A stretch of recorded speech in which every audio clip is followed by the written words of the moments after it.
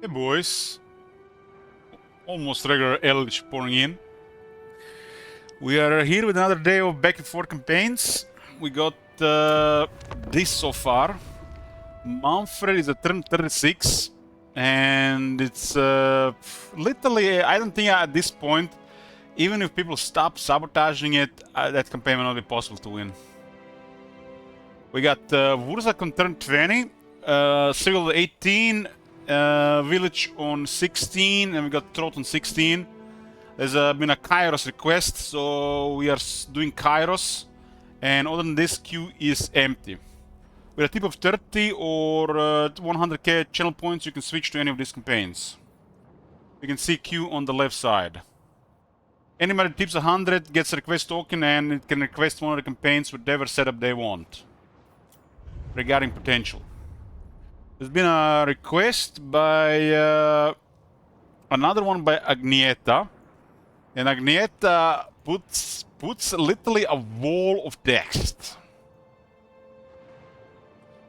There is also Carl and one request in waiting. I haven't heard from these people, so right now they're on the side. Okay, let's first do this, because not everybody wants to do the stuff that I think that should be happening, like this one. There's a couple of factions that removing them from the game is good for the game.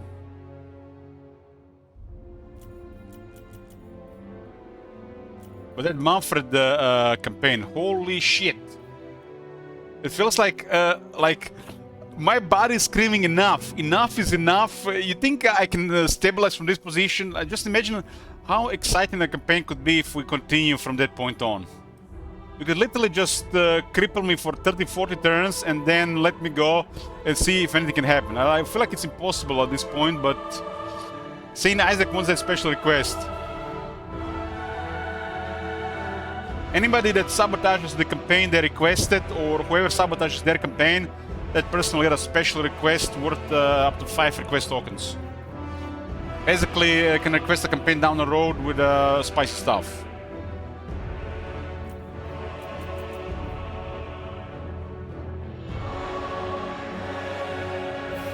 Yeah. Sigma's will. Our current request is Kairos. Queue is empty. The big bird, that it looks like the textures have a little been outdated compared to some of the other updated stuff. Looks like low quality here. You can really see low quality here. Kind of crazy, it's been only 2 years since all the low quality. And then you compare to this, for example. Let's see. I command. Look at this.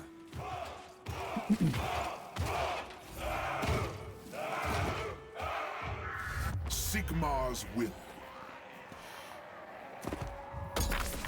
Looks like the Kairos one is a much lower quality. The special thing about the Oracles of Tzeentch, I've never played the Oracles of Tzeentch campaign, but we have played them several times in the back and forth campaign, so not official. And some of those were finished as well. So faction effect, faster reinforcements and higher chance for their agents to succeed. It's honestly nothing special. Not horrible, not great. Kairos himself has enemy hero action success chance minus 50%, what the Wurzak used to have. Higher chance to succeed in ambush defense. And he can unlock unique items on his skill tree. And customize his spell selection.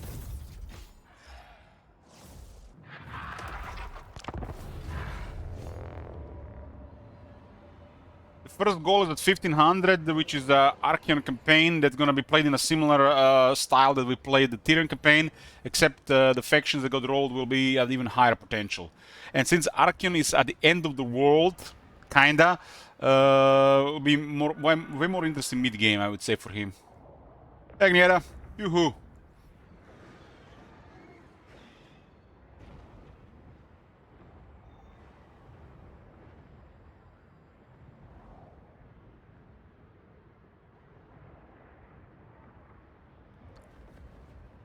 It doesn't even fit in the chat, huh?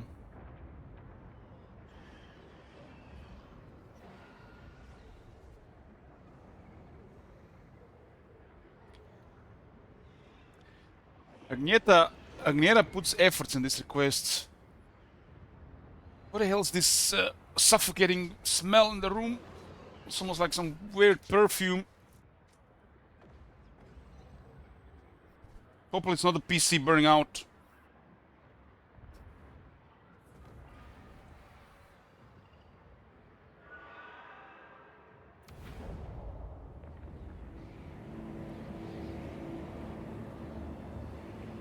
We have scoured the path, foreseen the future. The present belongs to Tzeentch. Tzeentch.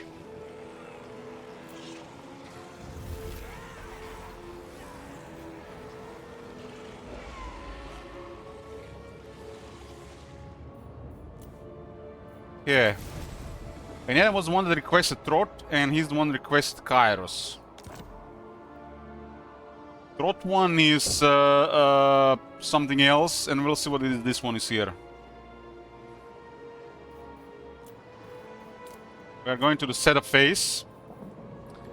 And brace yourself, boys. Brace yourself. This is like... Yeah. Brace yourselves.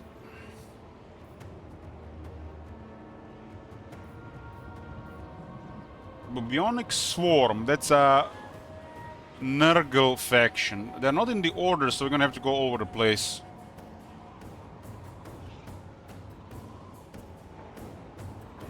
Bionic Swarm. Bionic Swarm. 6 potential. Rapture success +5. You don't often hear this soundtrack. Techless at +6.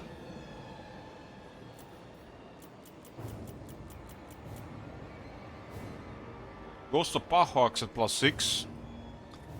Gotta love Agneta buffing Oxyotls, putting him on steroids. I have a feeling one of his requests is gonna get top 4 and we're gonna have to deal with Dino Swarm.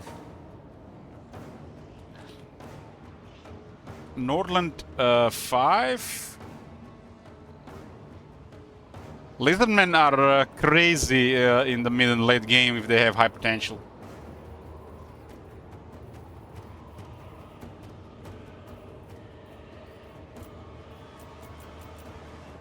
Nordland is at 5. Somebody ought to request a campaign where they just remove all the factions.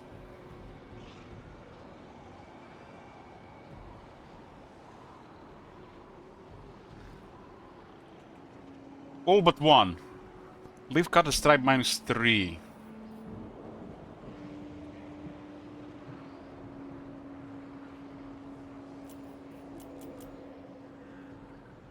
Look at this sneaky shit, man. Leave cut a stripe -3.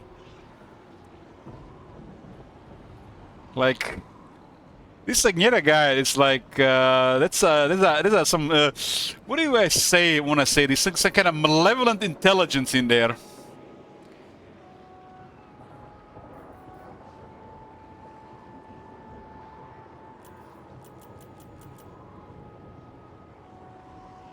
Argon at 6, Clan Helheim at -4.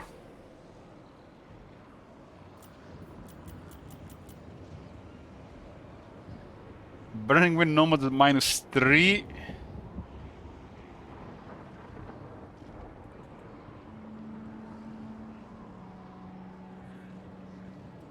I mean, what you can actually cook in here compared to what have been requested, you can request some really messed up shit. And you're like, I don't even want to mention these things anymore, unless people really ask to talk about it. Because some really messed up setups you can request. Instead of trying to cook something that might be interesting in the mid game for the like the world stage, you could literally just request something super bizarre against one or two factions.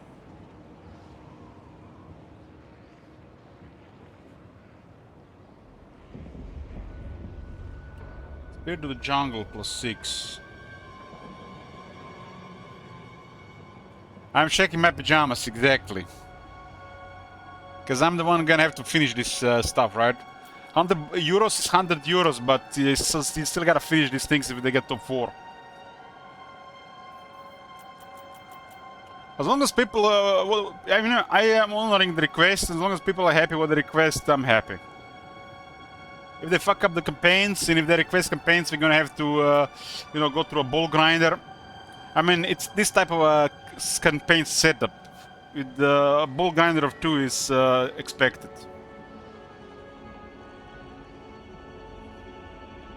Knights of Caledor +6.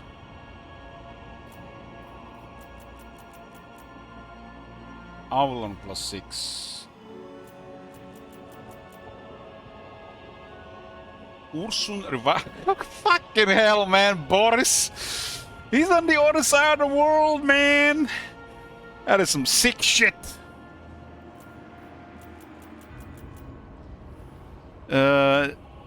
Vampires in Grand Cadet -3.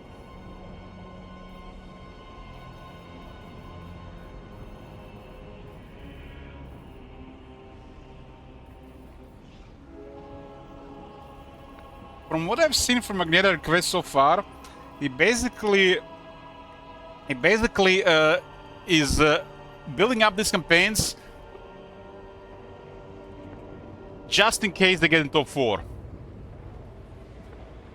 Because this is the shit we want to see top 4. Because we're gonna have to actually finish these campaigns.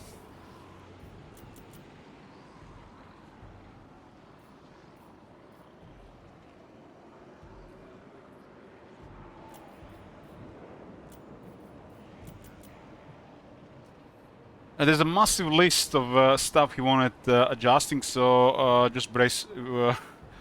Wait, boys, just brace yourselves.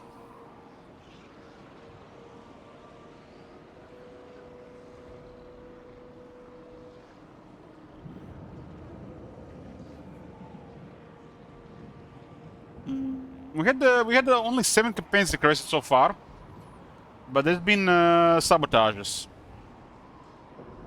Not many campaigns requested compared to before. Peter Shannon -3. Eastern River Lords -3.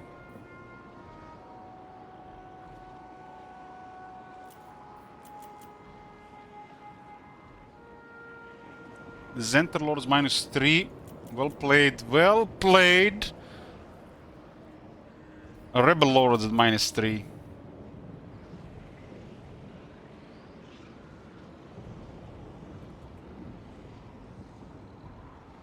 Nagar at +6.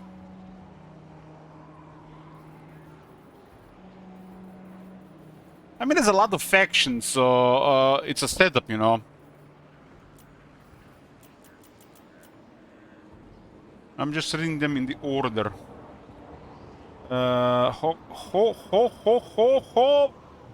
Grand Pepe +6.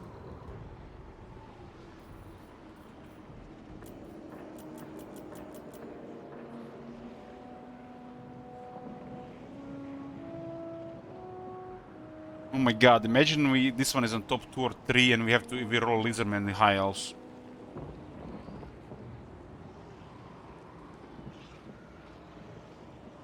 The Answers of Trunk +6, Dwarfs as well, huh?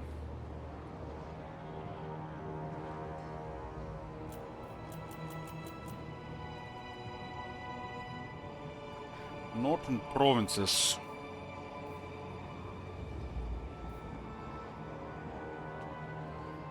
Well, we're gonna have to double check anyways.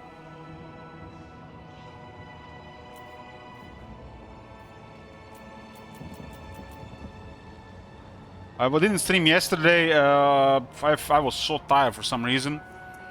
And I guess we're extending 1 day longer in March. Reichland +6.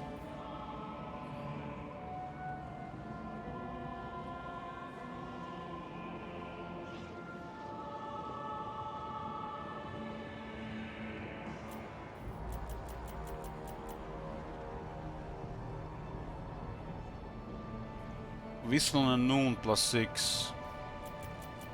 Only the most perverted degenerates would put Elspeth at +6. There, I said it. Kara Zakarak at +6.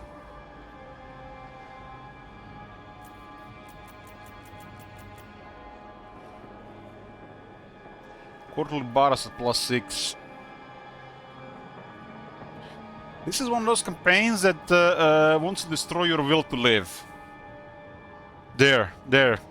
Your will to live and breed will be destroyed by this campaign.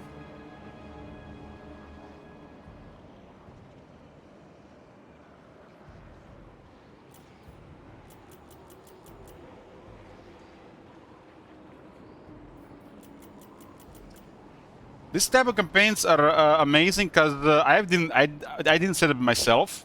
I got paid to play it again, and if it gets to 50+ turns, we'll get to see what's going on in the world. This is the win-win-win-win-win-win-win scenario. But if they roll 1, 2, or 3, oh man, I guess the Puku is an option.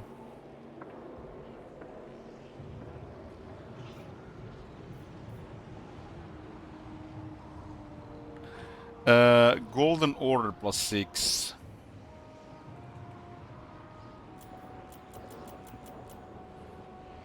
It's a +6.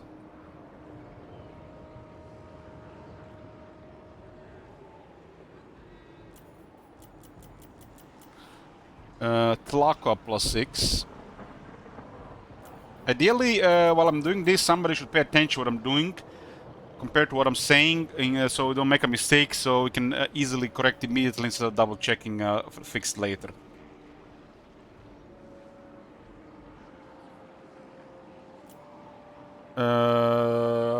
Coron +6.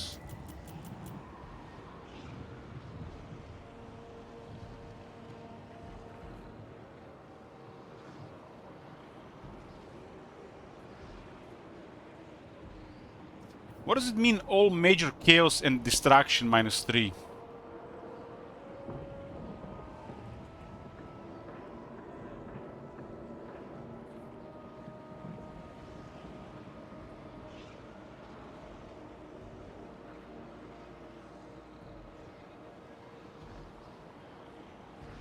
Orcs, okay.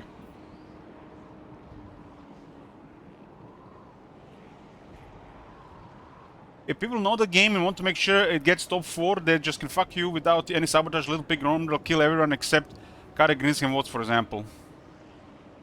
But for us to get a goal for top 4, we have to get in top 4.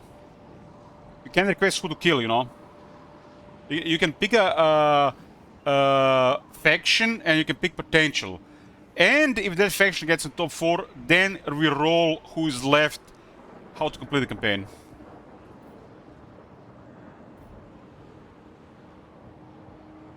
But we'll only have those unless factions respawn in the meantime.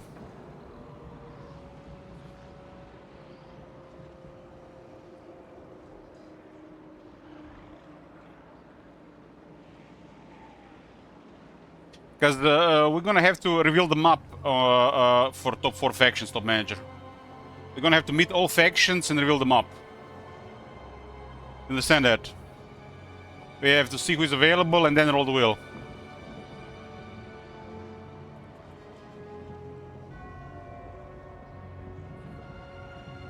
So top 4 will actually really see what is going on in the world before we roll the wheel. We use the mod to meet everybody and we reveal the map to see what's going on, and then we see the factions and then we roll. So you guys have the idea of what's going on and where this is going.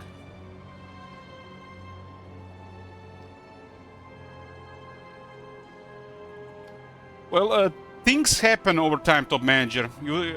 These things happen.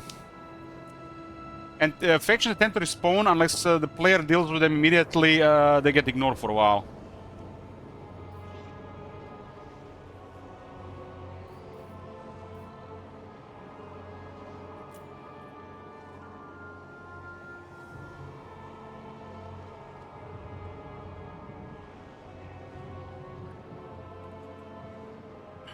So Agneta wants to give all chaos and the orcs -3. So that's the beast included.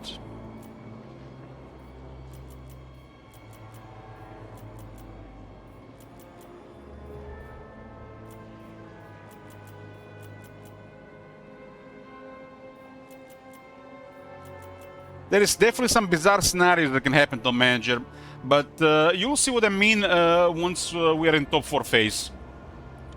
Because we are gonna be meeting every faction via command, and we're gonna reveal the map, see what's going on, and then we roll the wheel. So you guys get the idea where the campaign is gonna go. Because we have to know who is in the world, right? Since we are not doing that in turn 1.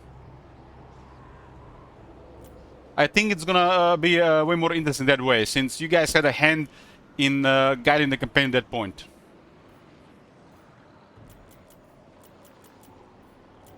It does give me a little bit more information to me what I have to do, or plan what I have to do. But you also, as a viewer, you see everything.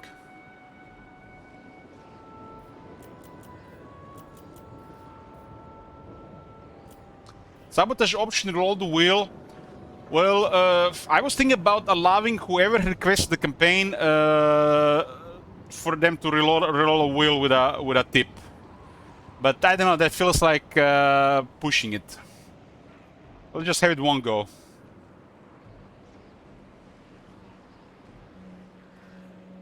But I can let the people decide as well.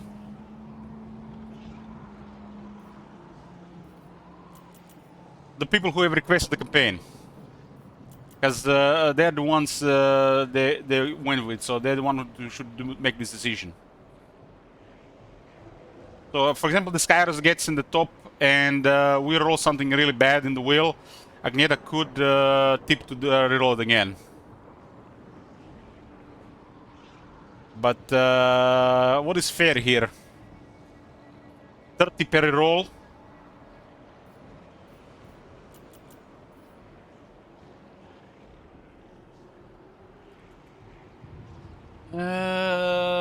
So basically, this chaos in destruction are orcs and all the chaos, not the vampires. It should be higher.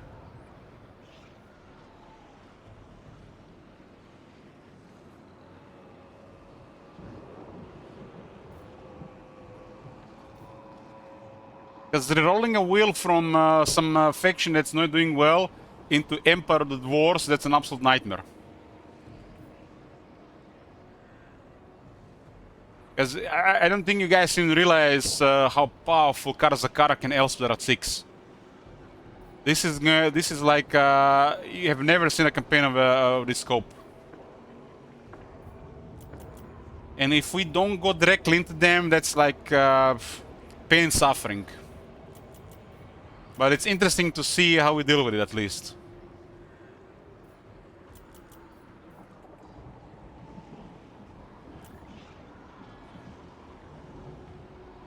All vampires will be -3, okay.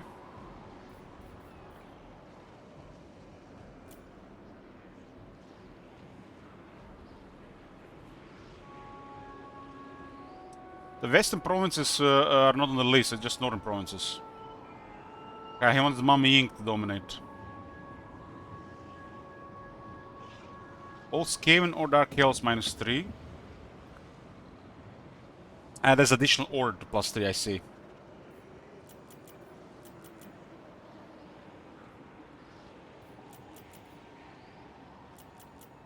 All Dark Elves are -3, all Skaven -3, all Vampires -3. Border Prince are removed. Okay, I'll get a better idea now.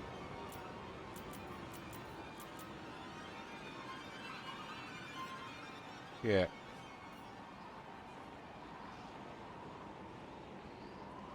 Agneta with another complex request, but this type of campaigns are gold for top 4.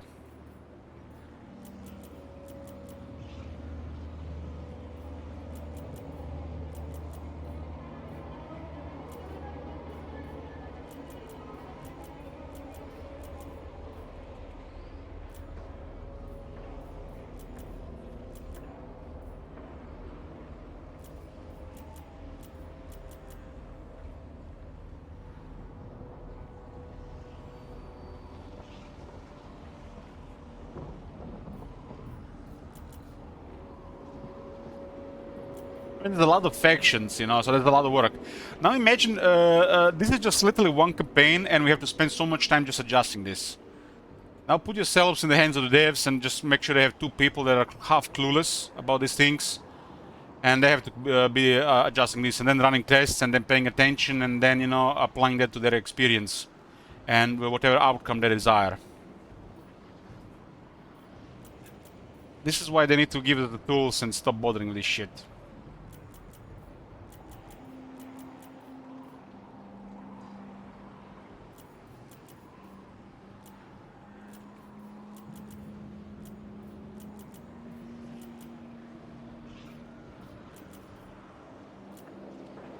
This is the most fucked up request yet.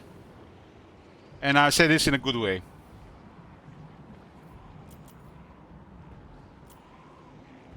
As people here to for suffering, right?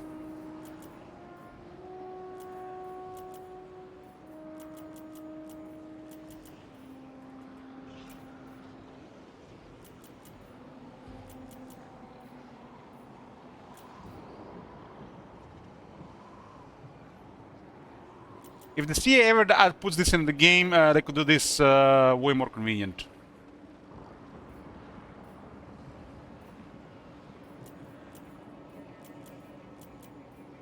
But we are allowing viewers to pick whatever they want, so this requires time to adjust. Because, you know, what Agneta requested and what somebody else requested is like, Agneta is like building a rocket ship, while the other guys are back in the Stone Age.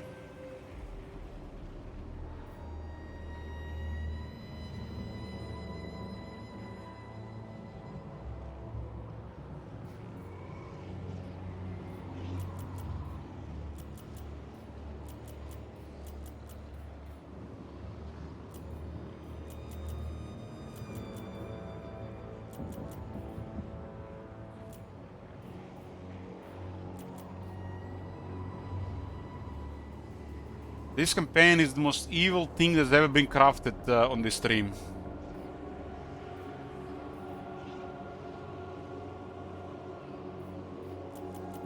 Put False Nagash under vampires.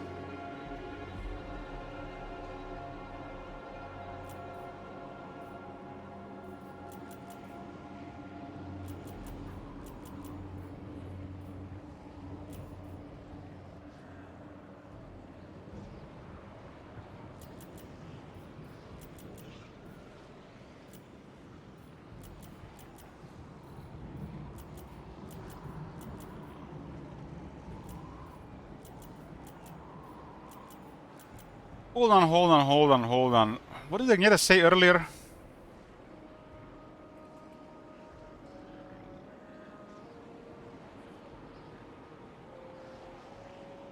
You will love the next one. He's already cooking another request.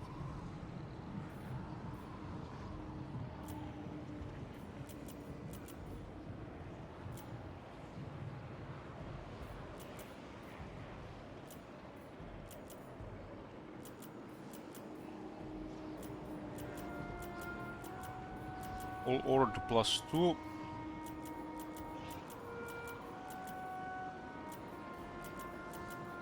Well, if this gets top 4, we have chosen, right? But people can disband them. I mean, the unpredictable side of the campaign is exciting. Don't feel bad about sabotaging the campaign, guys.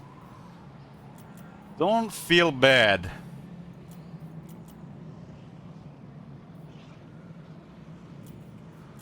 I live for this shit. And I'm getting paid at the same time.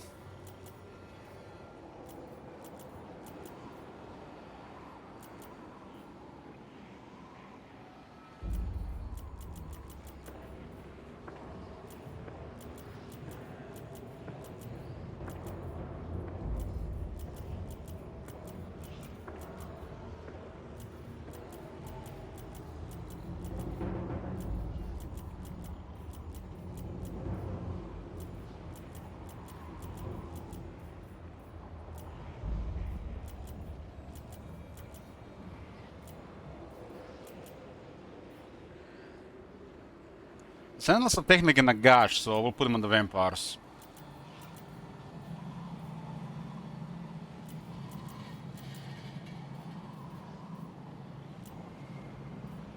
So, all the orcs and the chaos to -4. All vampires to -3, all skaven to -3, all dark elves to -3. All order +3? Man, I thought it was +2. Fuck! I should have scrolled a bit more down there.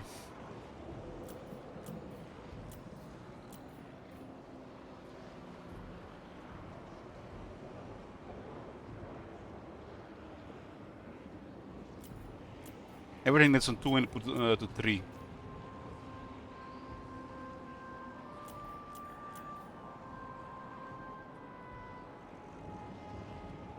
Yet 10 was forgotten.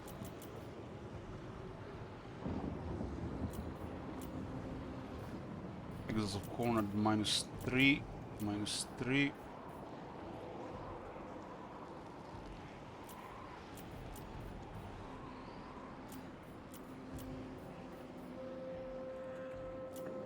It would be much better if this interface was larger. This is almost just made for a 1080 screen. Who the fuck even use 1080 screen to play strategy games anymore?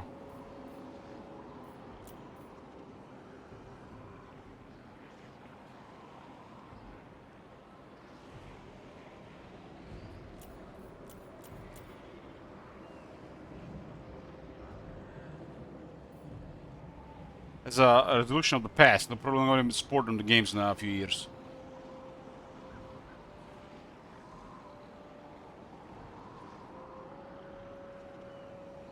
Imagine all the technology of the graphic cards, how they advanced the last couple of years, and they still make interface for 1080. And then they scale it from that point on. It's bizarre.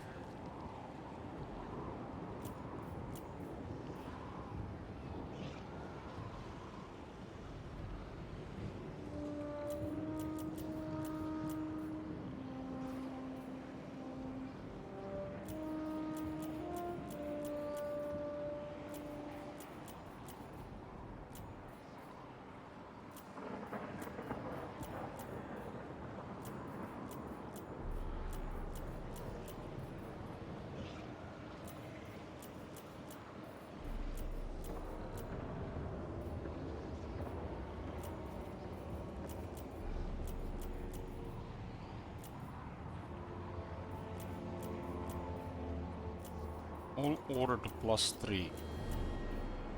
One that's not been mentioned specifically.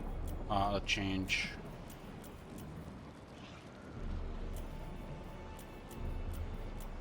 Coffee and a new campaign. That's like the reason I get out of bed in the morning. Lots of excitement during the back and forth campaigns, but I feel like the back and forth campaigns have taken a lot of campaigns from Warhammer 3. Because we do tend to play a lot of campaigns in the early game during back and forth campaigns. There's so many factions in the game. I think it's a good thing for Warhammer 3. Just some factions will end up not ever being seen on the stream unless they've been requested. I don't think that's a horrible thing. Like, we haven't played several factions yet in Mortal Empires in 3 years. There's just too many factions. That's why I think the back and forth is the way to go, to see some factions in a different light.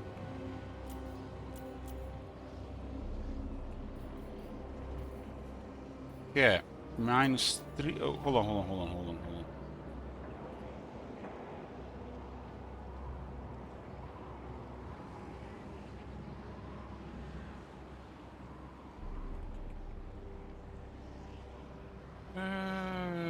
Okay.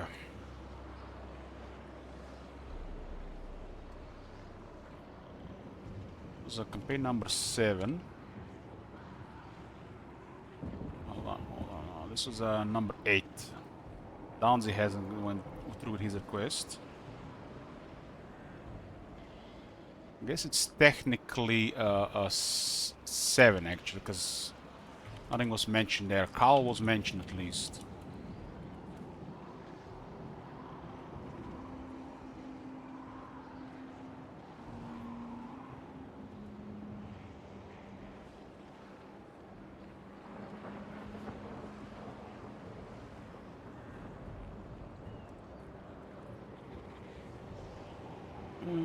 Okay. So this is technically request number 7.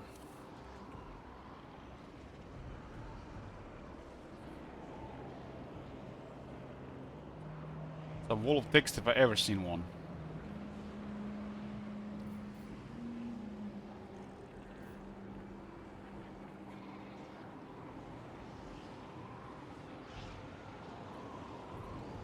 Eats and Laco at 6. Was that correct?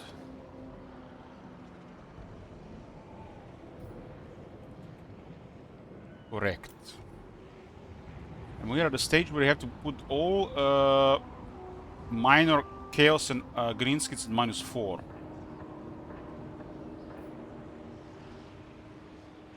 So they are getting better removed. All vampires to -3, and all skin to -3. All dark elves to -3. Okay, we are at the final stage of adjustment here.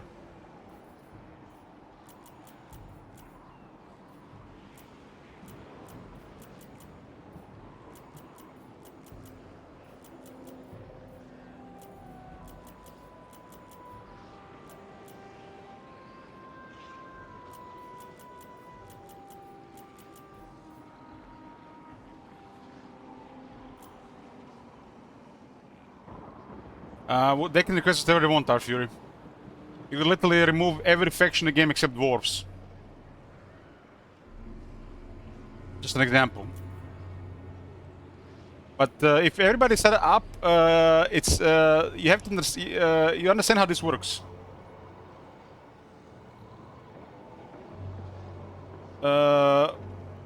Potential above 2 is literally just AI versus AI performance. At 2, everybody only has max against the player. The rest of potential is so they overperform against other AI, so they expand faster. So if you want to see Vlad dominate, you can put Vlad to 6 and his neighbors untouched, for example.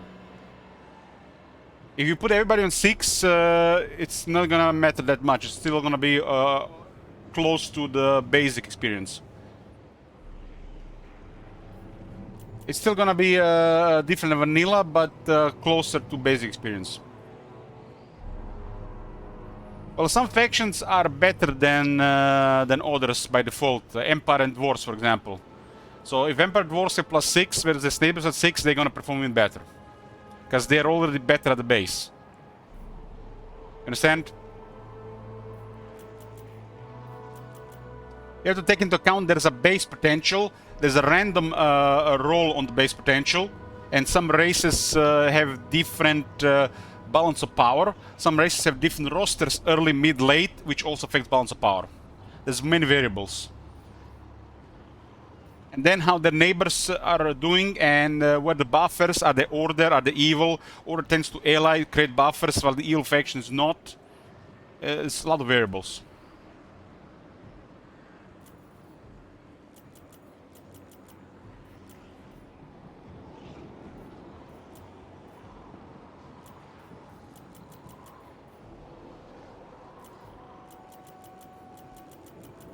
For example, we are removing minor green skins from the game. They're gonna be destroyed at the end of their first turn. That's what happens if you put a -4.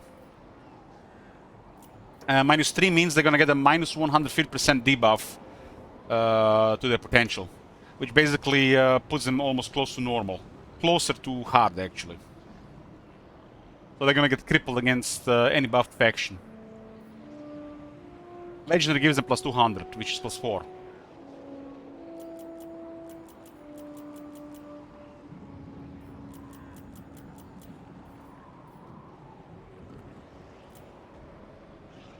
There's a level of potential which influences their campaign buffs or cheats.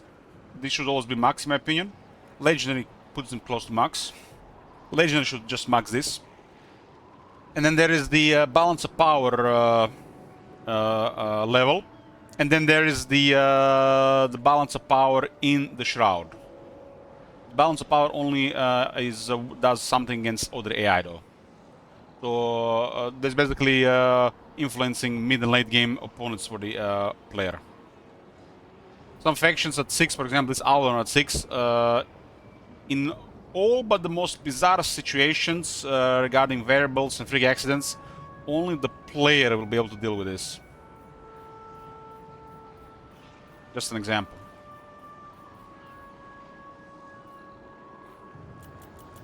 Unless they have neighbors that are hostile to them at the high potential as well.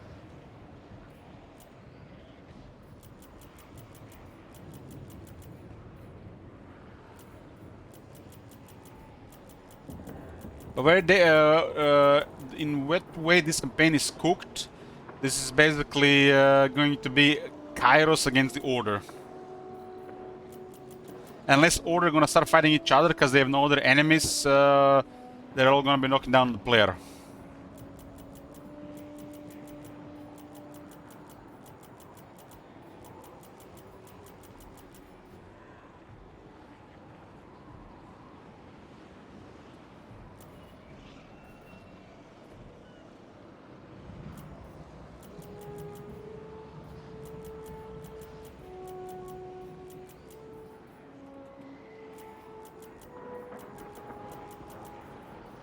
These are ogres.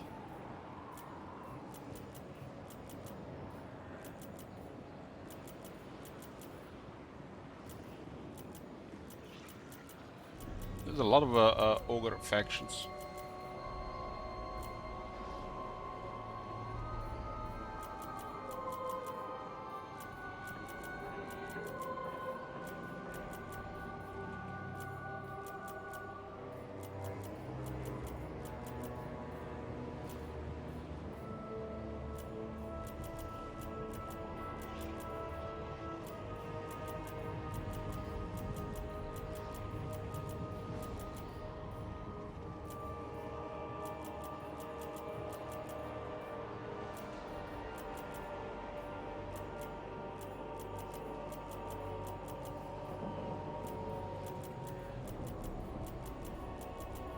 Almost done.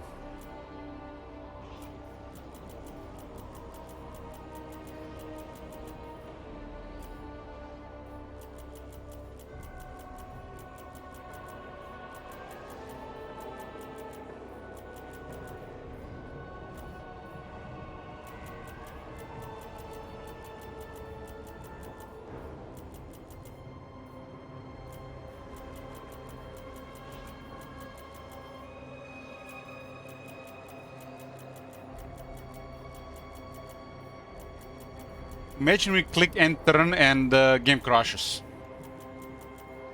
Request too strong.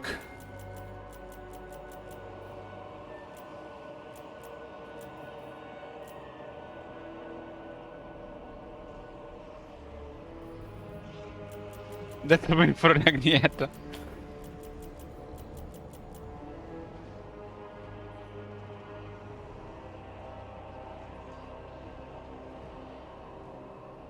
I mean, it could happen.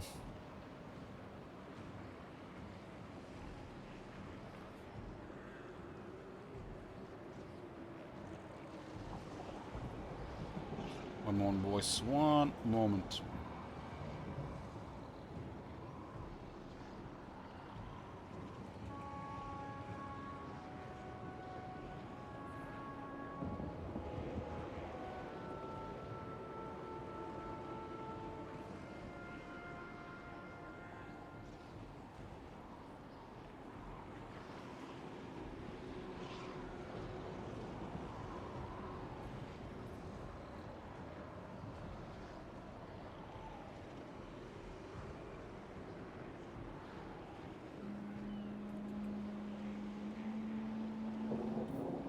Where were we? Norskans.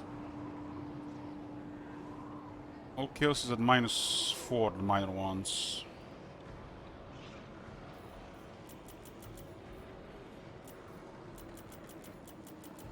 This is definitely the most complex request so far. This one is to create mega order.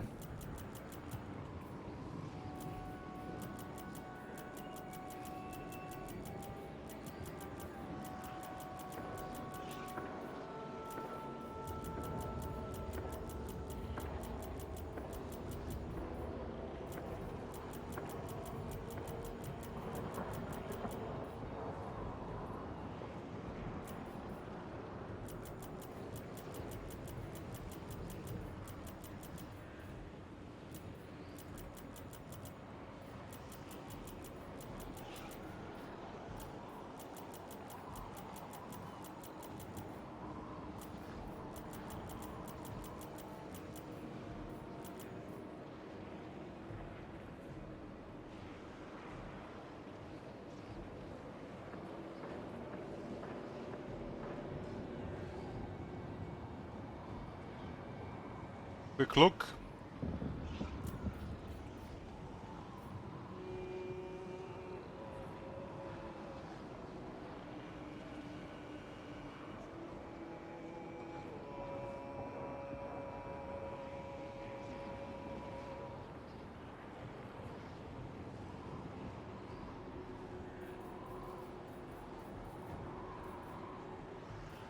I think I saw two somewhere.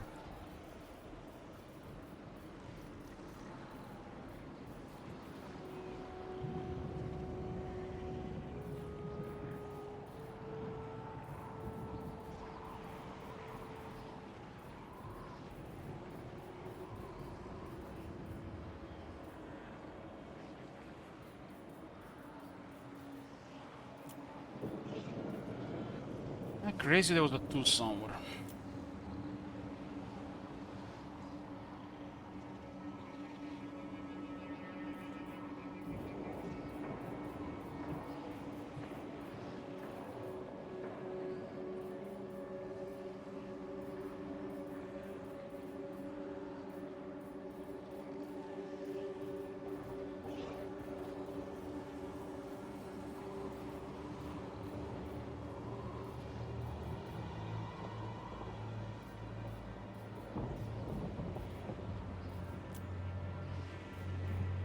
Imagine it.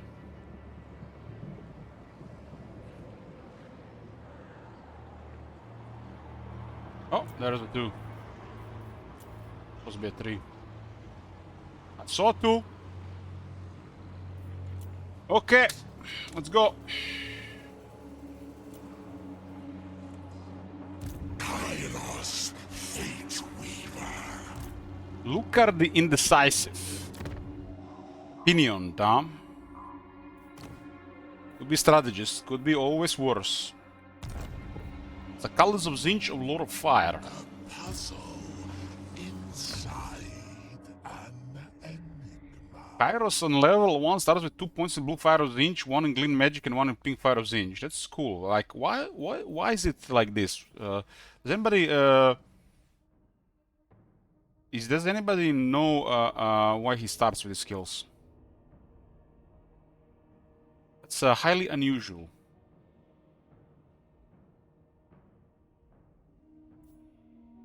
No missile resistance.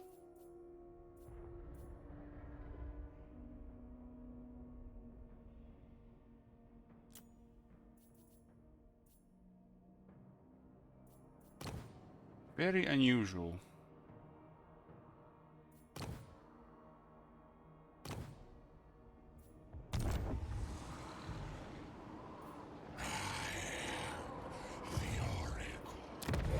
Biggest enemy at the beginning is Oxyotl. But this campaign doesn't require us to stay here. We can travel the world.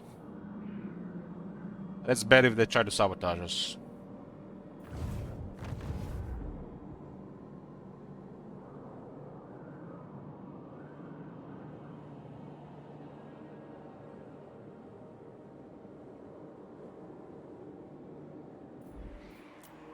Treachery seeps in. It shall be. Let's start with a unit of Chaos Knights. The realm of chaos beckons.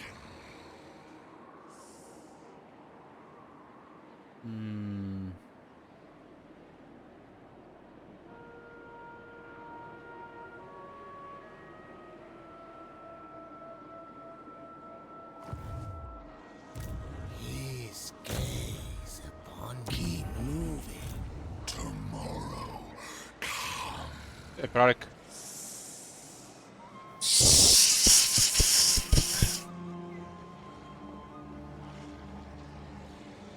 I have fallen into the abyss and emerged changed. See, the Bionic Sword of Flame Scribes. This guy's gonna get removed, while these guys are gonna stay in the game at max potential. They are starting neighbor. You address a slave and sorcerer of Tzeentch.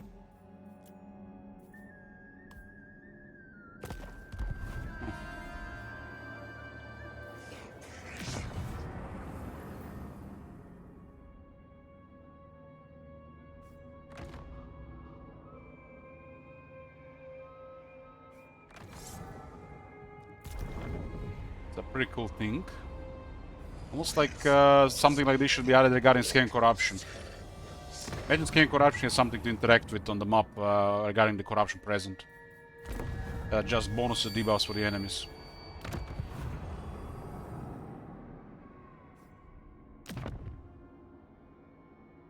I have 100 grimoires right now. I have scried.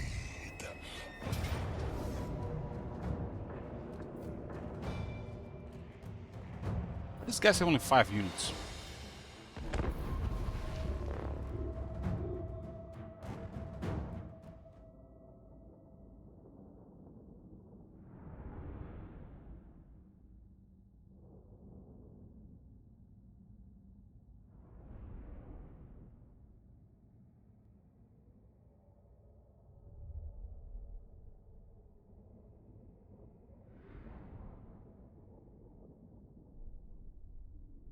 I still don't want. Yeah, I just adjusted all the settings again. It was a wall of text. You know yourself. You requested it. This is the first battle.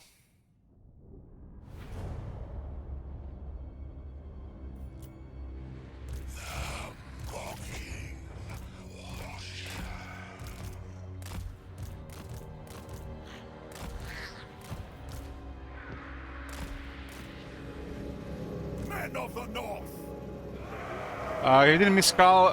Srolti didn't specify what to request, so it's currently still waiting. Chaos Knights of Tzeentch. Army of the Dark Gods. They're glorious. Look at this. Glorious.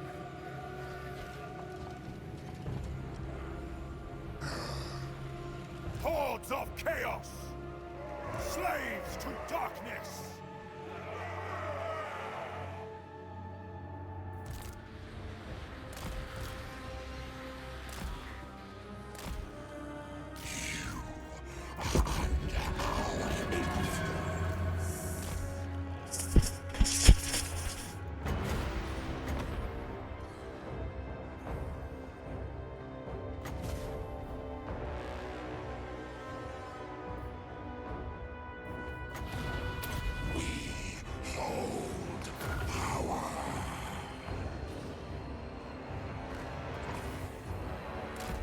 Went there. Eternal Squire.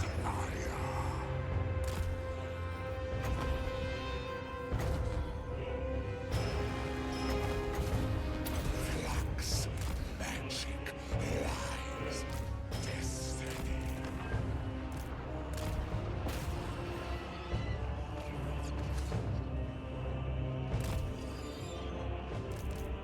Seeking victim.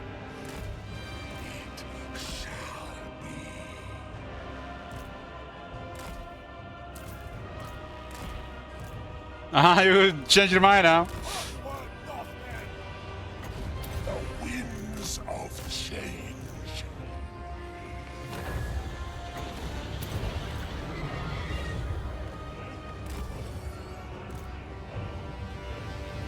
The horde surges.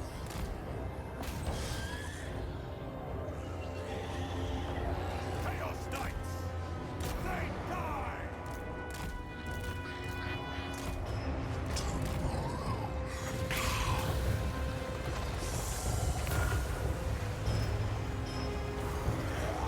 Change, deceit, power.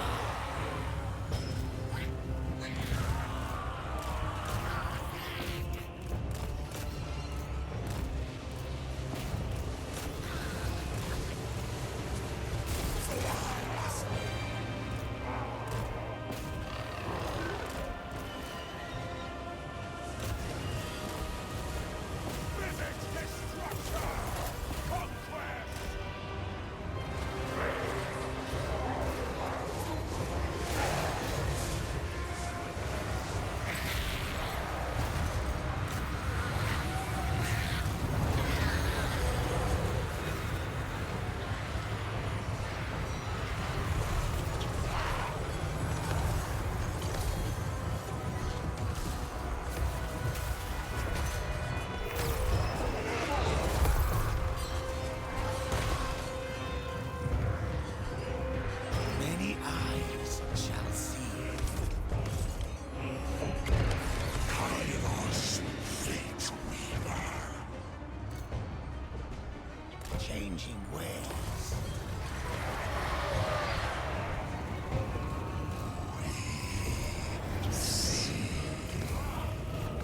on a 20 defense, huh?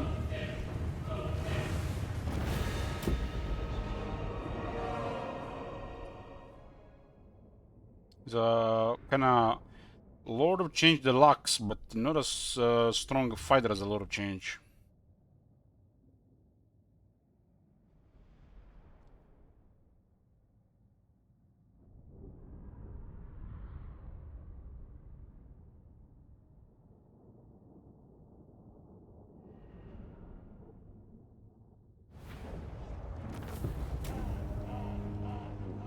$2,300 favor from the first fight.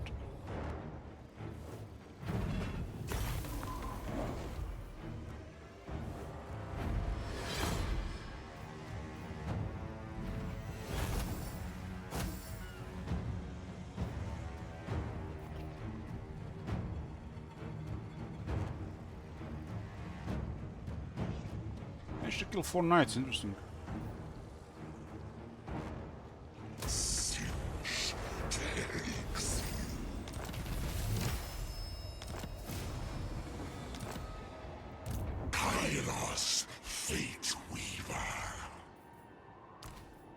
What is on rank 4 is gonna mess up movement on that rank.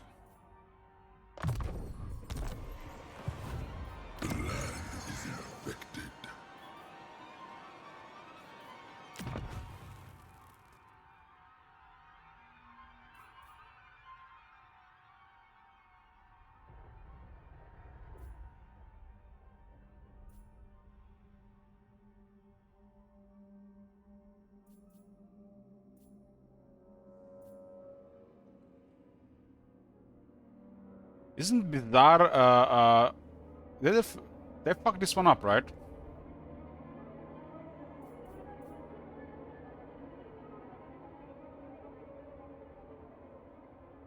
Why they put the Tzeentch on the dimensional tear instead of a soul keep?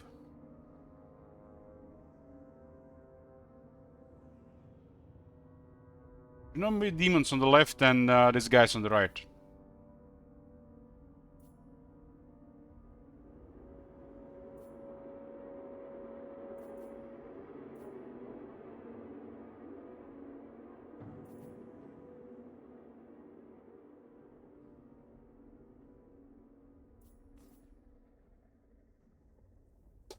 This is tier 4. Oh my god, this is tier 4, man. What the shit? 100 income. What the? Like 7,500. Oh my god. Where's the garrison? Where's the extra stuff? Where's the 0 at? What the fuck is this shit, man? Fail, fail, fail, fail, fail. What the fuck? How hopeless they can be, man. What the fuck is this shit? Tier 4? This is tier 1 deluxe, man. What the fuck is this shit? Oh my god, there's no hope for them.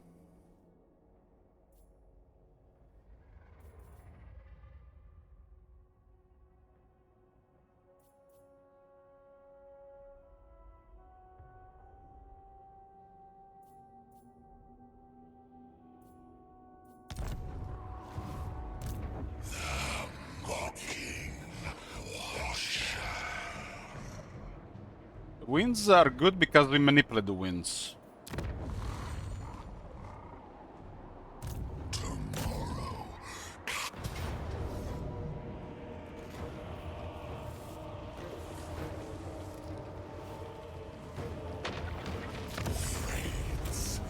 Tzeentch takes too much damage now to the Soul Slim Kairos.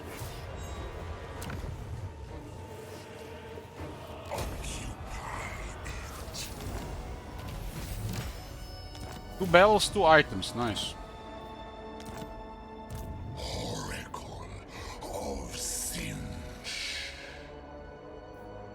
The well of eternity agrees.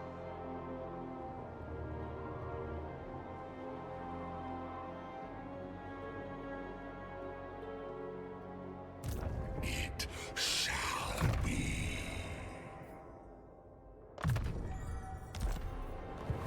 Hey, St. Isaac. I have scried all Glint magic is pointless if unless it's upgraded. This didn't pick randomly treason of Tzeentch. This abilities, there are several spells that do -6 in leadership. And they should be way higher than -6 in leadership, probably like -24 at least. Good thing they know how to pick this one. This is really bad.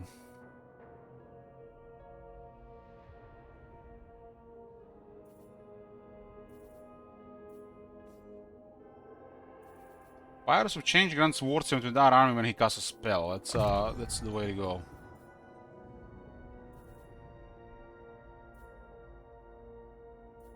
Is the Glint magic ever worth casting unless you upgrade? Never, right?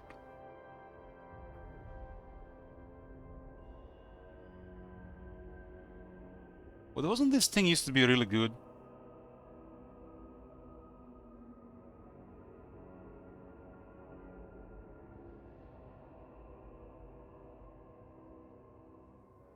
At 0.1 ought to be 0.2, man. Like, what the fuck? Still takes a lot of time.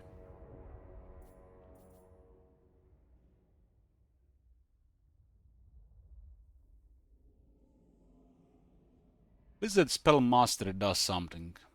You gotta get to the point where we're gonna have a lot of power, but unless you have a lot of power, Glint magic is not worth casting. Unless we can make it cheaper and we feed the army ability, this is slightly too much.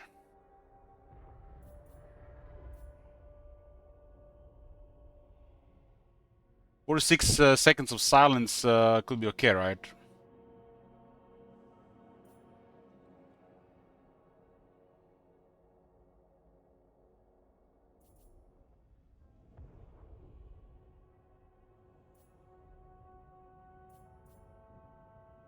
The reason is trash. It's just this shit like shouldn't even exist. There's literally four abilities like this in various lores. Like for example, there you go.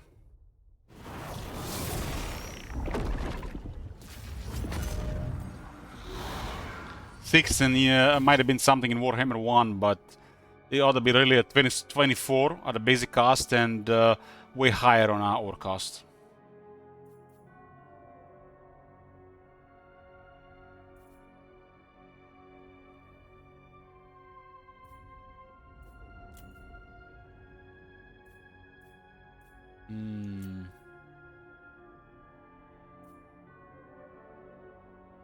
Oh my god, they still haven't changed this shit. You see the Oracle changes the winds of magic grace in segment changing plus 10% local province? What the fuck, man? What? This should be like 20 power.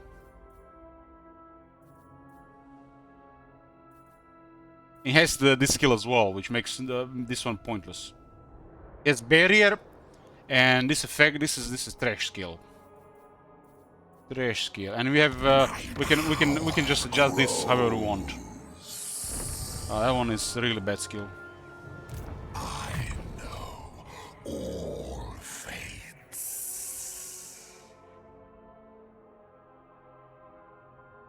At least he can lower the cost of a lot of Tzeentch spells in the army. Does the Boons of Change work on himself? I'm not sure. Yeah, there's a couple of good skills here, a couple of really bad skills.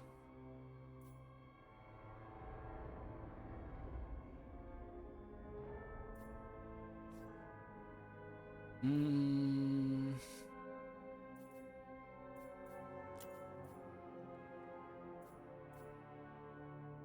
would think this guy being Kairos would have better skills for casting. Well, compared to Teclis or Morati, this is a far cry. At least has access to, you know, more straightforward mastery. We are ascending. You serve eternal. These guys are more about dealing damage, while these guys are about taking it.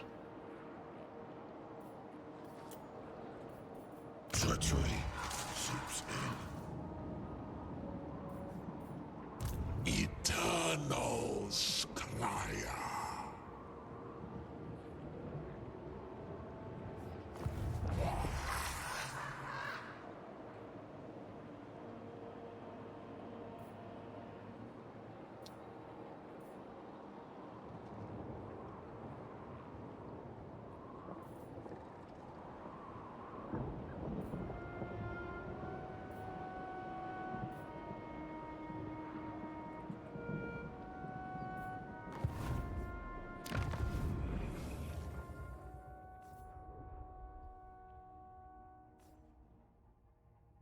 Compare this to village.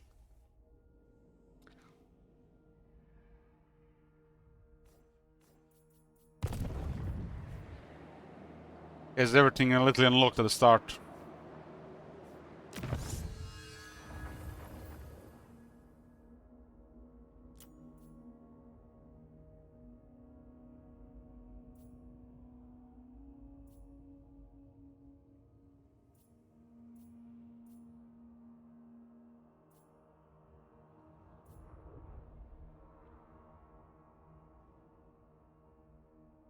Per corruption, we give +1 corruption. Damn, they're very generous with this evil corruption.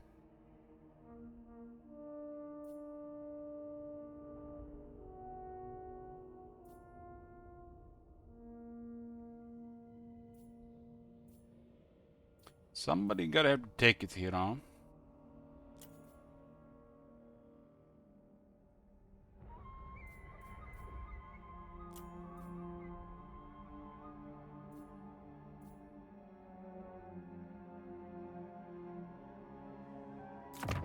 And armor. This was required. Therefore, we gotta give 10 armor to literally all the basic units.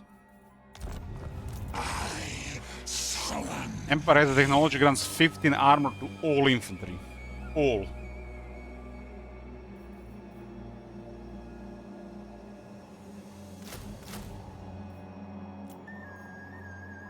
Corruption is high. This is a pretty bad faction, but Kairos is a lot of fun. This faction has two things in my opinion. It has Kairos and it has a location. Everything else is just Far Cry. It's really sad. There is hostile influence here.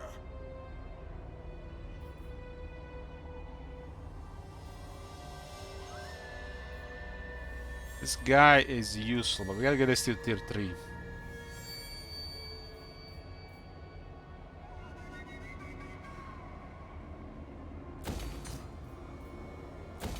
Let's try to get tier 3 here. We got the money, but nothing to do with it, really. We witnessed eternity. The mocking washer.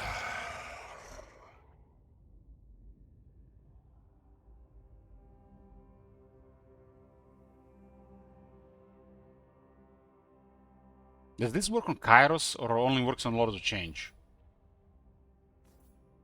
It's two things that don't specify Kairos. This should specify Kairos, and this should specify Kairos. Because he is the Lord of Change.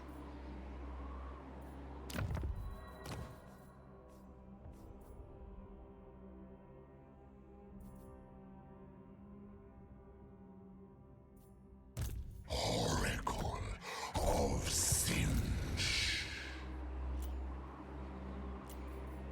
Tomorrow comes.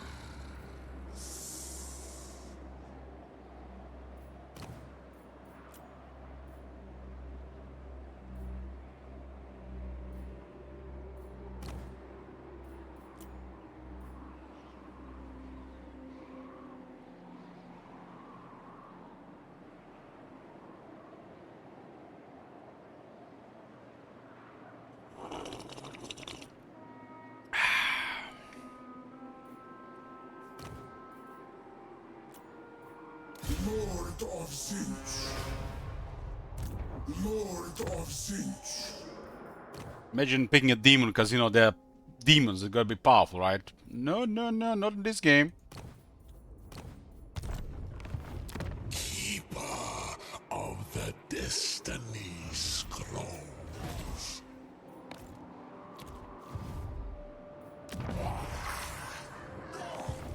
Yeah. See if we turn 1. The followers of Nurgle lack imagination. Let us fly. I know all fates.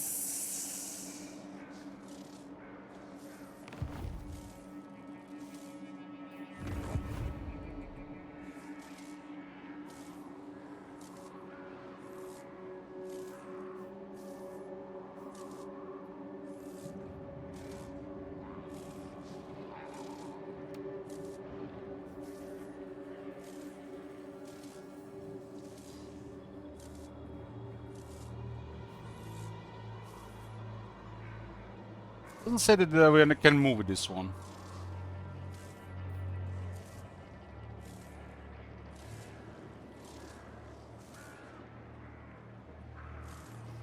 Still have this shit where you can move out the army.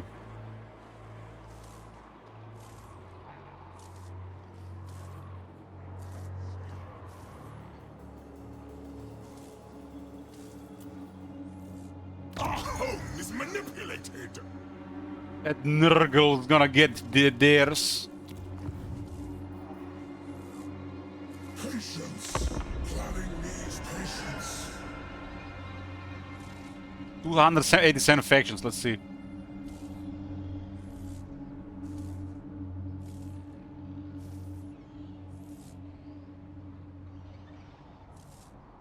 They're dropping like flies.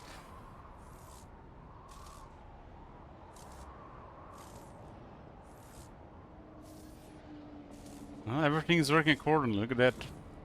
GG. The Great Purge.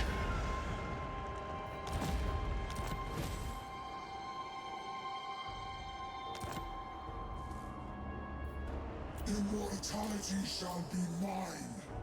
This is another really well-made request by Agnieta. If you guys don't understand what's happening here, he literally made a setup where order will dominate. Such glorious favor. Eternal Scryer. I am a vessel.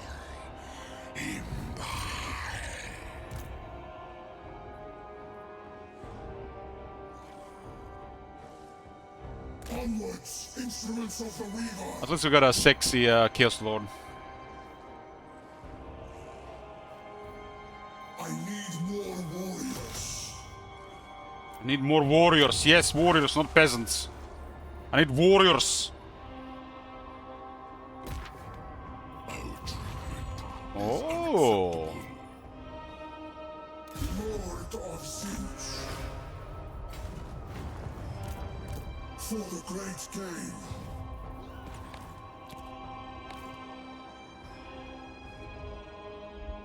There is still time. Well, right now there is Kairos and nothing else. Queue is empty. Kairos immune to switch until turn 16 in case something gets in the queue.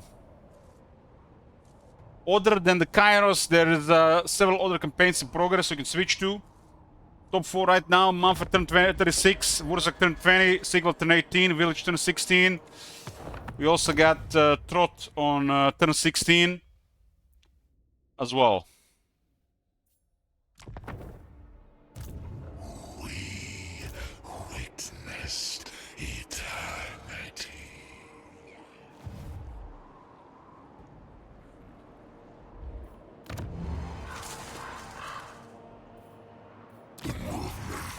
Restless.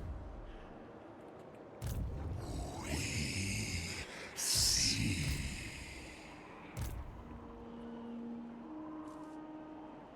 Attack. Play the city. The weave is unstable. End their fate.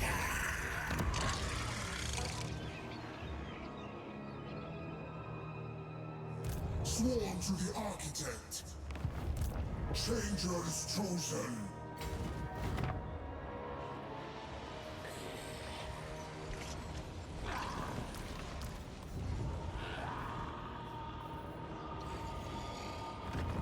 Is inevitable.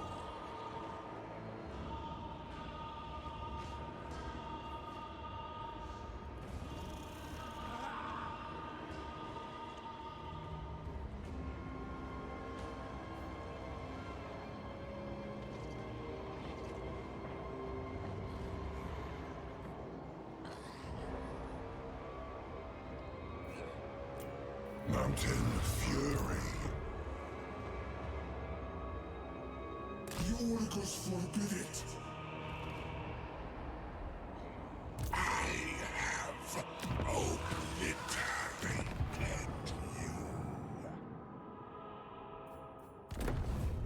This button that's present with the scaling corruption as well, the scaling corruption should open something like this, and you should be able to adjust some things for good or worse, either for you or for them. For you, the scaling corruption is high, it should cause you negatives, but as long as it's expanded around the hostile faction, you should be able to utilize the scaling corruption to your benefit. Unless it's all you and not the enemies. Then it's just negative. The button there of the scaling corruption is pointless, that doesn't do anything. It should be something like this when you adjust things around to mess with people, just because you have so many rats, so many numbers. Skulltaker is already taken? Hey Victor, thank you so much. No, Skulltaker has not been taken. Nobody requested Skulltaker. Skulltaker is next in the queue. You have any idea what you wanna do with that campaign regarding potential? Who you wanna buff, you wanna debuff, you wanna remove, if any? Yoo-hoo!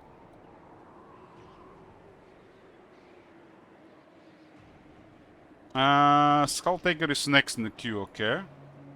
You also got one request token, thanks.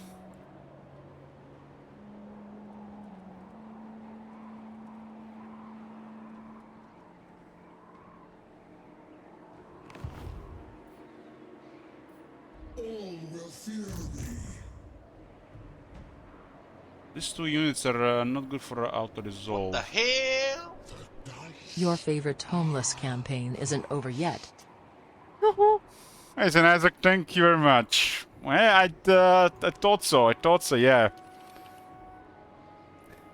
Just think about it, St. Isaac, without you, you know, just killing him off for there. Imagine if we have to recover from this point on. That would be something, right? And we got an Archeon request added to the campaigns later on, somewhere after spring.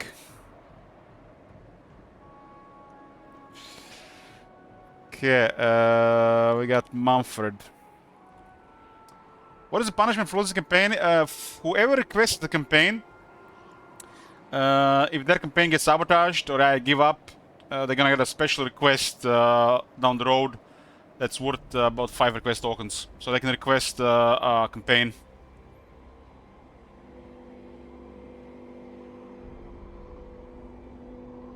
Campaign is like similar to what we have with Tyrion Archeon. They can add more conditions and stuff to it. The last Tyrion campaign or the 1500 Archeon campaign.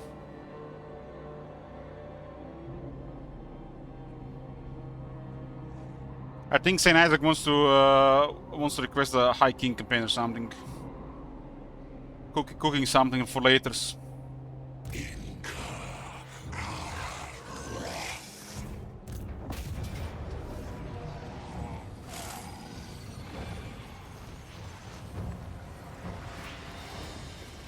Sure, I'm gonna keep those units in the army. I need another one to be any good. One flyer without another flyer seems like I'm not gonna do anything.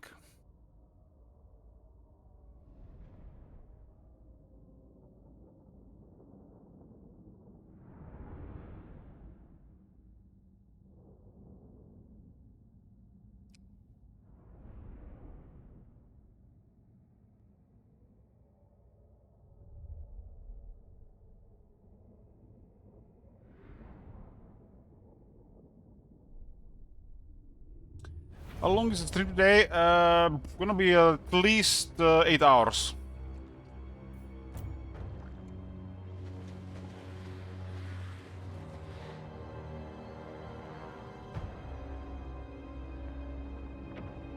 Just then as a question, that might become a stupid question, but how do you build your army from mid-game to late game? What do you need to have in that army besides tier plus units? Well, it really anything works. In a regular campaign, anything works. As long as you have units around tier 3 and your lord and characters are solid, anything works. The most important thing in the army is the lord, and then a hero or two. With those guys that are high rank, the rest of the army will work better. And as long as those units are above tier 2, anything works. So whatever works for you and whatever you enjoy using. Characters being proper is the most important thing in the army.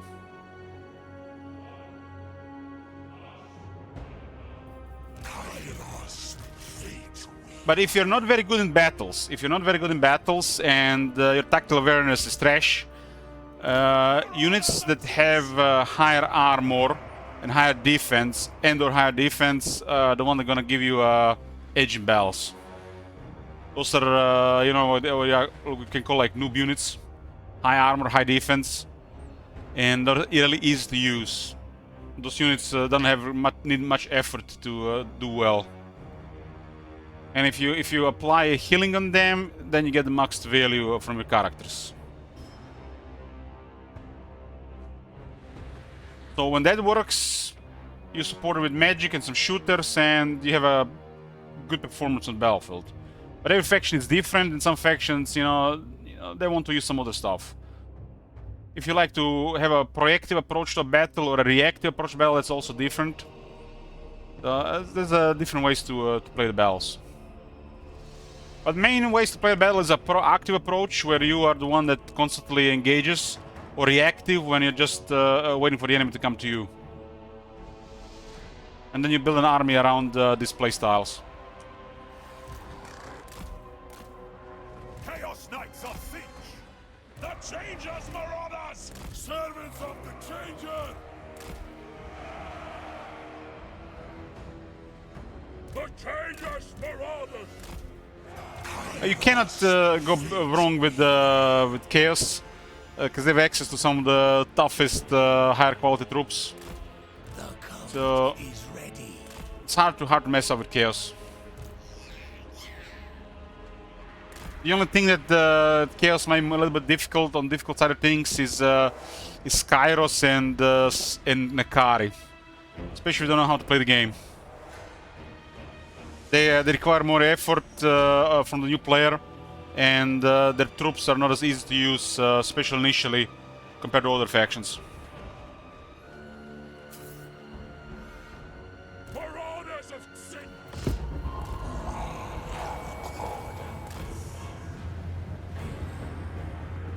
We have moved.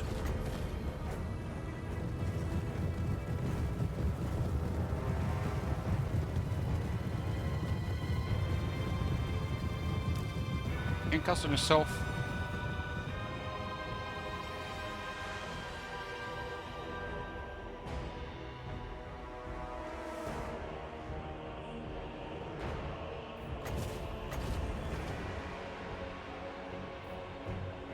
Hides. You have to cast it on the enemy, but there's a self effect as well. Okay.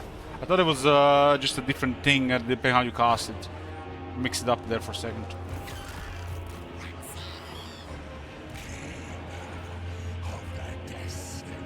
That makes it a little bit better then. The Changers, Marauders! With fury and hatred! Eternal strife. We went there. Yes, Lord!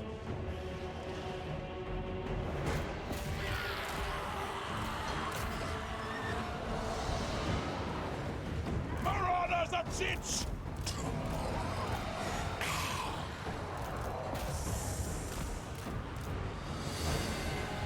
The winds of change.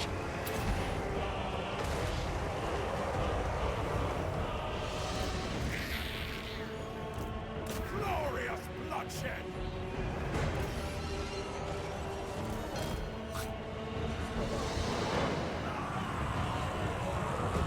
Chaos Knights!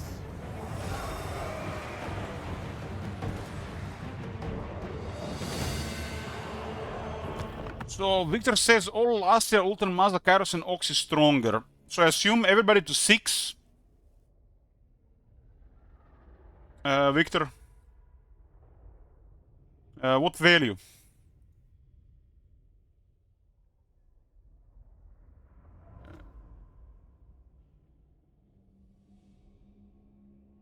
It's number 8, Skulltaker.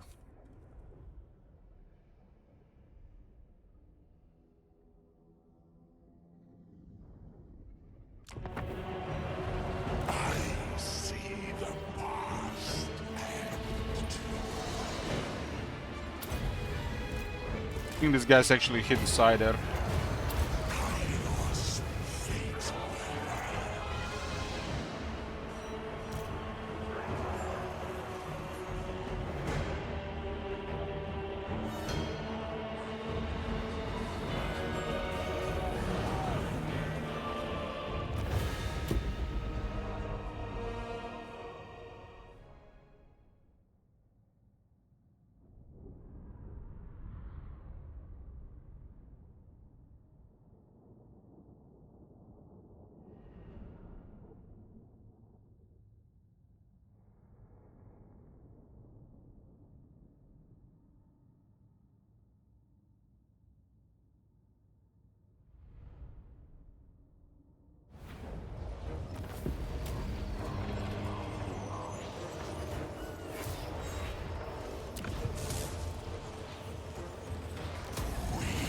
There's a big province down here. 4 regions. Lord of Tzeentch. There's no range here. Unless we send the guy ahead.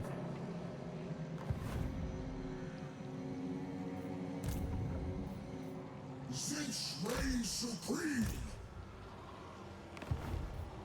Eternal Scryer. I guess it's not the end of the world to spend another turn there. The great game.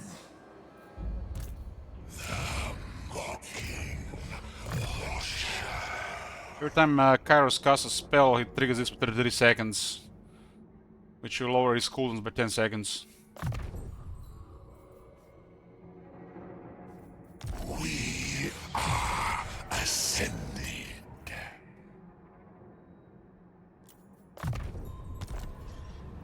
What does it say on the Hate Snurgle?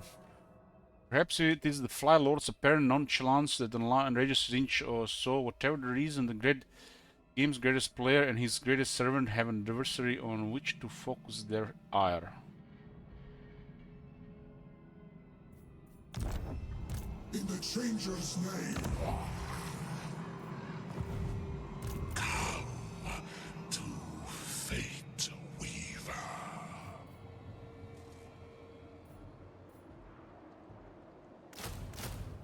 Get a more pink horse. Food is going up. It will be done. Through Tzeentch's will.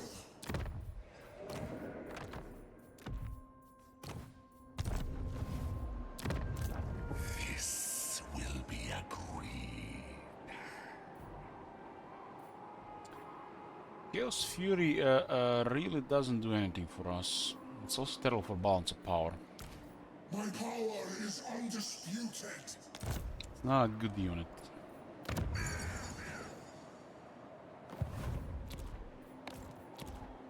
There is still time for me. Lord of The best thing is that unit got buffed, and it's still not good enough. The shifting winds guide our ascendancy.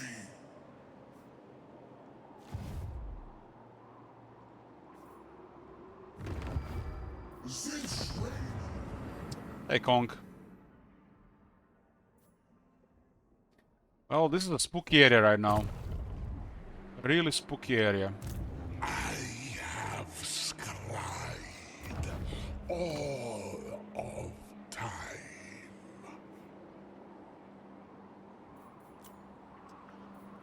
Really spooky area. The shifting winds guide our ascendancy.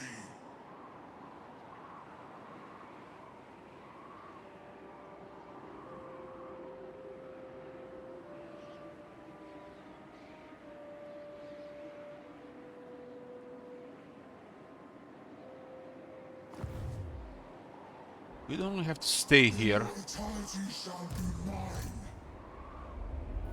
One of the best things to do for Kairos is to get the Jade Dragon, especially for a campaign like this. All will fear me. Maybe we should go look for the Jade Dragon.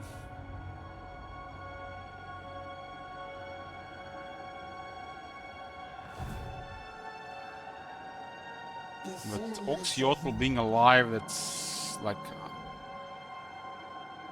Yeah.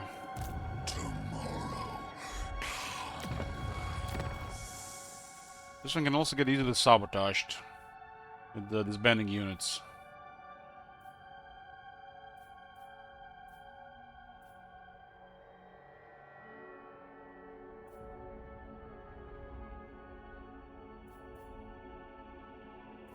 With tier 3. Tier 3.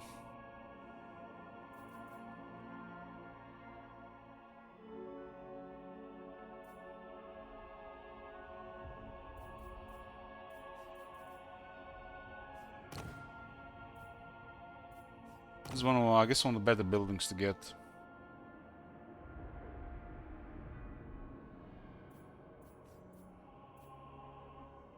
Holy shit, these garrisons are bad.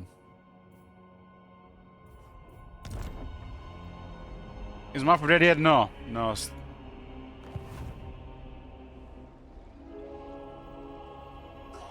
My power is undisputed. You can see the queue left, the Skulltaker and Mumford in the queue right now. But Mumford is close to dying.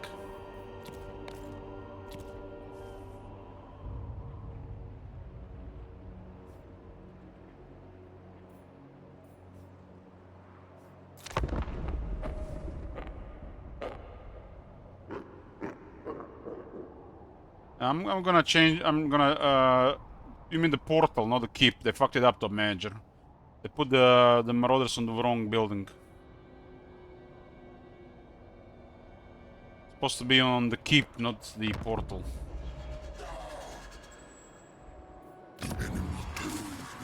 This is the portal. This is the keep. They put the marauders on the wrong building.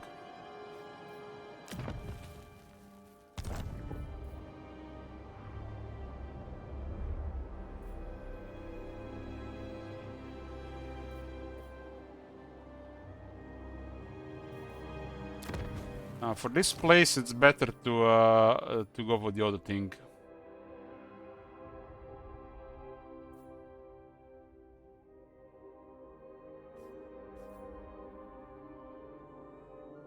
Or this Jason Tzeentch corruption is not horrible.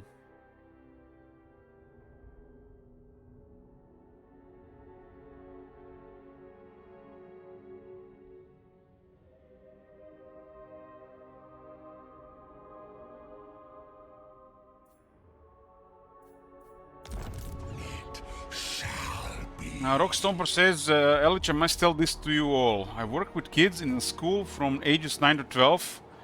Today when you started streaming, I wanted to watch bad without doing much work. So I came up with the media day. PC gaming and mobile games. So I set up a room for kids with all this, so I could watch you stream it out. My colleagues would ask questions, because I'm watching over kids and playing with them. Good job. Good job. Don't work harder, work smarter, right?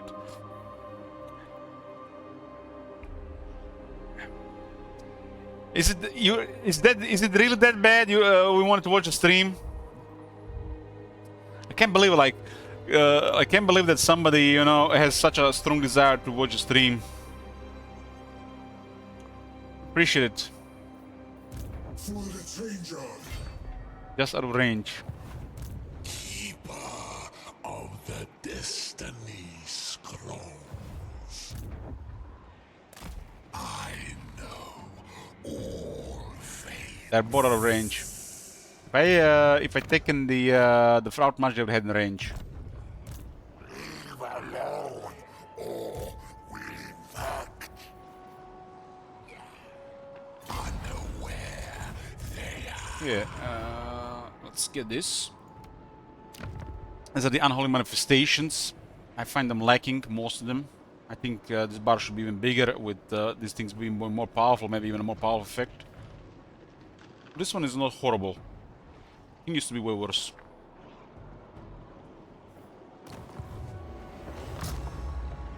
Tzeentch looks for me. I feel it. Time abides. Will give us Grimoires for 2 turns at cost of wins. And then when it's done, it's gonna give us a buff to get more grimoires. Advance through trickery. The schemer calls on us.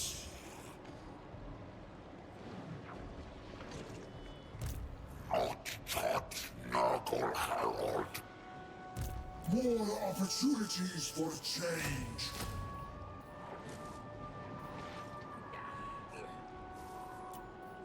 For the Weaver. Every step grows Tzeentch's domain.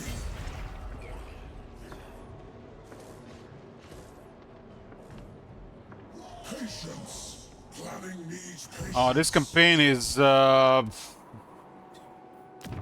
there's no words for this campaign, what Sagneria have cooked. This is an absolute nightmare.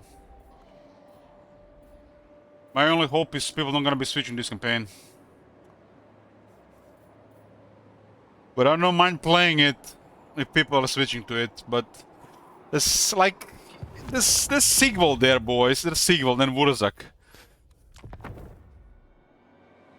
Oracle of Tzeentch.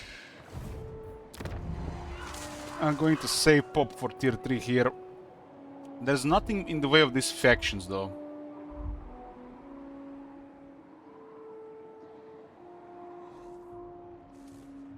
There is Manfred, but Manfred is pretty much done.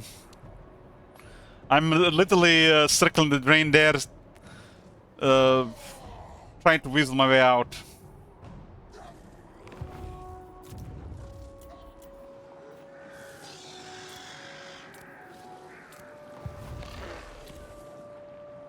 I give everything for Tzeentch.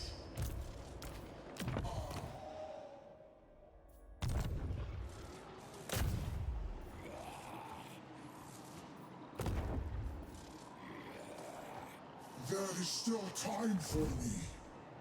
Then bend the knee, never. I will become exalted.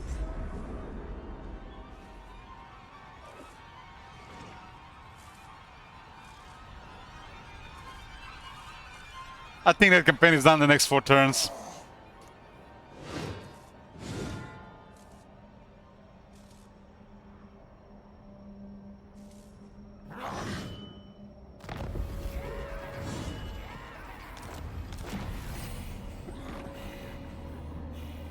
Most believe the mutation is random, but the faithful know that Tzeentch's instructions for how the flesh will one day warp are inscribed upon the very fibers of one being.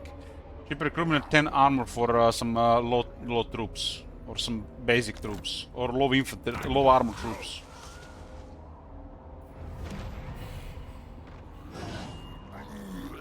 Keeper of the Destiny Scrolls.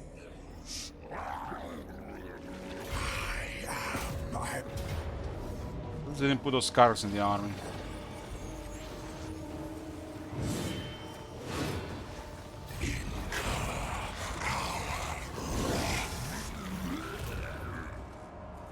Onwards, instruments of the Weaver.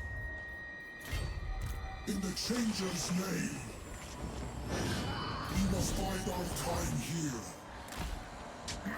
I wonder why the Chaos don't, Warriors of Chaos don't have better in camp stance. Our rage.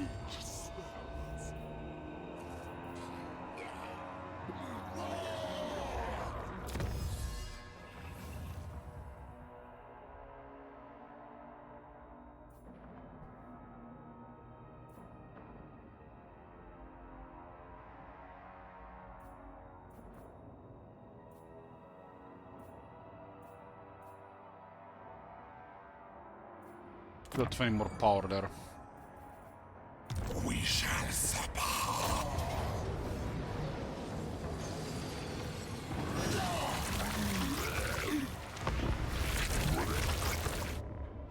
Well, have you seen the request he was trying to get before we started using mods? It looks something like this, top manager. So now with the mods, you can definitely cook something else.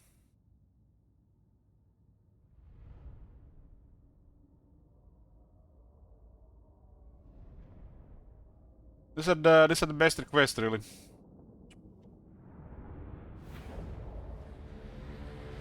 Chaos Knights.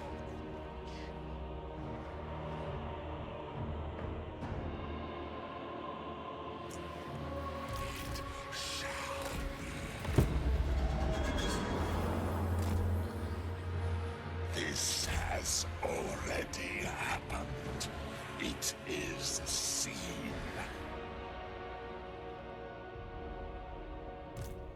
Straklon was cooking a crazy scheme request at some point, and it never happened. But goddamn, it was something.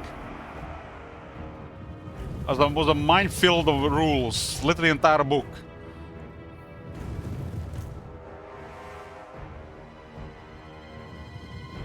It is foreseen.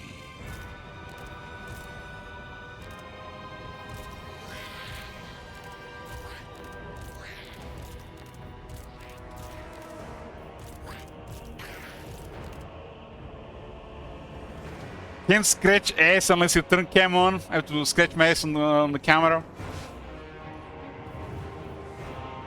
The deceiver's servants.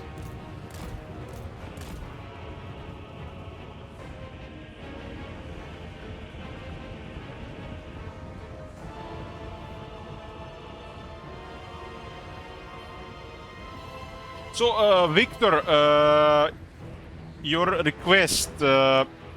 How much potential do you want to give them? Might I suggest what do you say? I'm trying to miss the word. Get help from top manager regarding what you want to do there. Top manager knows how this works. He knows the exact value. If you want to help him, top manager, regarding the Skulltaker request.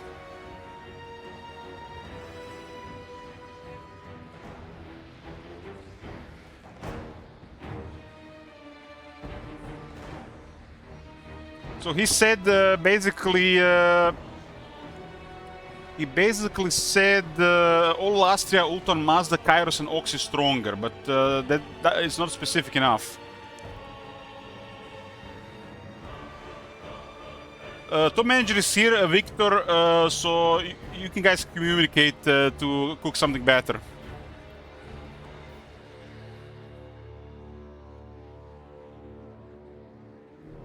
But he's requesting Skulltaker, and he's written this, so helping get more detailed. Eternal Sklaya.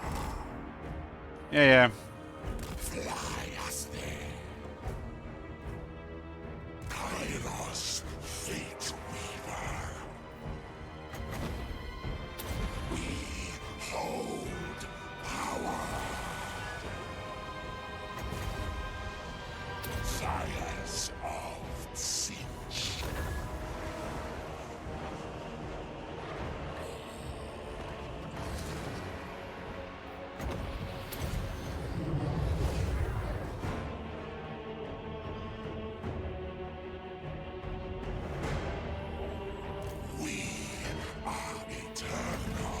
If Skulltaker gets in the top 4 bottom left, then we roll who to destroy, and that's the objective of the campaign. We're not doing short victory. God's will.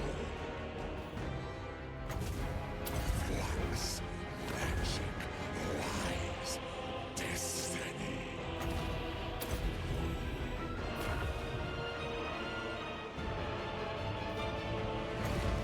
The winds of change.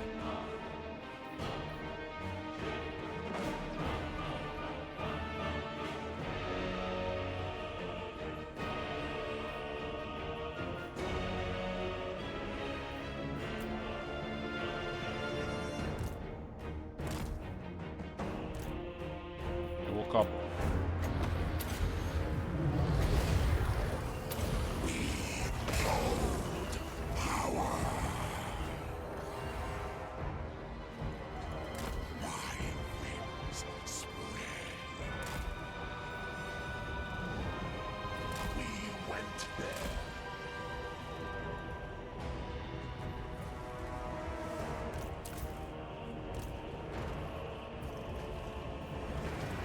6 for the pink fire, 5 for the blue fire.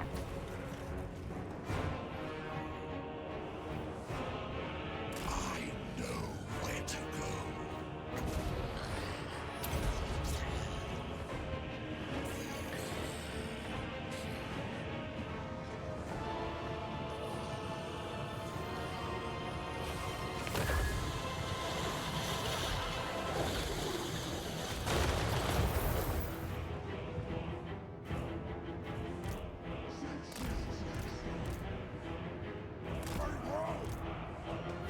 Let there be chaos!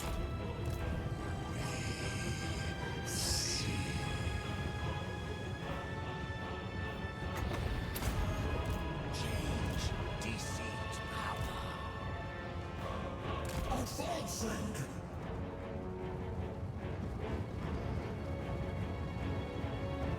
Fate beckons!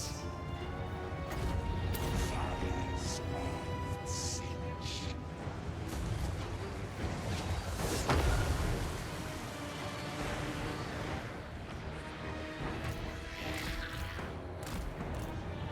Yes! This is right.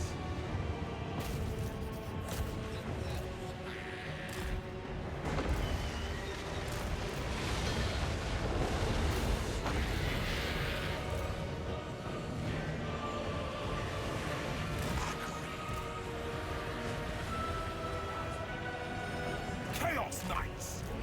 Lead us to mortals!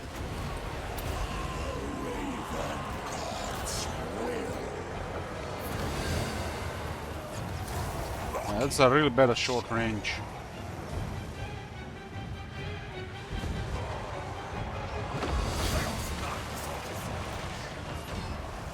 We foresaw their doom.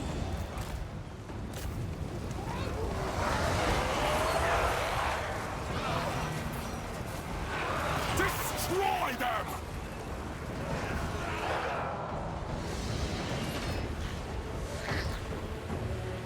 Yes.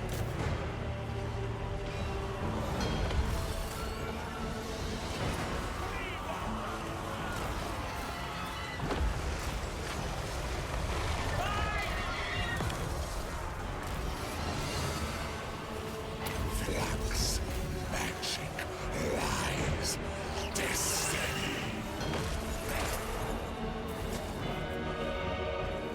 Kairos, fate weaver.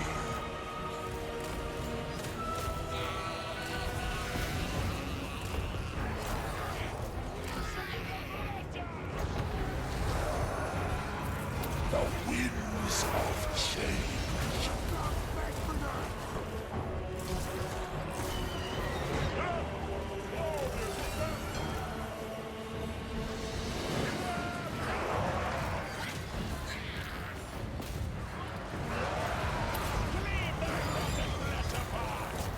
Kairos, fate weaver.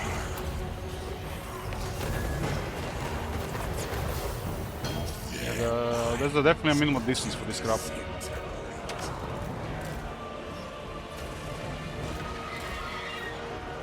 We are many. Crush them! Slaves to darkness!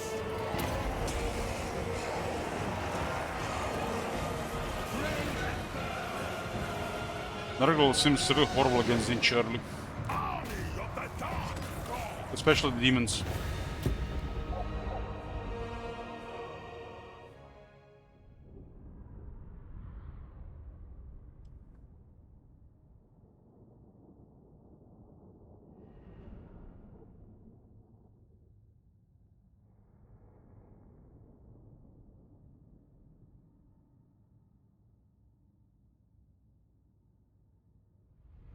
Best Nurgle unit is a Soul Grinder against these things. Just because it's a long range artillery.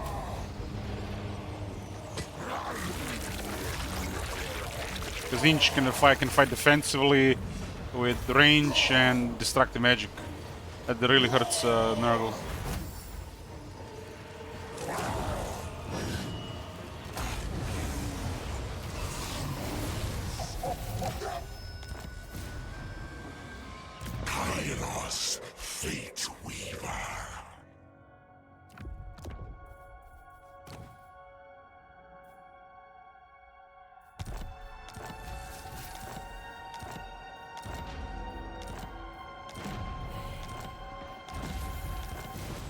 I'm not sure about the strategy of this campaign. I'm not really proficient with some of the changes.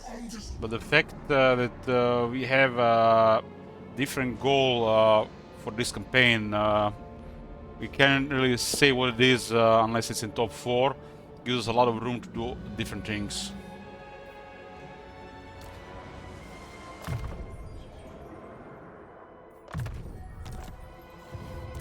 Lord of Tzeentch.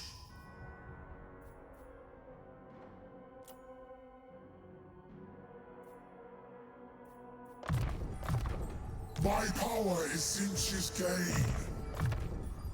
Again, my strength blossoms.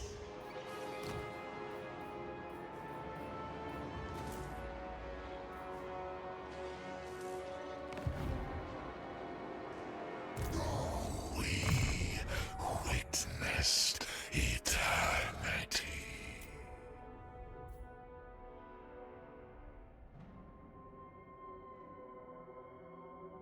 Did that any changes to the firestorm, or is it still crap?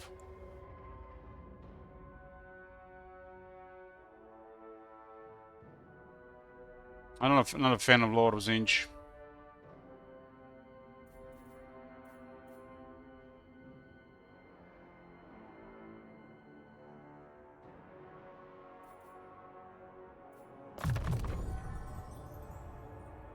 It's so expensive. Holy shit.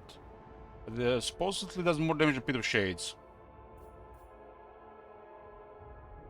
Another skill possessed.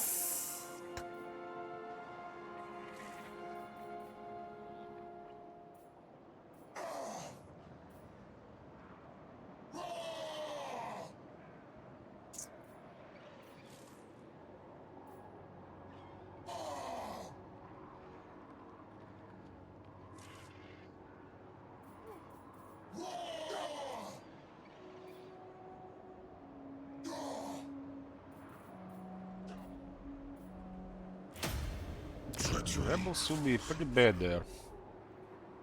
Changers chosen.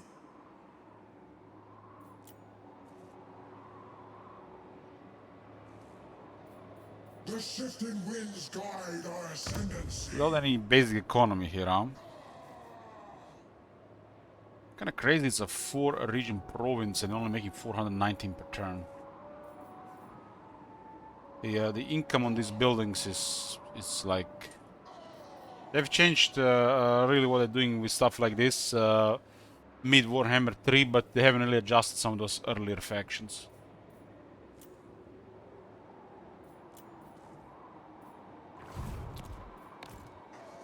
This is one of those factions that got kind of forgotten. My power is undisputed.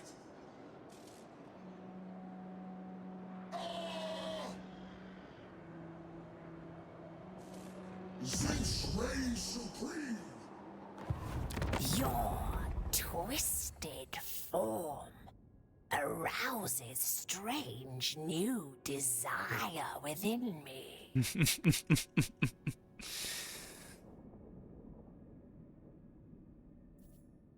Leaving these guys here is fine, but if we leave them and they get crazy stuff, somebody just sabotage this shit. There's a sabotage to declare a permanent war.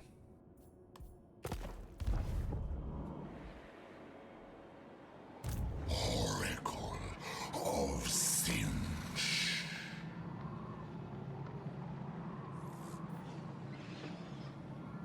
I summon you. These guys have now 10 more armor, but against Leshi troops, I guess demons are always gonna be worse. Our treatment stokes rebellion. It's a really bad building at the start. Solid on tier 3.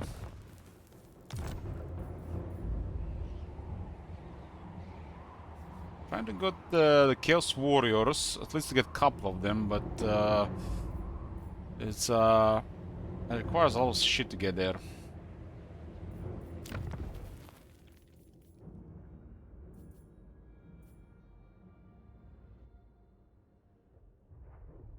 This faction's income building is horrible. Most factions have double this.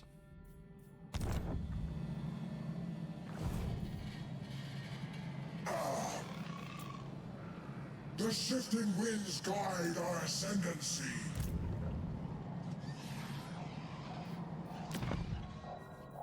Saving grace in the beginning are the Chaos Lords.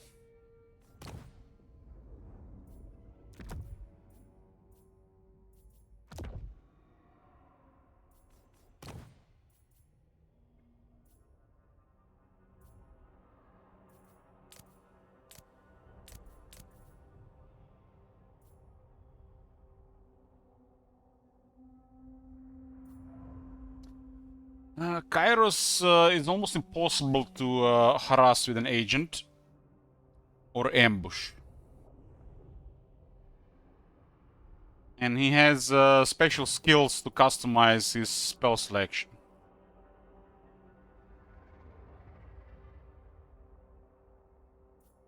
Another node to the Nexus. He also have a additional skill on his legendary lord unique skill line, but that doesn't mean much because two of those skills are really bad and one of them doesn't do anything. That one was forgotten when they were changing the Winds of Magic Power Reserve.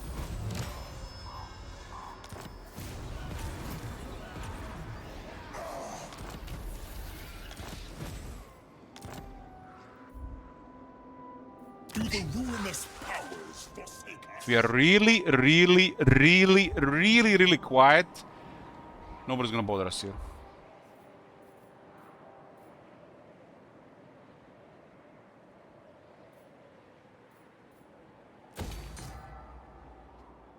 Let's make a break here, boys. It shall. Gonna stretch my legs, get some drink in a bit.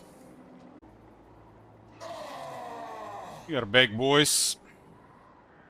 Turn 6 Kairos here. Going until turn 16, then switching to Skulltaker. And got a Mumford after that. The movement grew restless. The mocking wash. What could we do about these guys on the other side? Doesn't even seem that much plus with that bonus. Glorious favor. An army here. Slanesh's desire.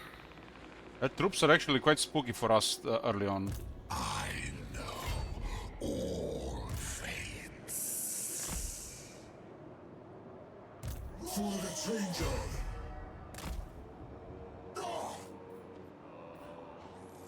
Always for the great game.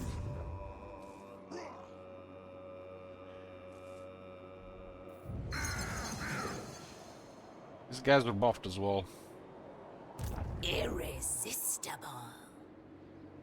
They get hit hard by the shooters, but when they get into melee with our troops, we are toast. Immortality shall be mine. With joy. They're already working on tier 3. They have another tier 3 there, so they are way ahead of us on the settlements.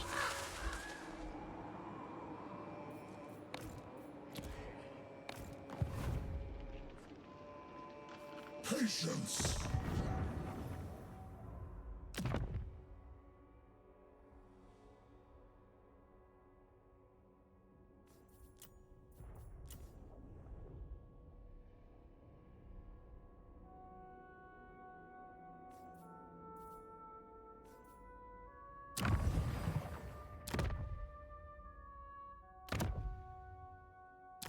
This one is somewhat corrupted there, huh? This is actually a way to start a conflict, huh? Oh, fuck it.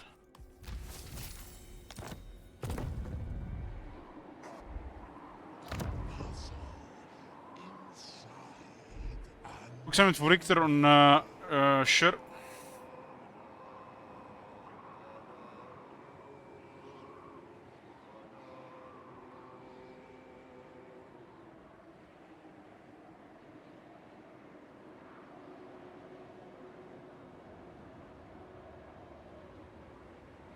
You got it, you got it.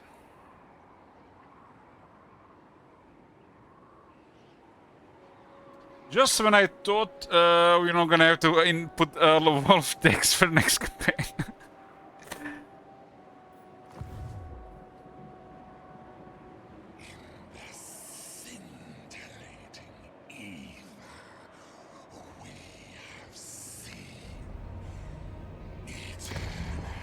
By transferring this settlement to the Tzeentch, I'm hoping Teclis and this faction start fighting each other.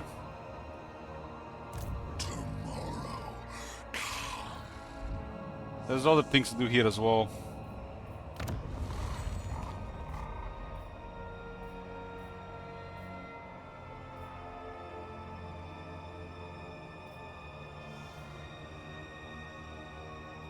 Barely avoided the rebels here.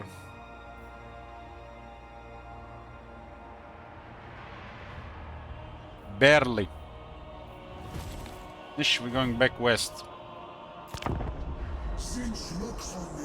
I feel it.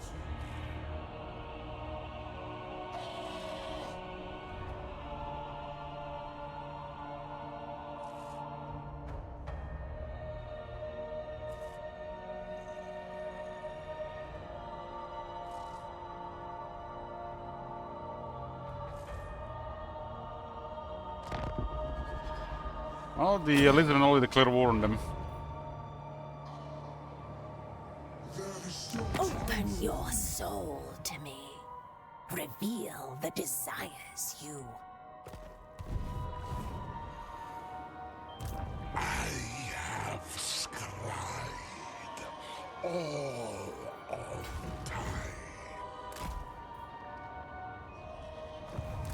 Lord of These guys are useful considering I can get above them. reenact the great plan. By the time we go west, these guys can respect, huh? There's some money. Fate's favor.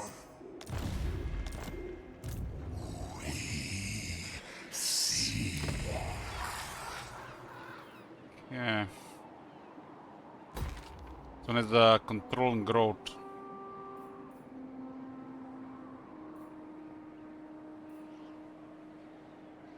And be able to get the other ones up as well. Getting a couple of tier 3 stings here is very important.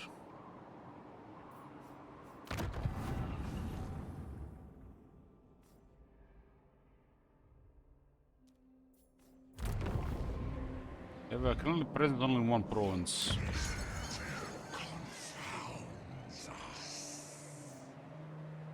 Now corruption is going down.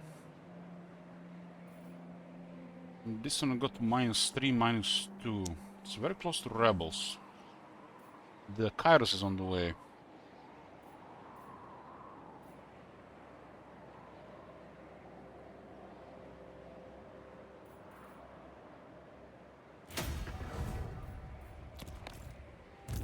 This will be agreed.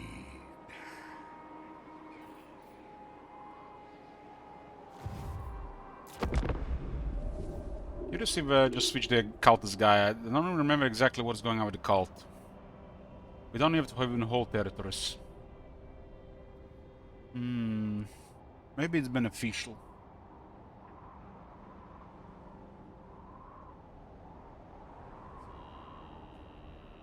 No worries, Reto, man. No worries. I don't expect we're gonna have to be clicking again. I have fallen into the abyss and emerged changed. We've done this while we were there, huh? Eternal Scryer. His gaze upon me.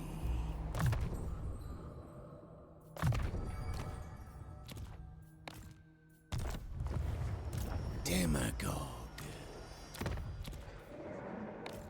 Force doesn't actually cost him anything. Mocking was Those release them and immediately attack, so they are acting as a major faction right now.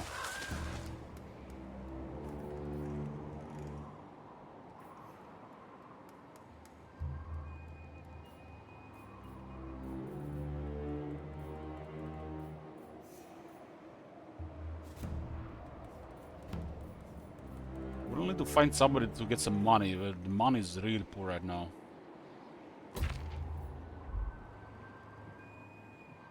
I serve. The cult is riled.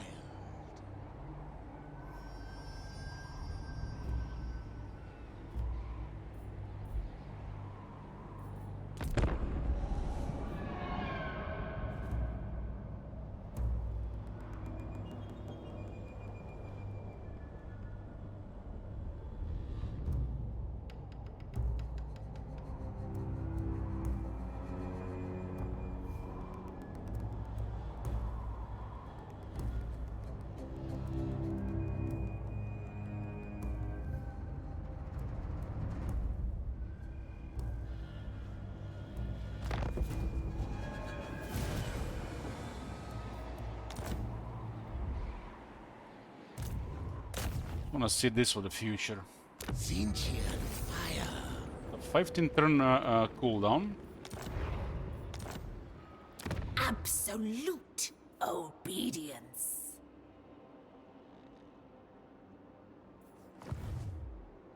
It's only -5 for that. Slanesh's desire.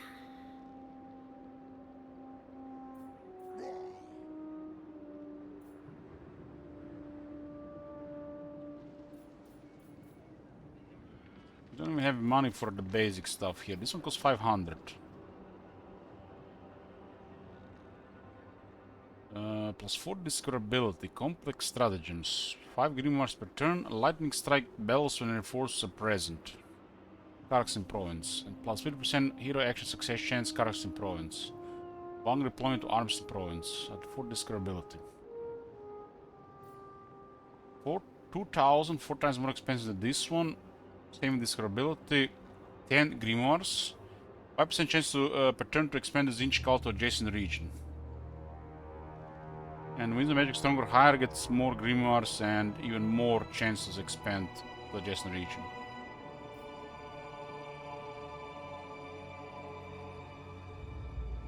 This one has a discoverability of plus 200, what the fuck? And also minus 20 grimoires per turn. 80% cheaper changing ways in the faction wide. Oh.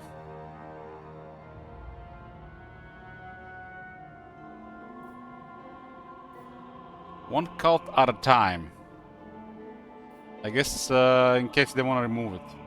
There's one for the corruption.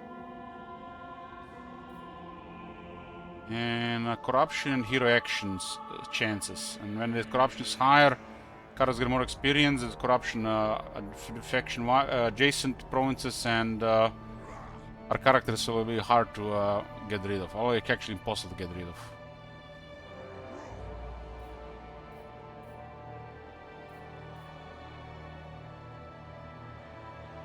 Winds of magic in this province and adjacent province will be pushed to tempestuous. We get 500 grimoires.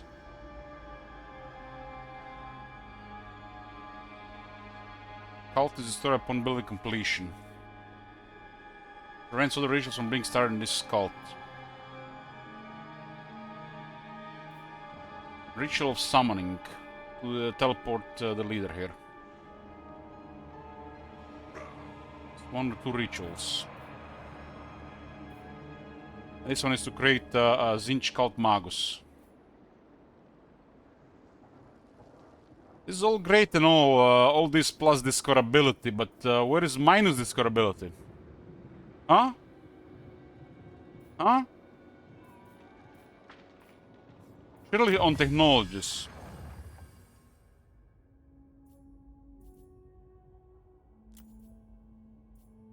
Not a single technology related to cults. Not one. Oh, yes. What the hell? Oxiote the Demon Blowpiper, on hold. Yoo-hoo! Thank you very much, St. Isaac. You're in grace this time. Appreciate it. Love you. Oxyotl on hold, huh? I'll put it on the side. Oxyotl on hold. Okay. 6:25 now. Noted.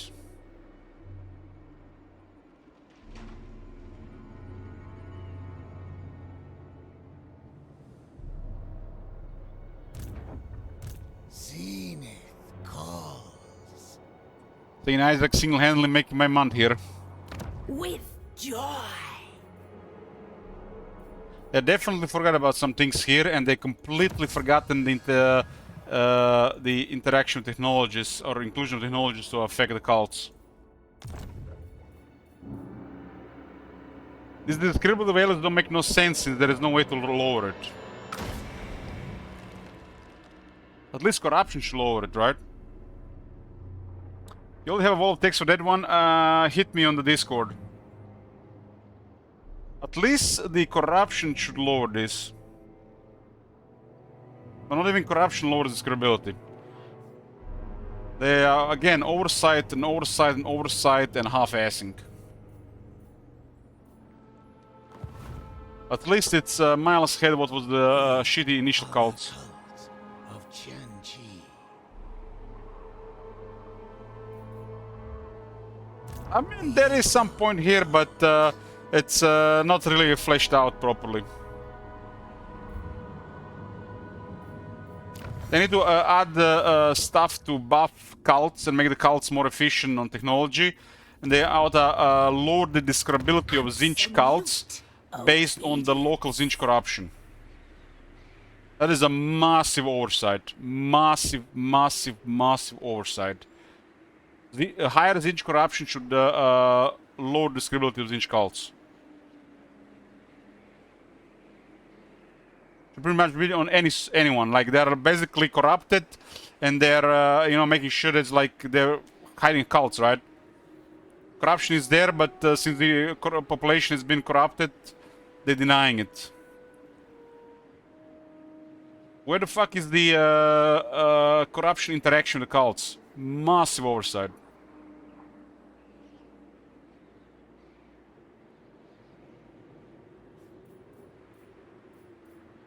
But maybe it's bugged like the Tzeentch, like the changeling cults, because they seems to ignore this unless it's a very high describability. But that's another problem. That's another fuck up.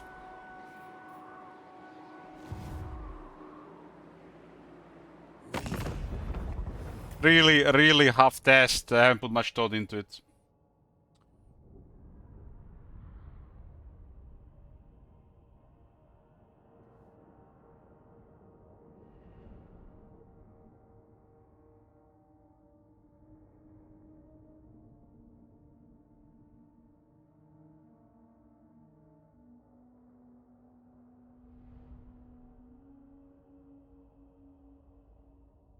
One second, boys.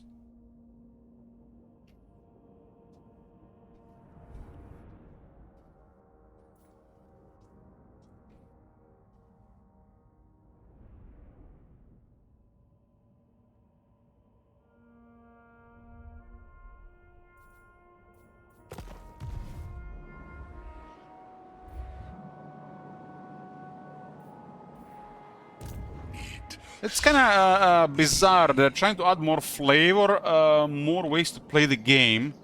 But if you don't understand what kind of effect this has on the game and how exactly it is work are going to be used by the player, it is completely opposite what they're trying to do. And then it comes back to that old, you know, just one good thing, min-maxing and boring gameplay. You know, why you have to be so boring? Why are you just doing the same thing all over again? Just because devs have fucked it up. It's not the player's fault. Of the destiny. It always comes back to that.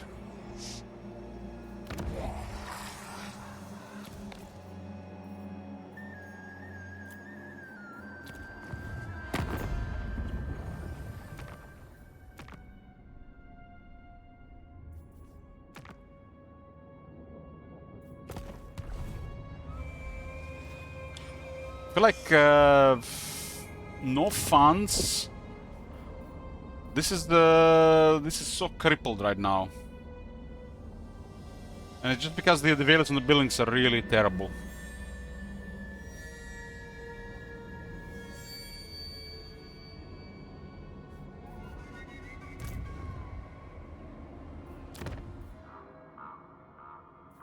Best thing about this guy is to reset him. So you don't have to pay for him. But for some reason it doesn't even take into account. Isn't that again the other thing that you have to pay? Don't have to pay the characters unless they're in the army.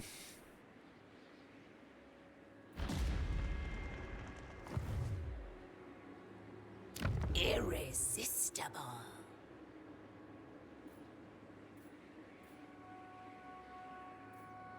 The Tzeentch corruption should definitely do way more for the cults. It's a massive oversight. Tomorrow comes.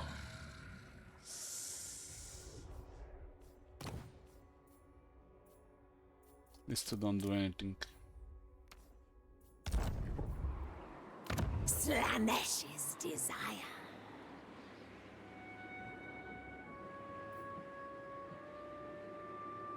This one is pretty cool, but it costs 2,000, and we can't even afford the building, let alone that one. Just ignore the cult right now, nothing to do with it.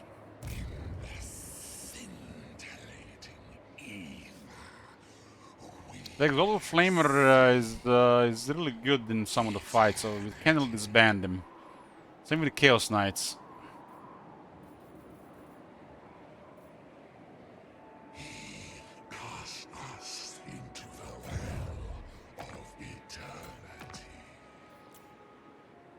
We're getting a fraction of missions what we're getting with Village.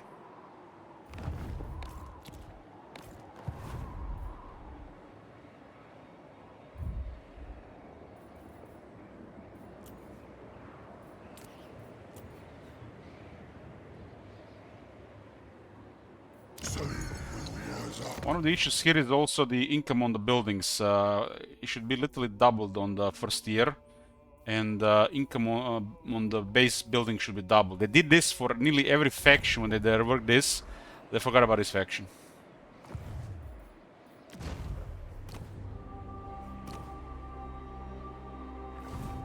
It is really crazy. You have a province with 4 regions on the base income. It's 550. And that is 1 port as well.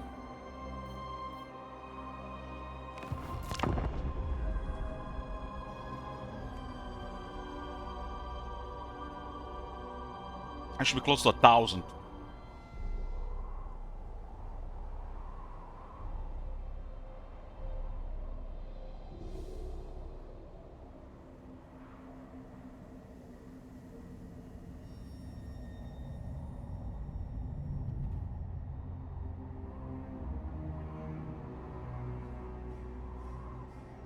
Money comes from fighting, but right now there is very little fighting.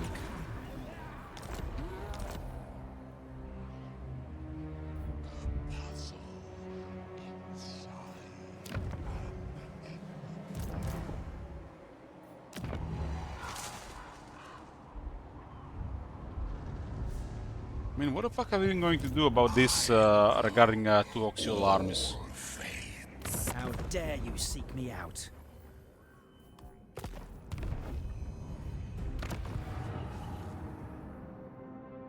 Everything is locked behind technology. Meanwhile, a village, different story. Tolerance ends.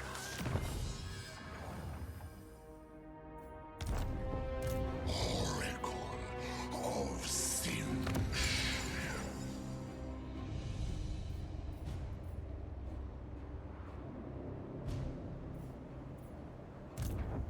We witnessed eternity.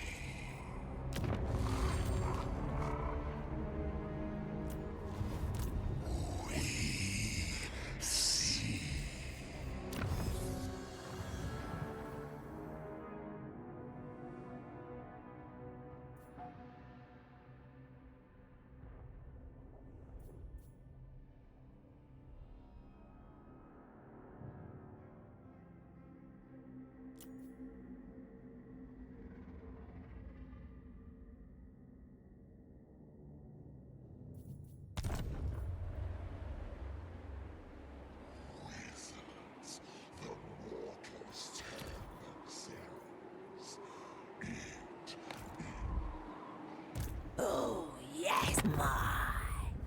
You are delectable.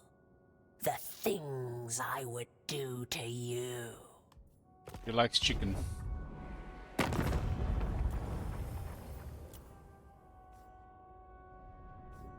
She likes chicken.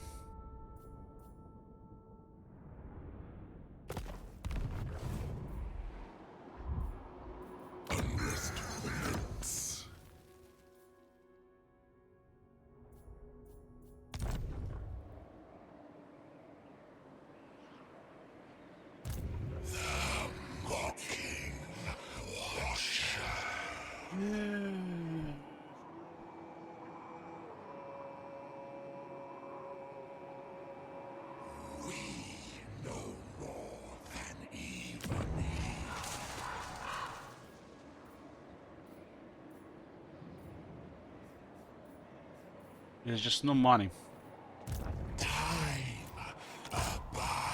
There's no money.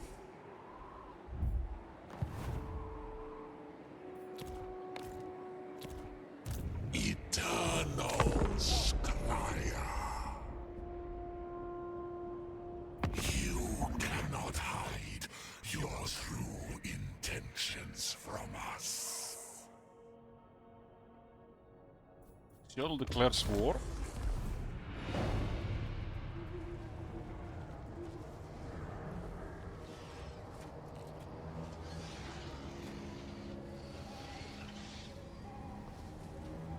At this point, we are not even gonna see the Chaos Warriors building.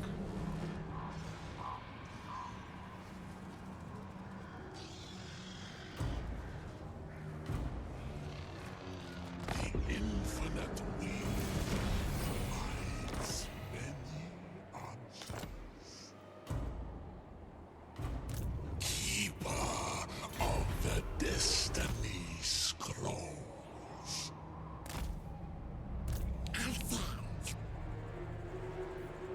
Tomorrow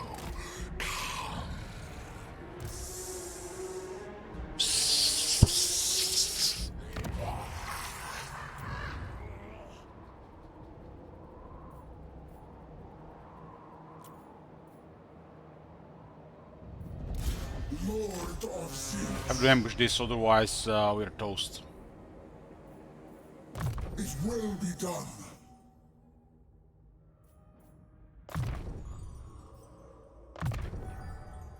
I am unstoppable.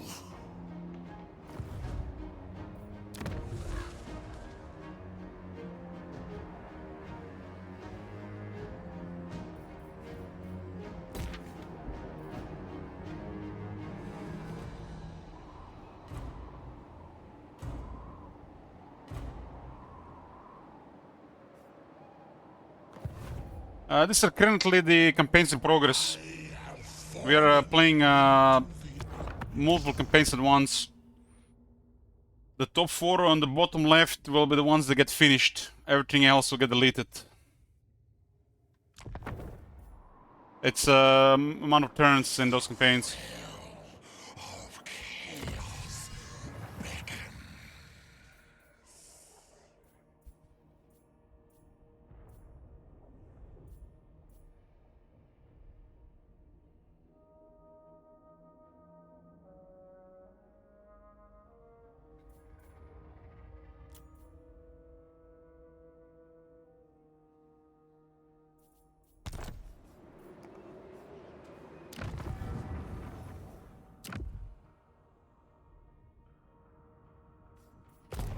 Board of Time, I don't even remember that one.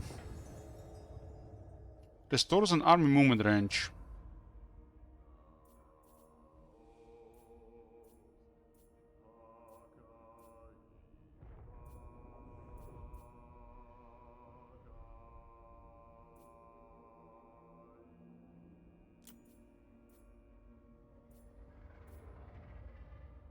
This has to be the worst technology tree in the game.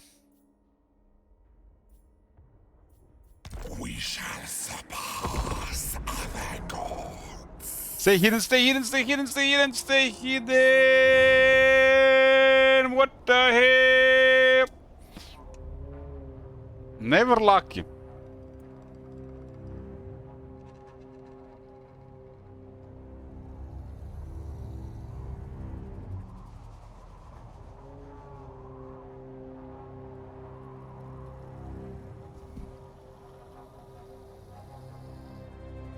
He has like 3 armies like this, and we don't even have one.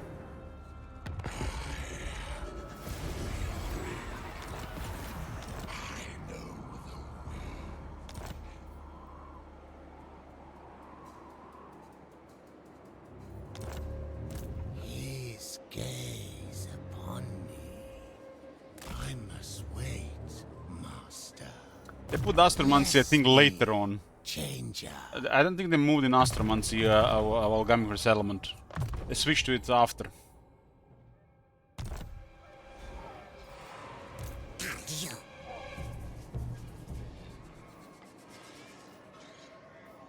A puzzle inside an enigma.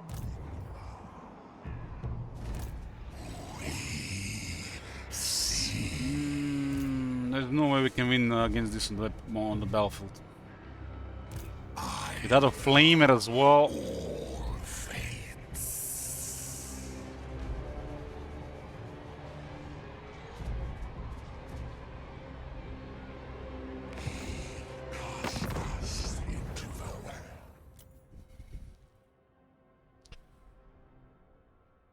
Maybe we can get an out result though.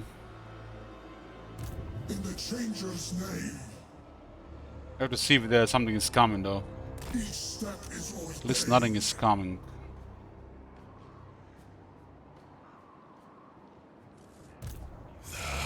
Mocking washer.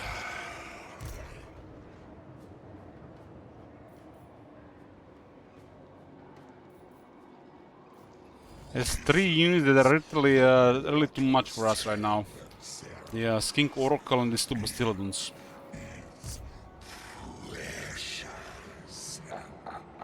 I don't think we're gonna have a beneficial balance of power without the flamer though, but gotta try to at least buy some time. I do need the money.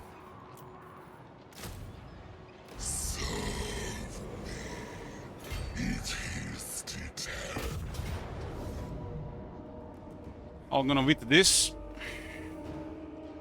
One and only veto.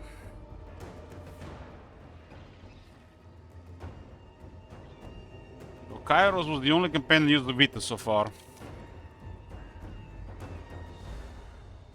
We have a auto-resolve rule, but we can go once over it. This is just too good.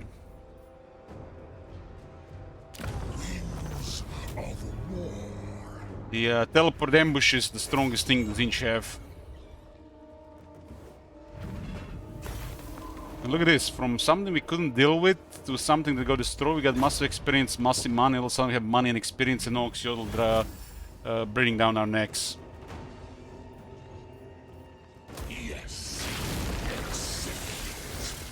The strongest thing to do at the start of the game is destroy the army of the Legendary Lord on your border. He lost the Oracle and 2 Bastiladons.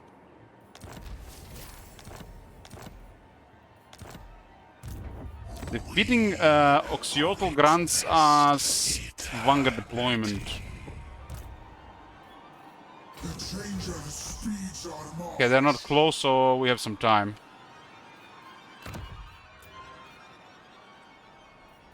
How much time, though? They overestimated their army.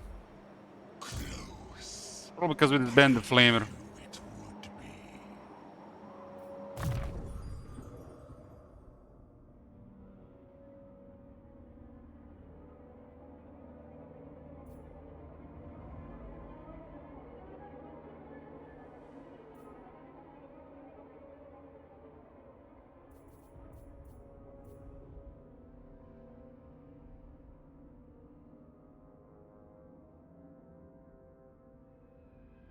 Hey, Dark. I don't like Tzeentch Firestorm. Not even gonna waste any power on it.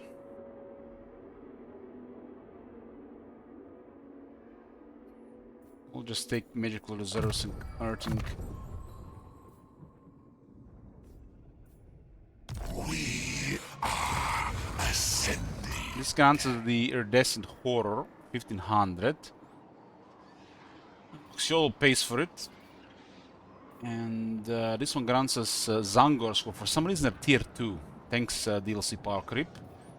And Puzzle Maker's Howl is next for Exalted Hero.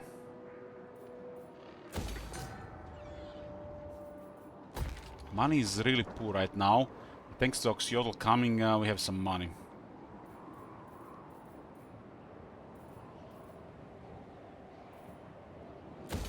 If that balance of power wasn't our way, this would be super crippled. And the fact that only one Marauder's got destroyed there, that was like, I guess, Regiment Round delivered.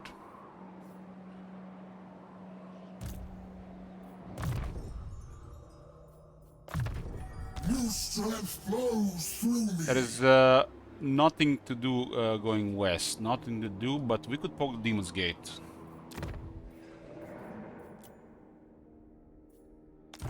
Lord of Tzeentch.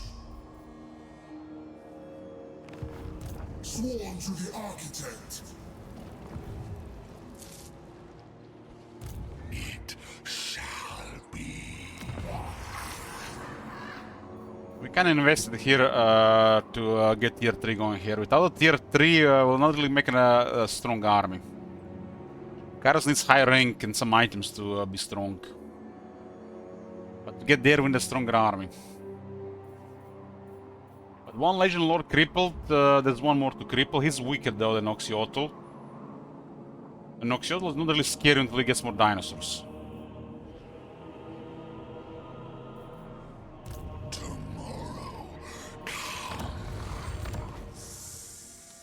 We don't need this building here anymore, we just needed to get this tier 3 earlier.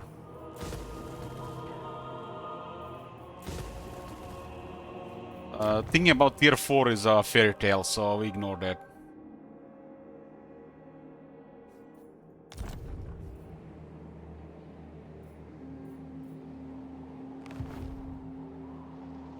Eternal Scryer. This unit is very good for ambush, but we can only use the wheat once. But the ambush is still really good for our army.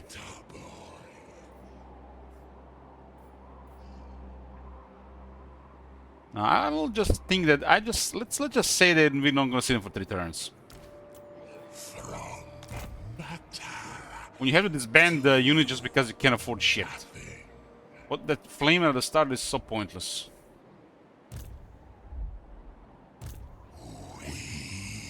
Let's just abuse the ambush stance. The teleport stance. For the great game. We can only done that once. We are the cult of painted skin.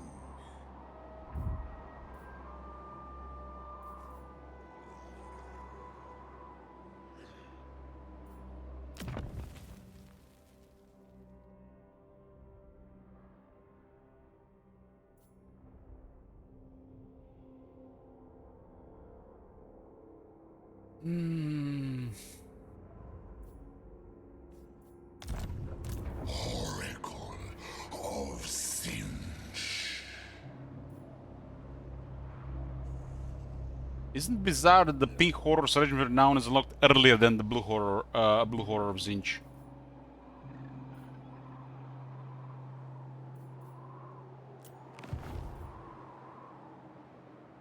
We are the cult of iridescent longing.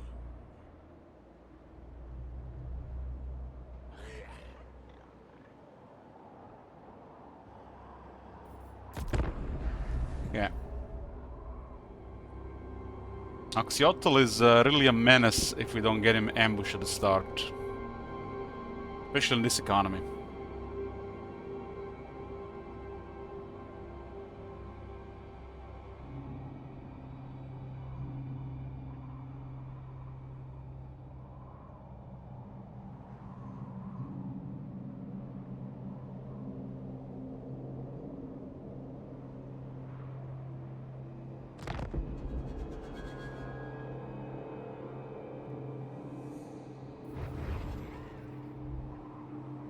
This is not a regular campaign, Osmer.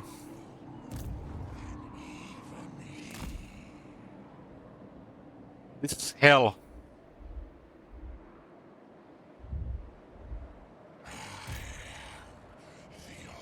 And they build a garrison just this turn.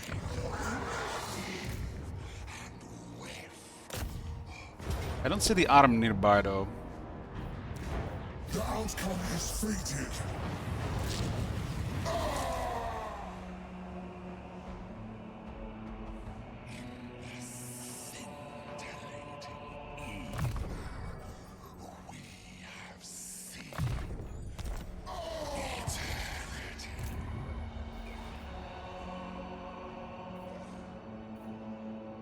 We need like to replenish 2 turns here. We're gonna get the movement back. Is true power. We shall roost. Keeper of the Destiny Scrolls.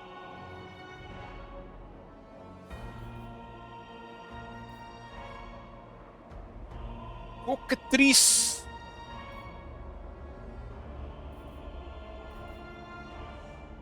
900 income right now, and you're what, at 15 units. That's unrealistic to even consider another unit. Type. Gotta get these trash income buildings.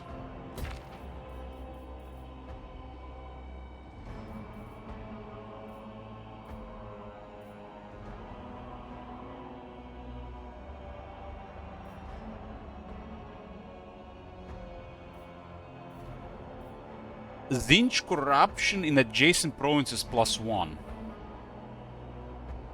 There is no words, boys. No words. In any of the languages of the real world or the Warhammer universe, how clueless these devs are.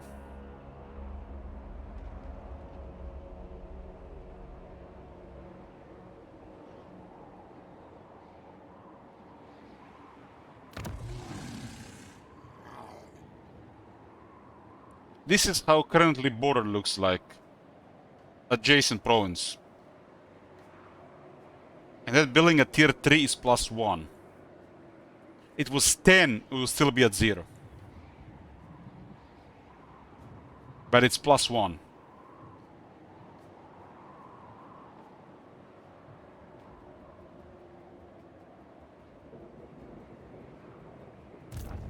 We witnessed eternity.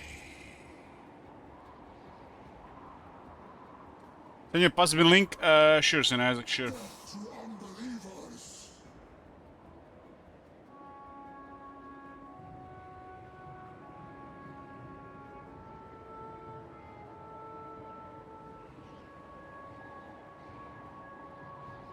Okay, we'll put it somewhere there.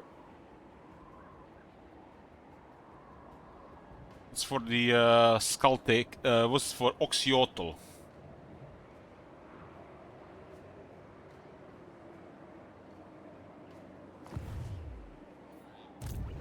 We are as one.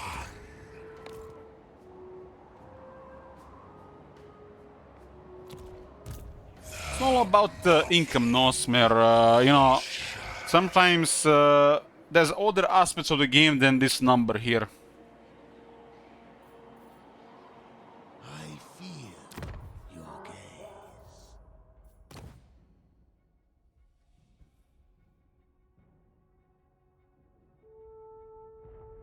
Why is this not +5 francs for cultists faction-wide like pretty much everybody else that does something like this?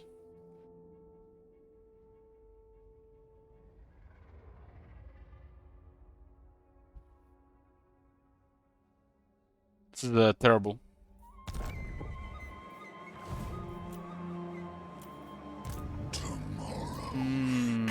That building is we can't really recruit right now because we won't be able to get the money back. The money is super limited right now. I guess this one is not horrible right now. I have to recruit some of this in case they're with Tina on us in the next 3 turns.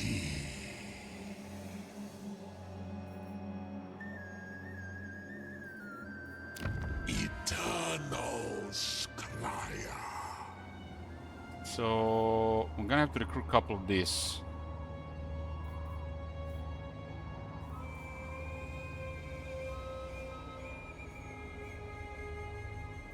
Can't afford this.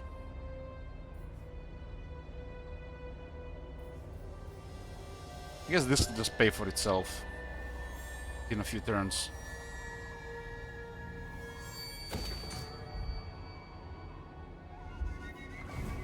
For the great deceiver.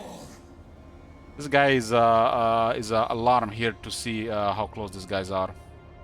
Bring them death. It shall be.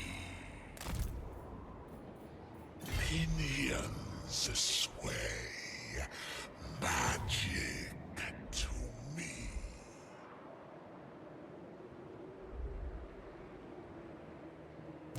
I know all fates. Man, I can play completely differently. That's because we're not playing the same game.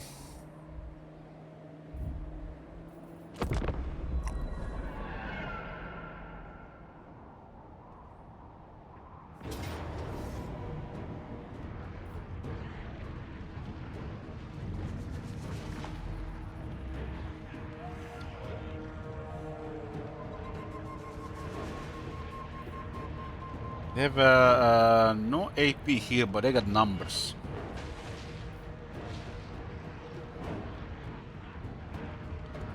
Maybe kill like 4 regiments with this guy. Throw them off. It's too low rank.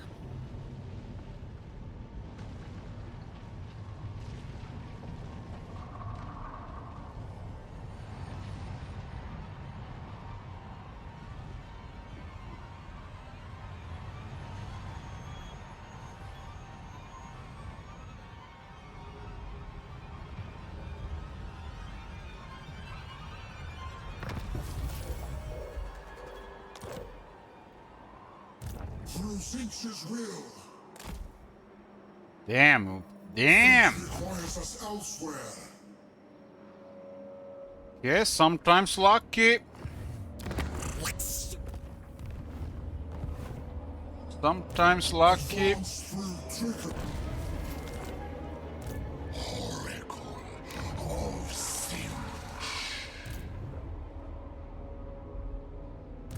For the changer.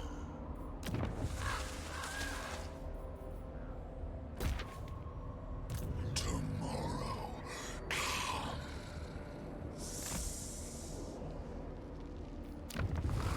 It's a rush for tier 3 here.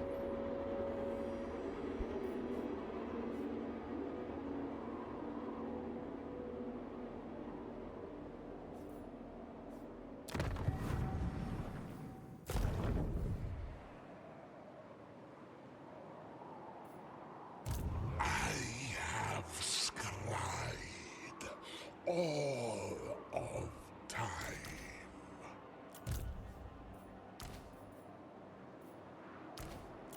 But nobody's coming to merge these guys.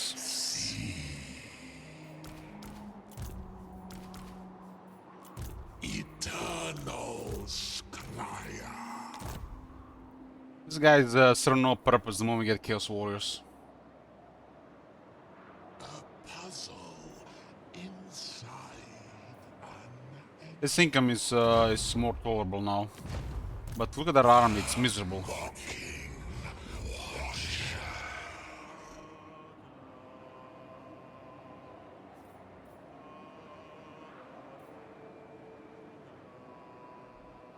It shall be.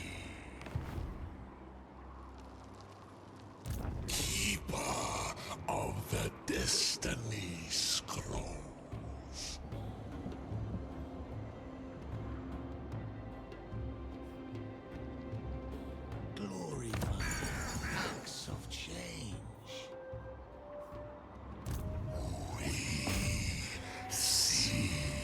still looks out of range. Let us fly.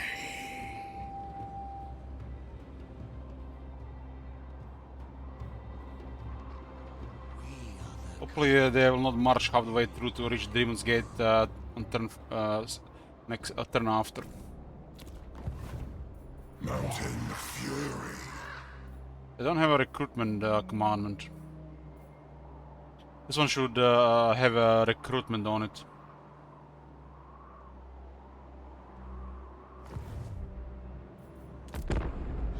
We are the cult of the eight winds. His item is horrible. Horrible. Look at Teclis or Morati, for example. Other famous sorcerers.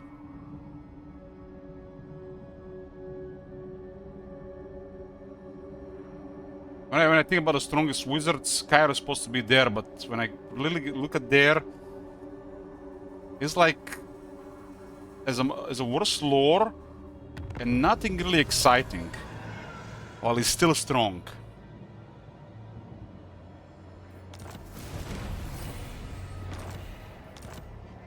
See all.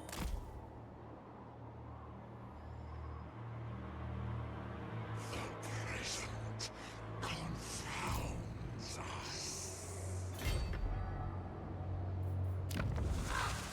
Teclis is a god compared to Kairos.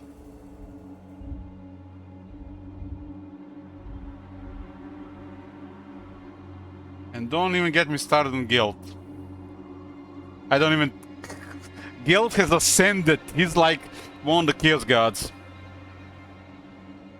Eternals. Can Teclis cast Silence? What the fuck are you playing here? Multiplayer? I cast Silence on you. The cult You're a peasant. is riled. A wise course.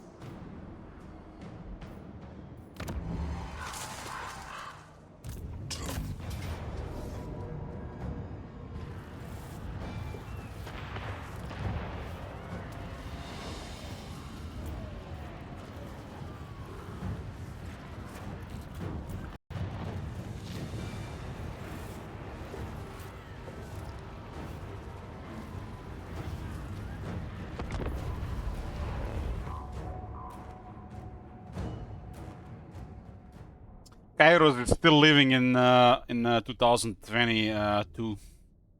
That's the sad reality.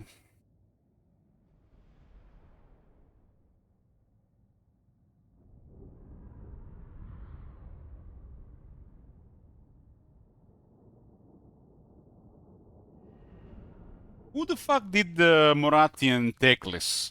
He should have a turn with Kairos.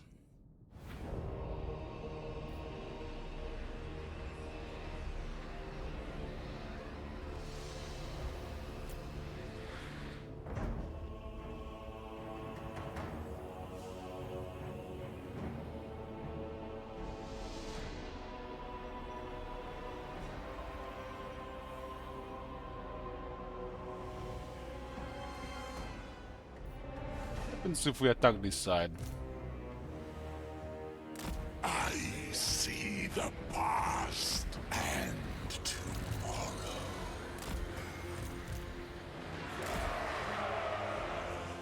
Risky champion!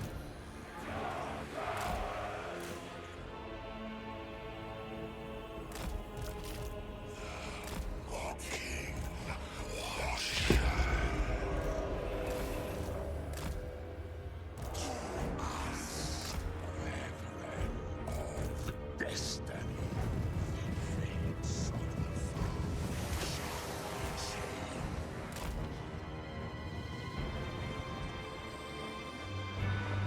They are bending the wall too early on that side of things. the Raven God's will.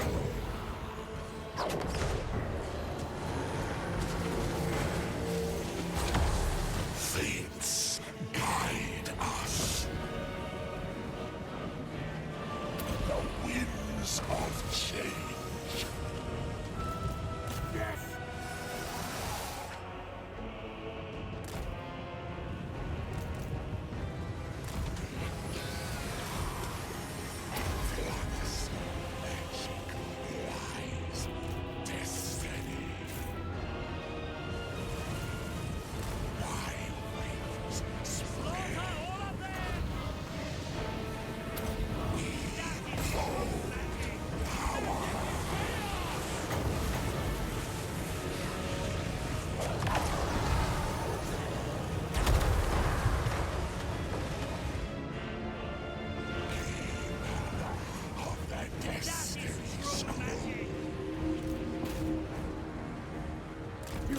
by the Weaver! It is foreseen. That is true magic! Fly us there. Magic is it will be done. That is true magic! We went there. 16! What the hell? Let's upgrade it! Bit of shades, for fuck's sake.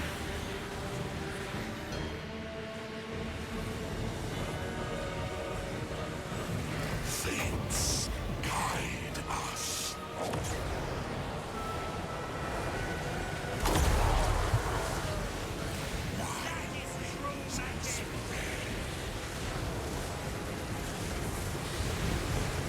Science of Tzeentch.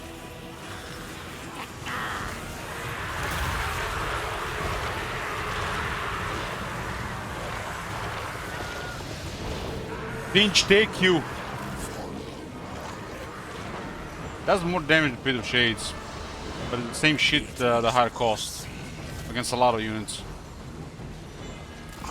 How much more damage do you need? Cheaper is better.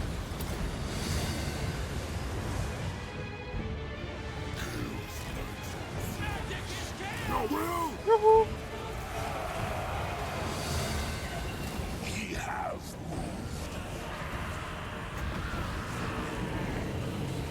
Fly us there.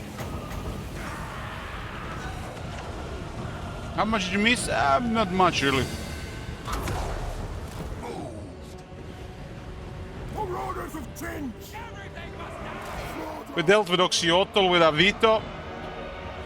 We're struggling economically right now. But I'm getting rushing tier 3. Since the neighbors are gone, we're just going for a quality army earlier. They will succumb. Brothers to the thrones. But the economy thing is because those factions are missing at the start.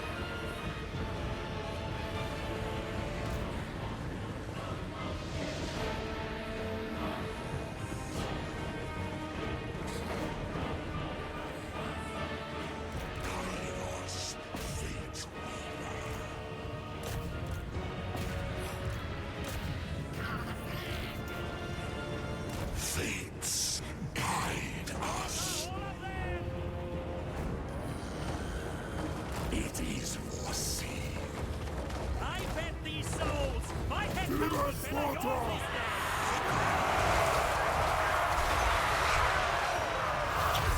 They're not terrified. Okay.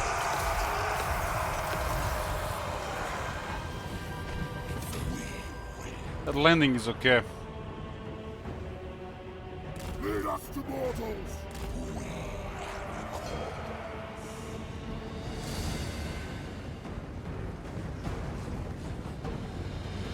Scathing slaughter. God's will. Tzeentch's marauders.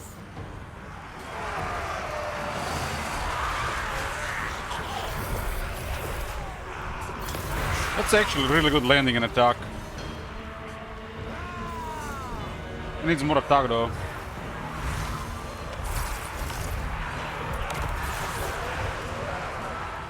That's the Raven command.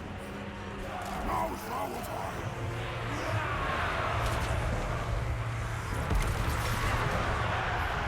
Tzeentch made it so.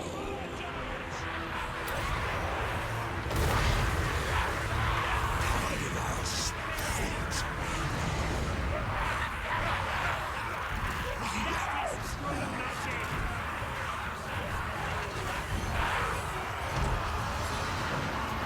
Good night. Years of change. Chance the kill!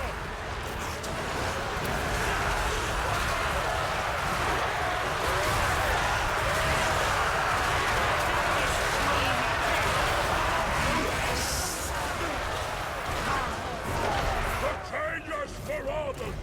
Guide us, fate weaver.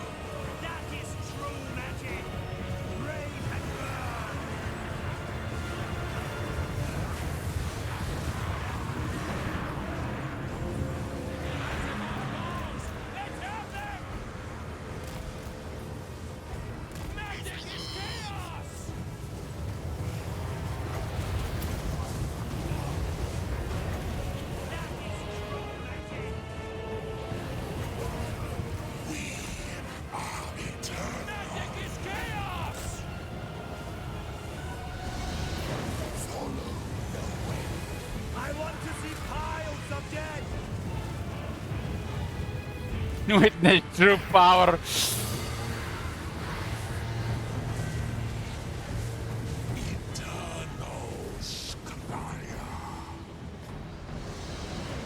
All these spellcaster, Summerman, Kairos, and the moon should have a spellmaster on their main trait. It is foreseen.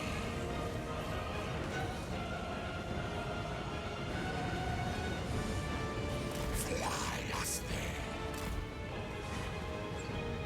Sires of Tzeentch.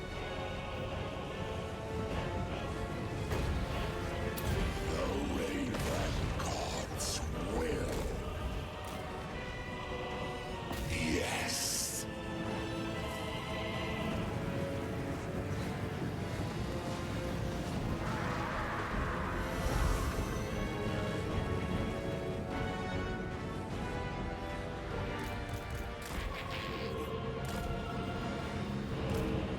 One for suffering.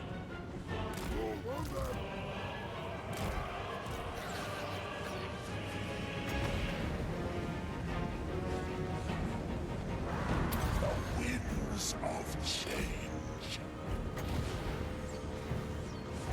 We have moved. I already agree. It shall be. Not sorry. King not sorry. Kairos fate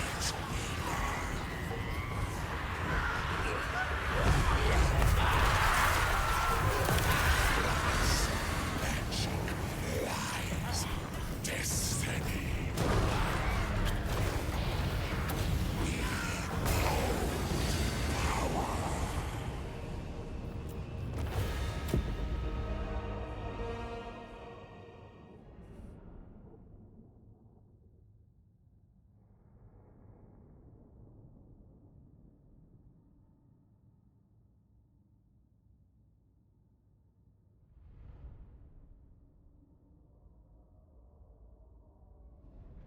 Kairos will do most of the work since the army is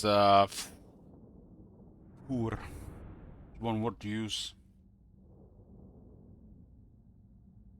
But it's nice to have an army that's around the Legend Lord from the start.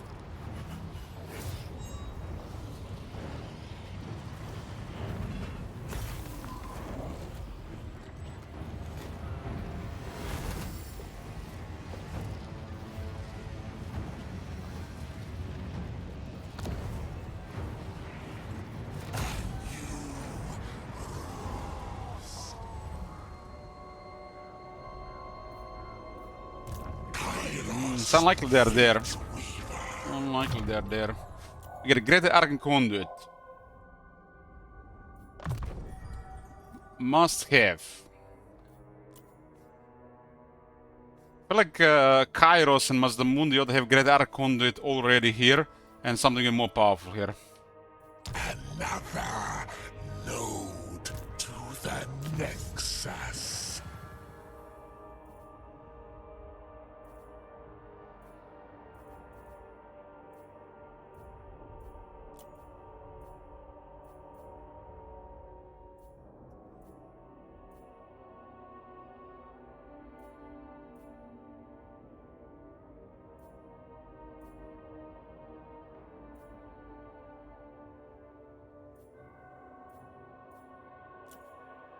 Is there anything fun here?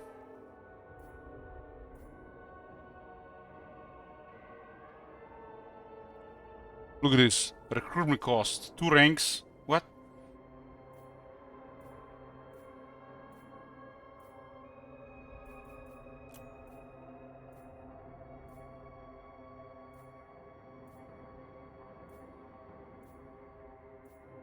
Holy shit, man! This technology is shit! Shit!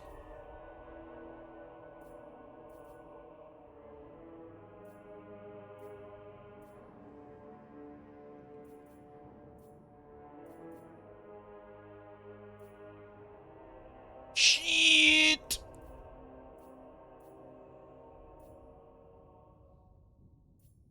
Holy shit, how bad this is.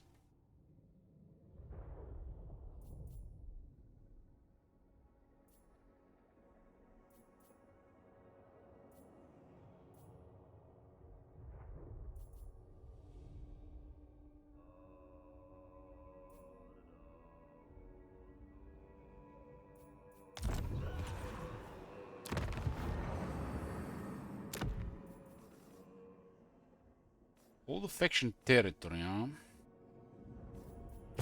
Nation's power. I like, just think about this for a second. Just think about it for a second. You have a mechanic. You get a mechanic changing in the ways. They create one of the worst technology trees in the entire game. Nothing fun on it. Nothing strong on it. And it's all about unlocking your mechanic. Meanwhile, that other guy only gets this unlocked literally from turn 1. It's not the same thing, but it's kind of the same thing. So you get a mechanic, and your technology is all about unlocking that mechanic. And what about technologies then?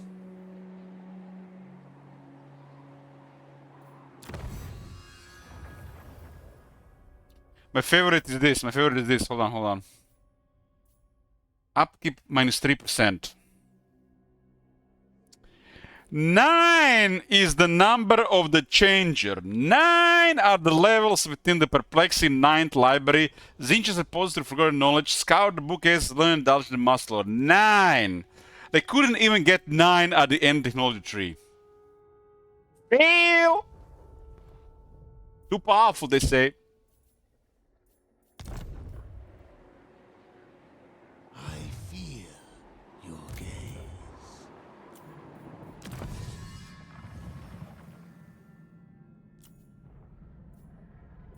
Man, just a reminder that Kairos is fun and all this is shit.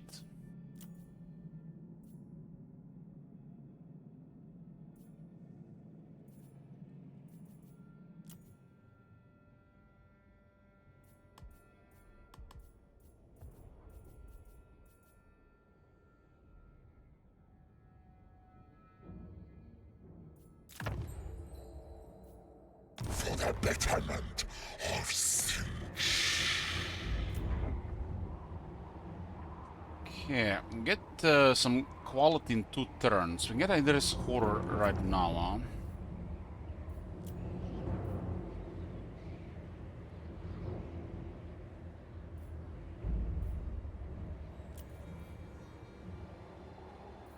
I think a knowledgeable trait for the Tzeentch will do something more than this thing.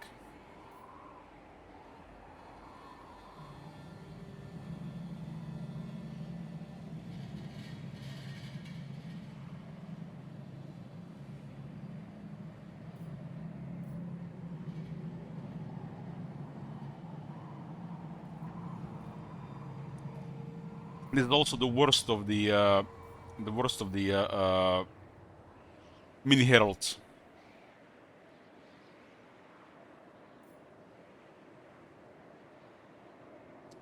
So, remind me, guys, here about the bewitching potency. Does it work on Kairos, or it only works on heroes?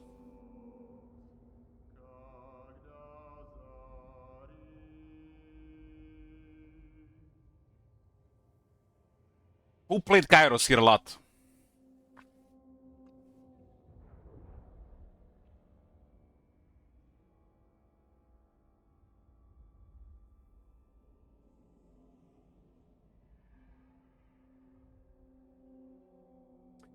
Does the bewitching potency work on Kairos?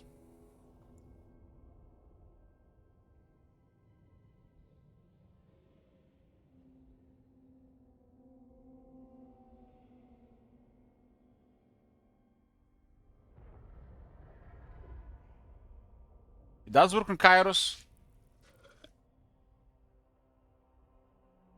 Okay, follow-up question. I haven't played all that much of Grand Cathay, but this is comes from Grand Cathay. This is the that same thing Guild has, right? This is he's not a lot of change. He's Kairos Fate Weaver.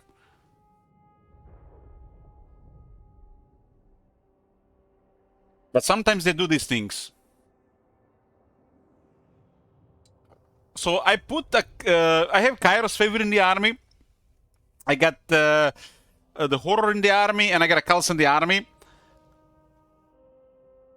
Does this mean I get double the effect?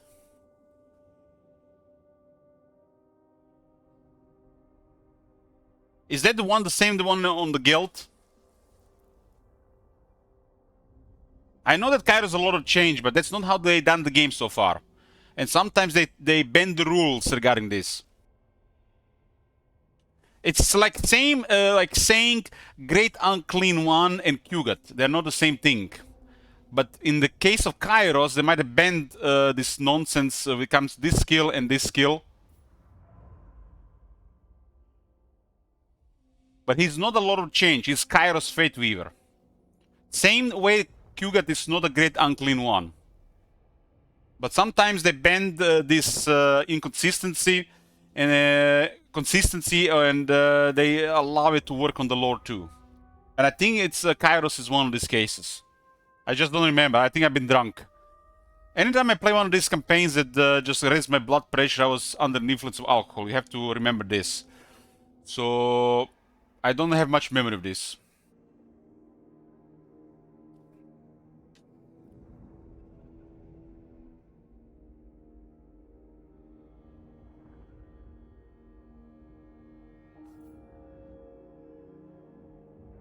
Because Kairos is not a unit, and this is a unit buff. For this to work on Kairos, you would have to say barriers plus 25% for in a way would say for the for him and Lord of Change.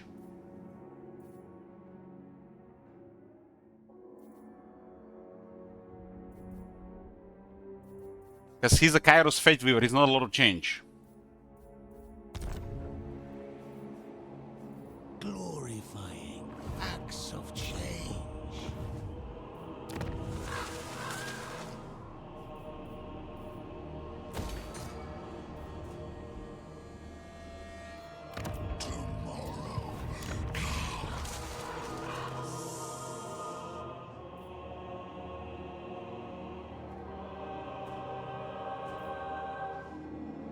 Heroes already get too much experience. Knowledgeable on a hero is trash.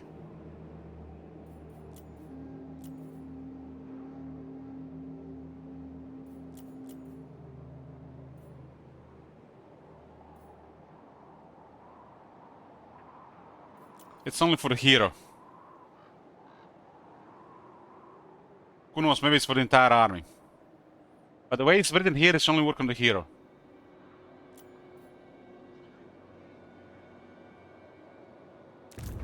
Demosaurus!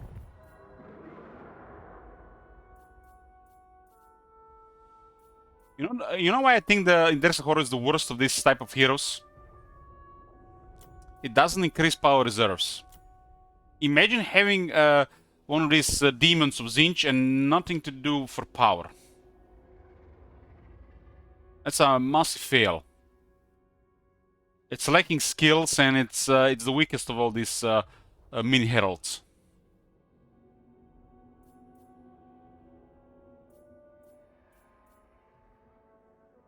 But there's no power reserves, it's just power recharge. You only have to play your power recharge.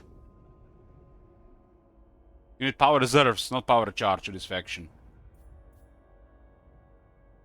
Iridescent Horror should get another skill that grants them Glean Magic. 1 to 3 charges, bound spell.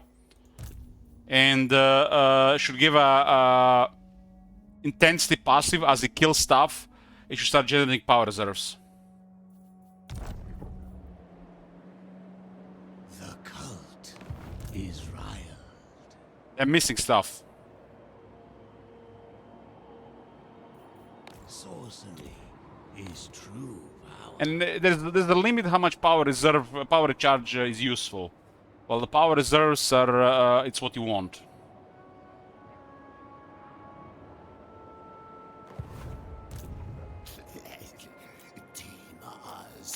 iridescent. Go down to 178 factions.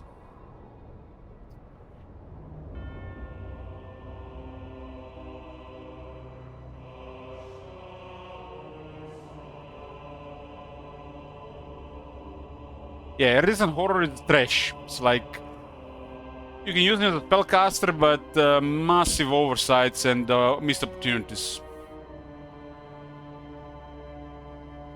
We are the cult. Well, I'll give you too long. Don't read the version again. This campaign is making me sweat and raise my blood pressure at the same time.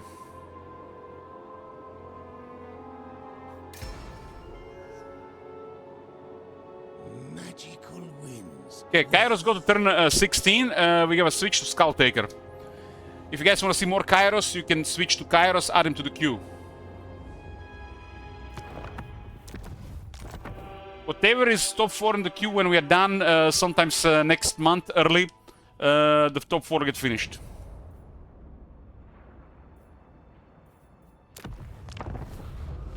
So we got 6 of these and Skulltaker is next.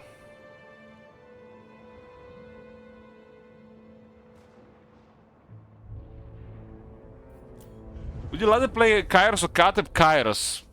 Kateb, man. Kateb makes me want to drink. That's an alcoholic campaign. Bring me to my men. Skulltaker. I haven't played Skulltaker, so it's gonna be first look as well. For the blood goes through.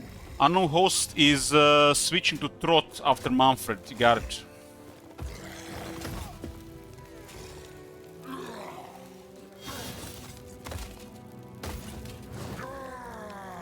Okay, Skulltaker is next. This is also first look. We're gonna have to adjust stuff. But before we start this, I'm gonna get some food, boys. Before it gets too late. So I'll see ya when I'm done.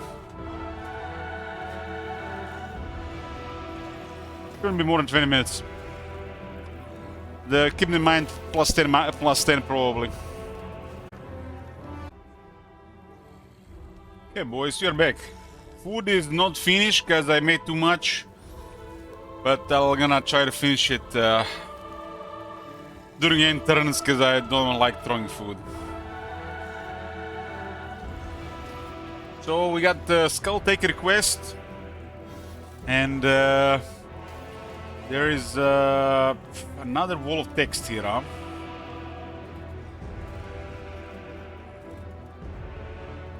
Skulltaker request.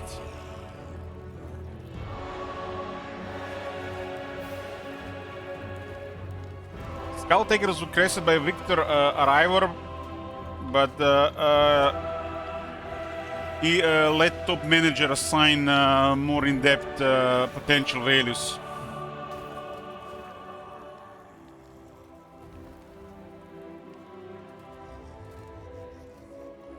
Oh my god, hold on, this is like... even saw that second half there.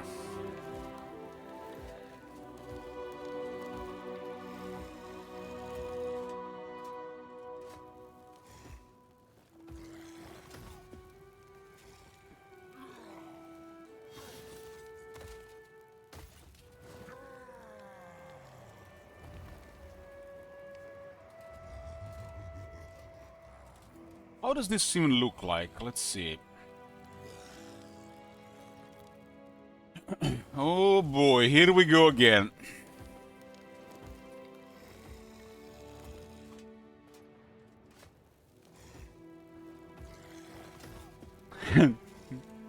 I love it.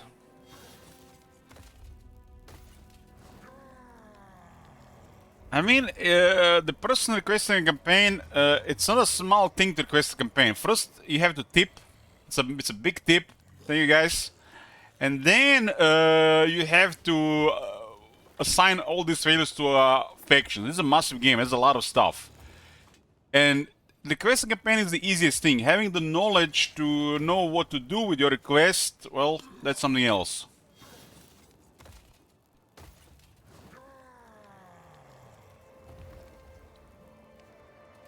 All major Empire High Elves, Kate kills them. +6, kill Laboratories faction, all beastmen. I love this, caps lock. There's also a request for Oxyotl. So, how long is this on hold, St. Isaac? Until the next stream? Because when we start the stream, we have to respect the queue. Do we want to put in the queue now or for the next stream?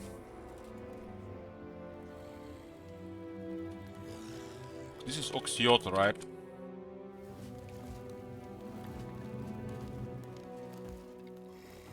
Next stream, okay.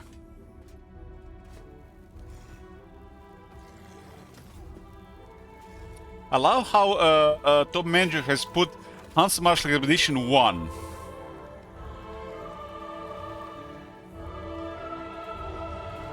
It triggers me.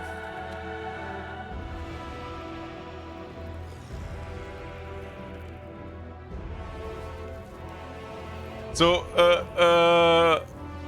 Top Manager, you have Hans Marshall Expedition here at +1, but you have all major empire at +6.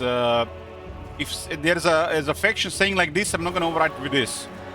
So you just want a specific +1 here.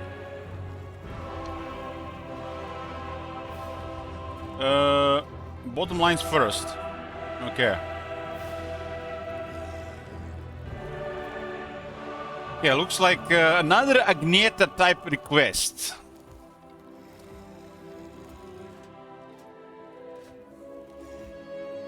Oxyotl will be...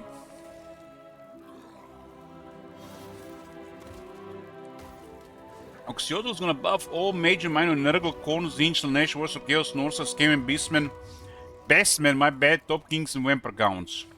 It's gonna remove all the Lizardmen except Hexoatl. All Lizardmen except Hexoatl, Last Defenders, Itza, Spirit of Jungle. I'm trying to figure this one out. Does this mean this 3 gets +3 and the Spirit of Jungle gets +6? Everybody else gets -4.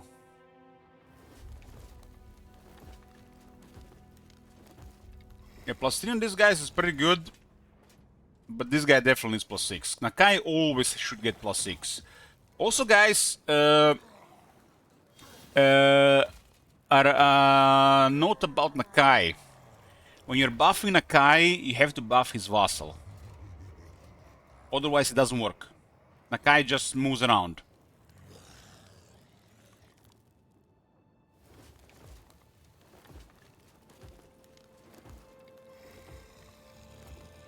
Because his vassal just gets stomped and he just keeps making his vassal again. So it has to be, when you're buffing Spirit of Jungle, you have to buff his vassal. Because they're pretty much 1.5 faction, right?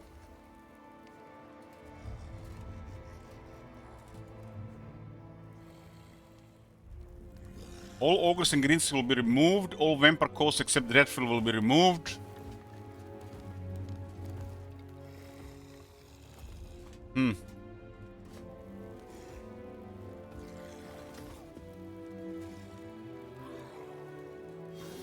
This is the good shit. This is the good shit.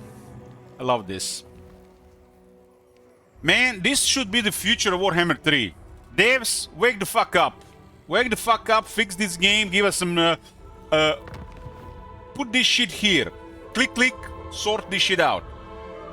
Work on the game, give rest to us. Slaughter and butchery are my goals. Yeah. This is Skulltaker.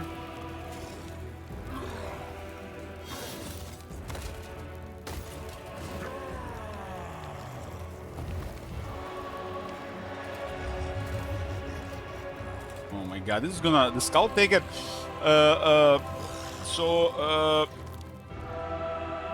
Can you do me a favor, Top Manager, and put that in the same pile of text, so you can put it under Skulltaker on the pasta bin and not in lines.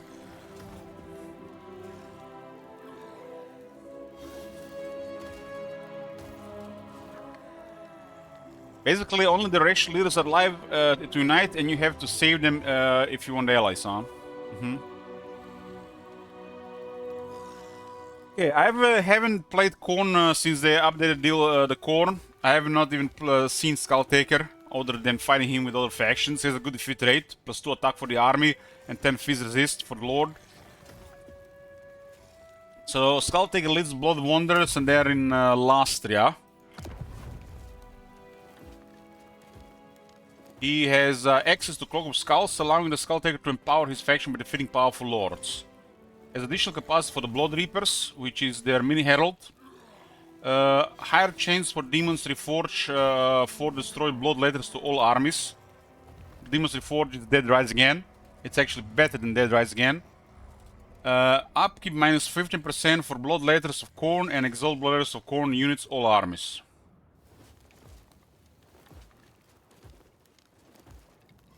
So a Blood Letter flavor on this faction. Skulltaker himself, he has extra movement range, extra line of sight. He has kind of like Oxyodal's trait, except the line of sight is 10 times bigger. This line of sight, you see this line of sight 100%? That should equal 10% movement range. I mean, it's more like 50% should equal 10, but that's like how a line of sight buff should be. All that 5%, 10%, 12%, it's all nonsense. That's a line of sight buff. Should not even see line of sight buff below 30. He grants frenzy to blood letters, exalt blood letters in his army. What the hell? The Hunts Marshal's expedition doesn't know what it's coming, Jebaited. Yeah, okay, I'm worried about that one. Well, thank you very much, Agneta. Another request by Agneta. Let's hope we're not gonna spend the entire evening here adjusting wheels for the campaign. Just kidding. Yoo-hoo! Much love. Hunts Marshal Expedition, huh?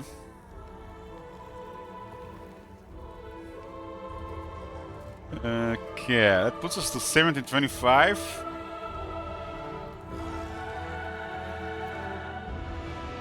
Hans Marshal is waiting as well.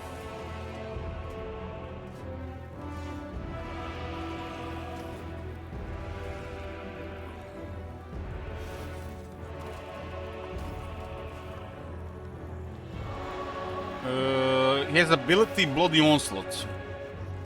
I mean, that's irrelevant because everybody has abilities. I have not played. Did I play Hans Marshal in Warhammer 3? I don't think so. Let me check a quick look.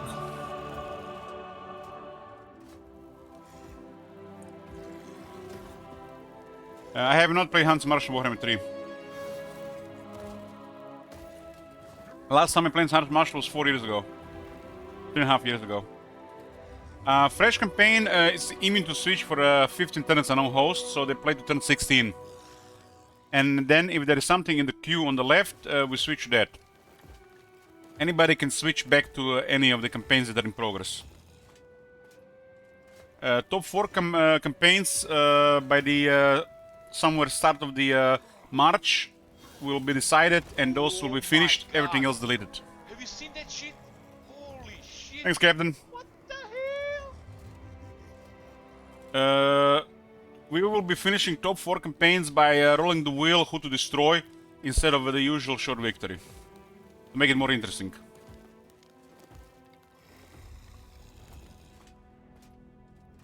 Currently, Manfred has the most turns, so he's numero uno, but that campaign is probably lost. And then it's Wursak, Sigurd, and Village.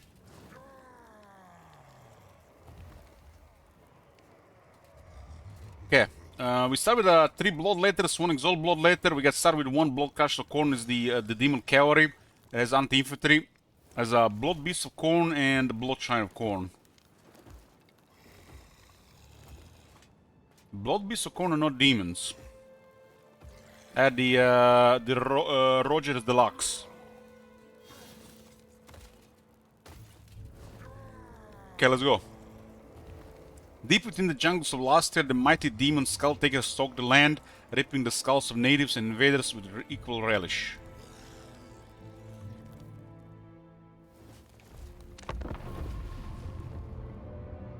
It's on the Discord, okay.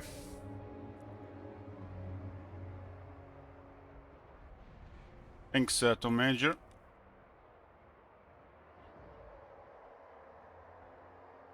Holy shit, that's a wall of text. Again, you also decide if you want to put your campaign immediately to queue or put it for the start of one of the streams in the next couple of days.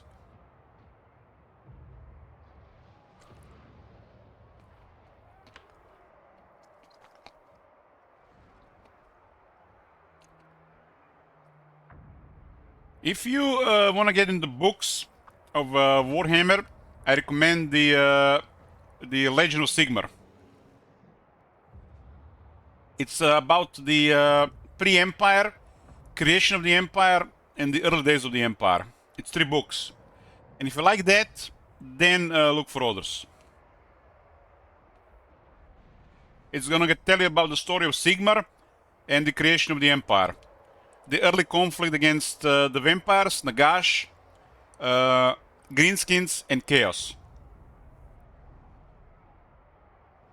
If you really like that, then look for more.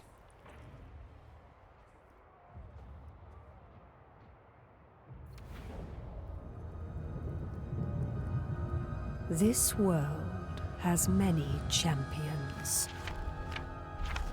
But to be the greatest of all, one must forge their legacy in the fires of chaos.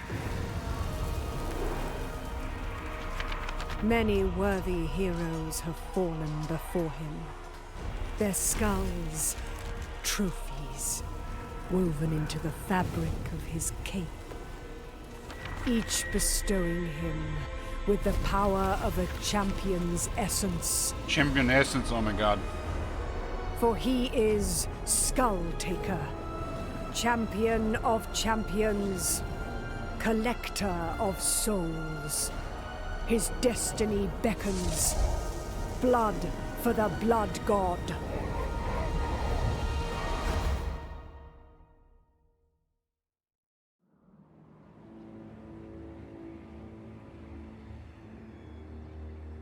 The skulls of vanquished champions adorn my vestments and cede their strength to me.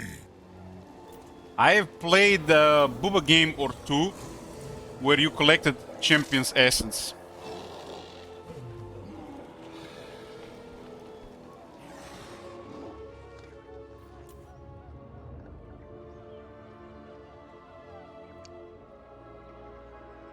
Head to victory on the Blood Wanderer. Skulltaker's only concern is to kill worthy lords in battle and harvest their champion's essence, which he siphons into the Cloak of Skulls to augment his power and abilities. Corn's faction will wage war to maintain their income and harvest the skulls acquired to occupy territory. Raise elements and summon the mighty blood host in return for skulls to send to the Skull Throne. Corn grants powerful bonuses and abilities. With the ripped essence of beheaded foes, empower the Cloak of Skulls and bring forth the world's destruction to achieve campaign victory in the Blood God's name. Dealing with Tzeentch at the start, huh? What does it even look like? Empower 9 skulls in the Cloak of Skulls and occupy 30 elements. We got a chainsaw as a reward. Really, CA? Really? What about the rest of the factions? What about the rest of the game? There's over 100 lords.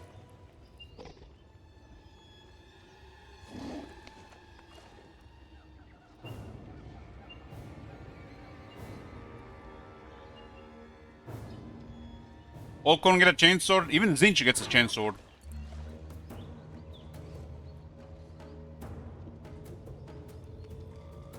What do you guys think? How mad Corn would get if changeling when the changeling takes the form of Scarbrand and uses the chainsword? Would he be mad or would he be pleased?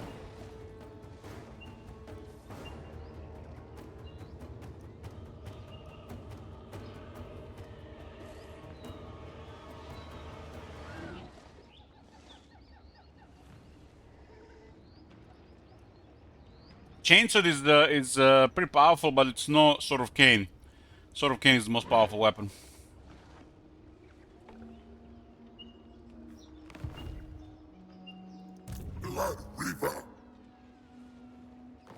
Yeah. Let's go. This was requested by Victor.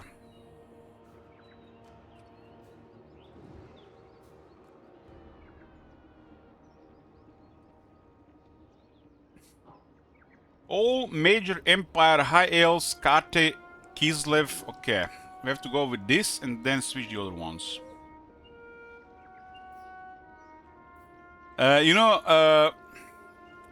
It's up to you guys and Agneta, but I'm hoping that none of the Agneta campaigns gets top 4. There's some ball breaker campaigns.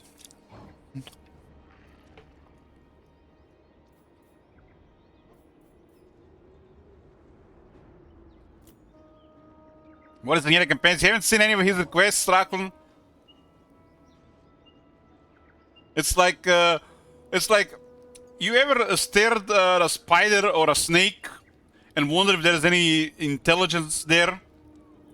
This is like a malevolent intelligence, man. Crafted to torment the streamer. Horn does not discriminate.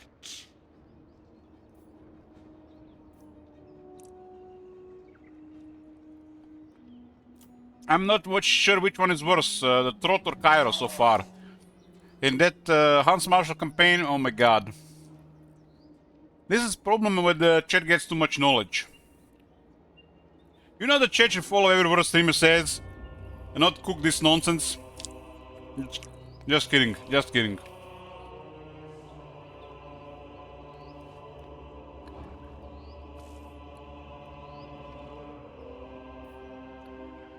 If you like any of these campaigns you've been watching, you can also ask what campaigns are in progress. We can tell a bit about every campaign. You can switch on or add the campaigns to the queue. Whatever gets the most attention will get completed. The rest deleted.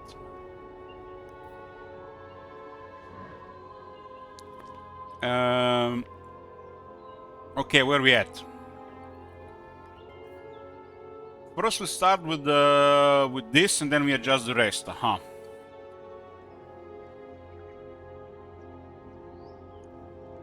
Kislev has not, Bertoni has not been assigned. Major Empire Hiles Karte Kislev.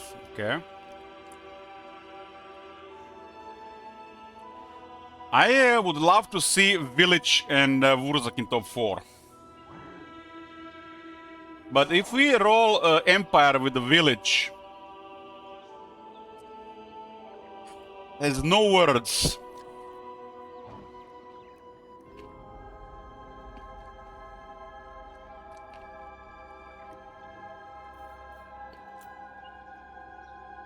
This one is not on lit right now.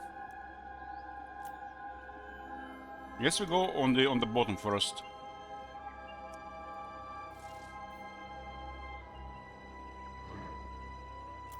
Anybody who is requesting Elspeth at +6 and we're on the side of the world is a sadist. There, I said it. But there's even worse than that. You can request both Elspeth and Karzakarak at +6. That is just pure sadism. Imagine we start with like Clump Pestilence and somebody put all the Empire and the Dwarves at +6. That's just... no words. If that shit gets in top 6 and we roll one of those... Give a good fight. Man, I'm a man of patience. I'm a man of patience. I do like to grind. I like good grinder. But that is some messed up shit.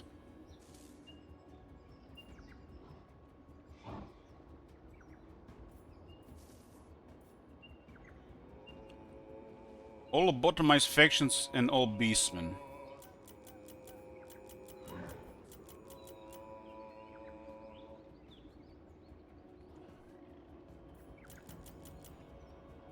Yeah, we are setting up Skulltaker.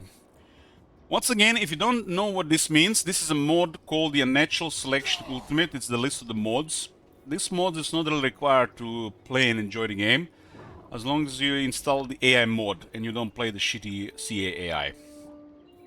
This mod will can randomize or custom change the potential of factions in the game, which will create different outcomes, states of the world, especially for the mid and the late game.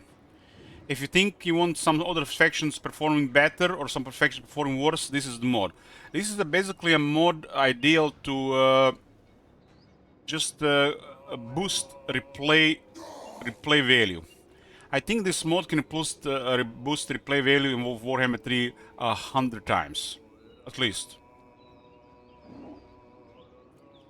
And for this back and forth campaigns, this time sellout, whoever requests a campaign can set up whatever potential they want. A person who has requested this campaign is removing all the beastmen, just to begin with. Which means at the end of turn 1, all of the beastmen will get destroyed. They can still reappear later, but at the start of the campaign, there'll be no beastmen.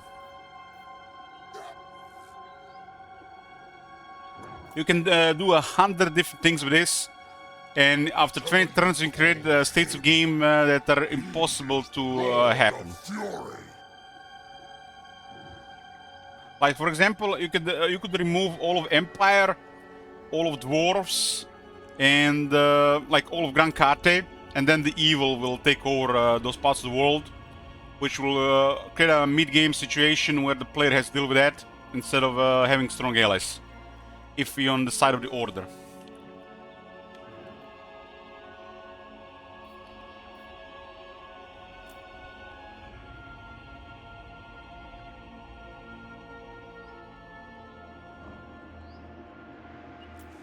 The mod interface is not good. It requires some work to set up, especially in a bigger quest, but it's worth it. I'm hoping they put this into the game. The devs put this as a part of the game experience when you're creating a new campaign. This is really important for the campaign customization. As in Hopter, Major Empire High Elf Scott and Kislev.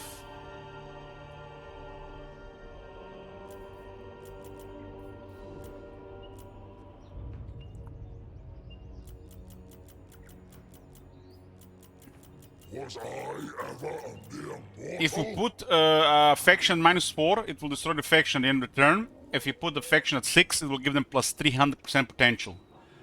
Which means that in most scenarios, only the player will be able to deal with these factions. In some scenarios, there are lots of variables that happen in the campaign, but other factions, high potential, especially hostile them, could deal with them as well.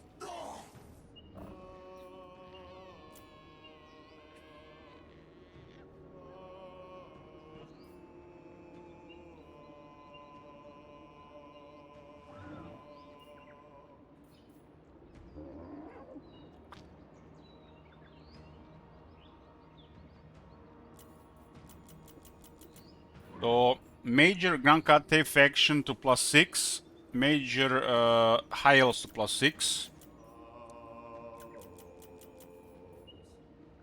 +6 is an absurd amount. Already at +2, it is really noticeable.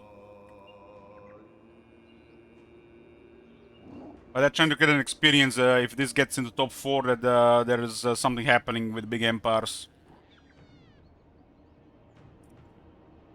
In theory, making the factions at +6 while clearing their opposition make them expand faster, so a player has to deal with a lot more and a lot more earlier.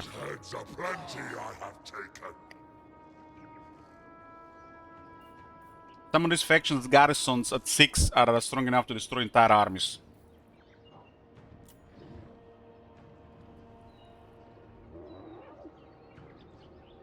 Kislev all to 6 except the daughters. Daughters at -4. So daughters will be removed. So the empire remains.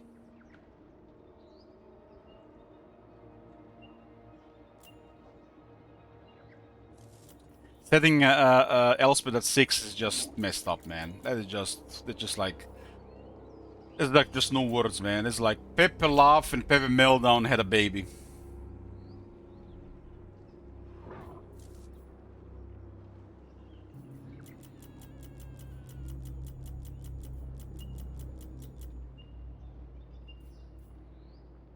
This one was set to 1. I saw it was on 1. Was the Elspeth? It's the most most powerful faction in the game.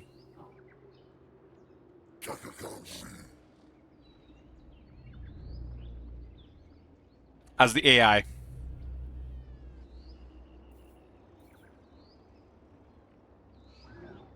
There is powerful faction and then there is Elspeth.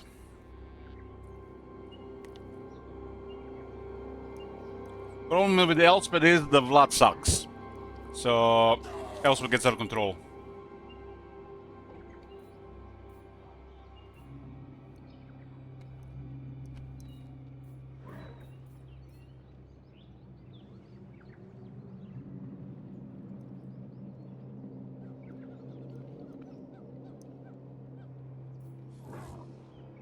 Okay. This is the initial boost here. Initial boost is here. Grows hungry.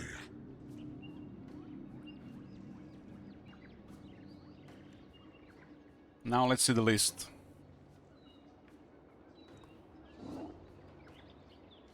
Flaming Scribes. Bionic Swarm.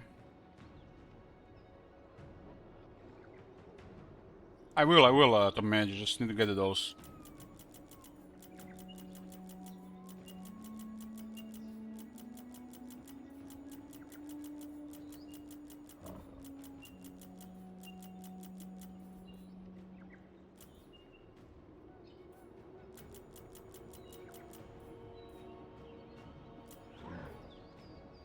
Got Flaming Scribes and Bionic Swarm. What's your thinking with the Flaming Scribes and Bionic Swarm, Top Manager? You wanna put Skyros on steroids? Or Oxyodal on steroids? Or both? You'll see.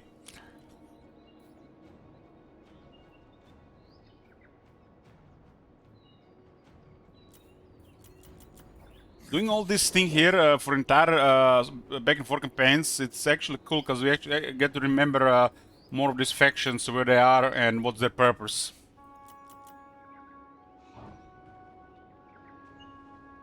Imagine you being one of them plebs that just plays vanilla with a broken AI and thinking the purpose of Bionic Sword and Rapture Success is just for Kairos to expand. To be that ignorant.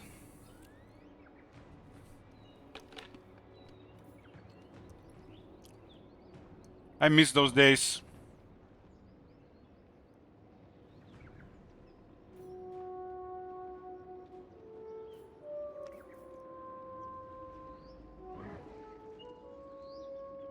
Oracle's Ninja removed. Fuck.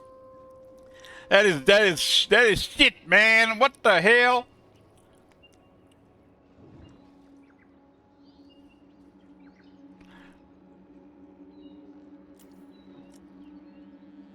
What is the anti-large unit on... we do have good anti-large units.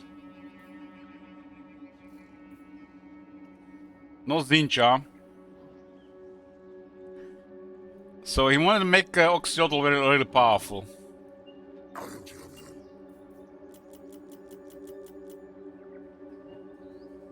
Oxyodal is already very powerful.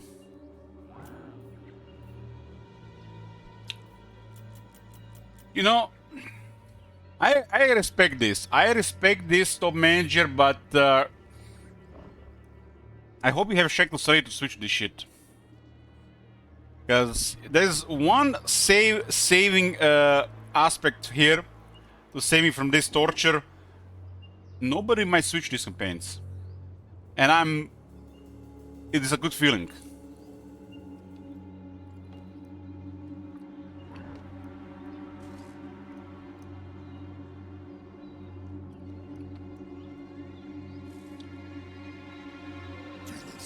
And there is a faction set at -4, remove Hopter. They'll get destroyed at the start of their first turn.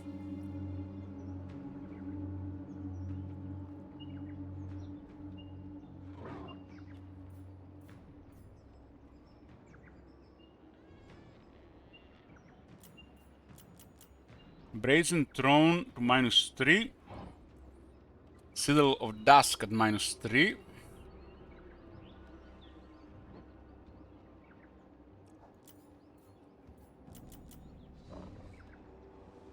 Cult of Skulls at +6. And considering how much effort you guys put into adjusting all these values, I think it is fitting that we have this this back and forth go a little bit longer this time. I feel like a lot of campaigns will just be below turn 20 for a while. Because, you know, not everybody can watch every day.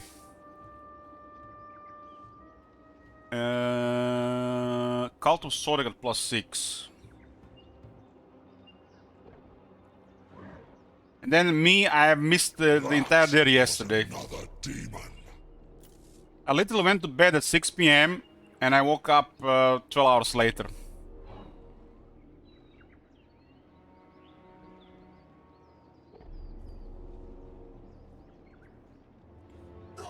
How many turns initial request?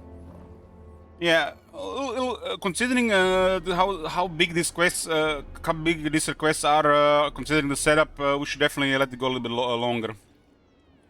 Fresh campaign is immune to switch for 15 turns. And when you switch it to another campaign, it's immune to switch for 2 turns. If there's nothing in the queue, we just keep playing.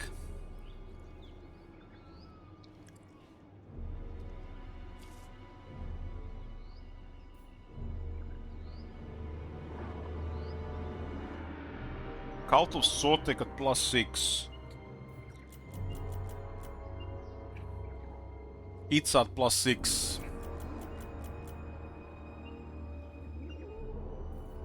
Challenge! A challenge!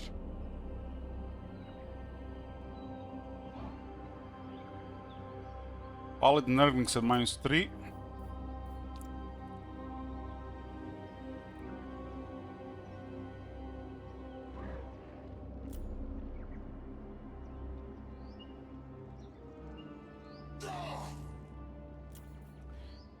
My thing about the Mumford campaign is I find it enjoyable fighting for my life, but I have a feeling like St. Isaac will run out of resources at some point, and I can actually try to recover. So it's basically just fighting this force that you never know it's gonna stop or it's gonna keep going, and it's either way good for me. So considering that one makes no sense, I should just fight to my very last breath.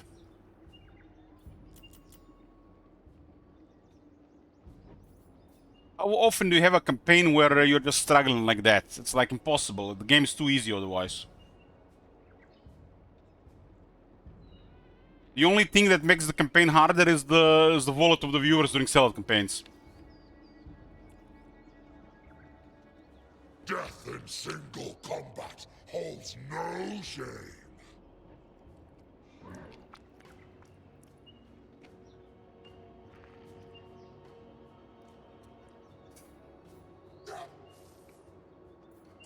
Well, Saint Isaac, let's hope it doesn't go. Let's hope it doesn't go there. For both our sakes.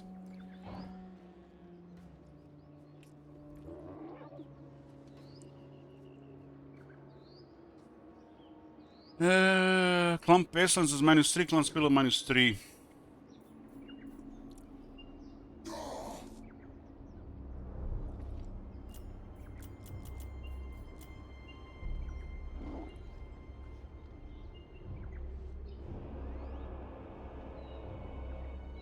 Clan Pestilence is -3, Clan Spittle is -3.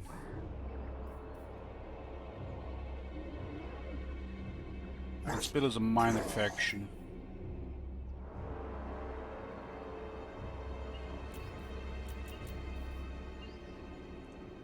How did you get information on all these vacancies, Tom Manager? I'm impressed. I'm impressed, man. I thought only Agneta would put so much effort in this shit. And now you come with this and saying Isaac comes with that other request. I just can't believe that some people are putting this much effort in this. It looks like there's people out there that are almost as invested in this game as I am. And they're not even getting paid for this shit.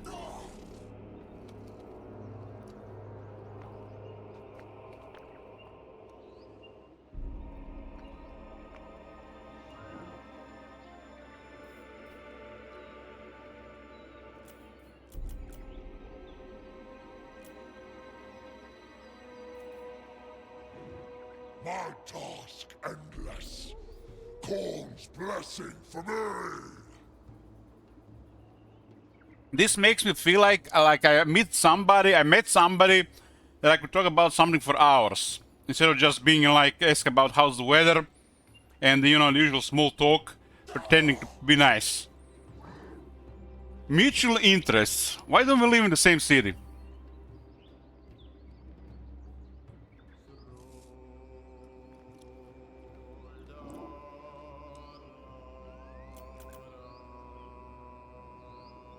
Southern Sentinel is -4.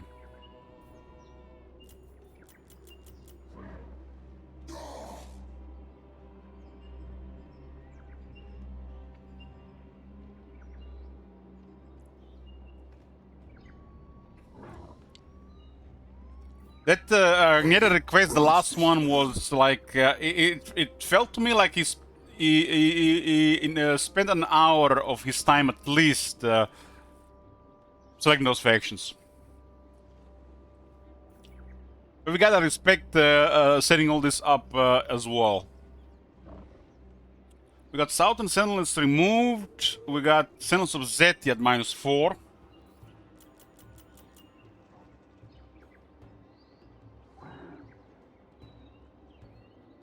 Thousand Moles at -3. It's the Dark Elves.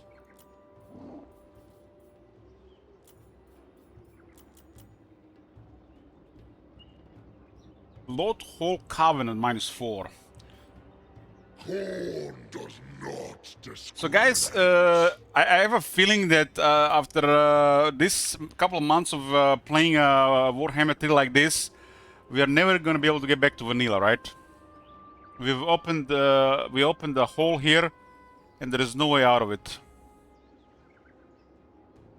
Especially with changing potential around.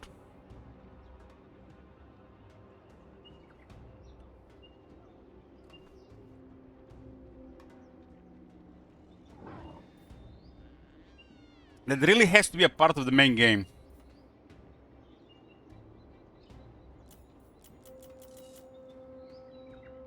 Wardens of the Living Pools.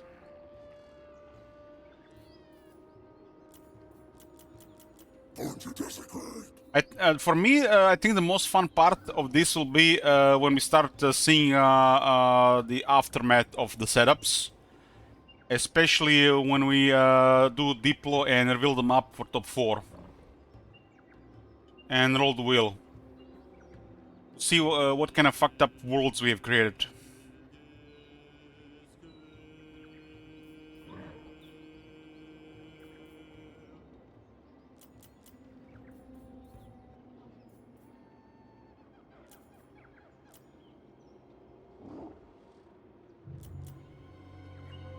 Eldritch is corrupted, man. It's like Agneta has arrived here with like -20 / corruption.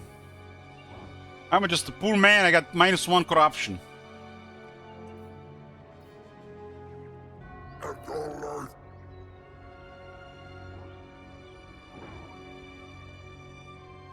You awaken -3.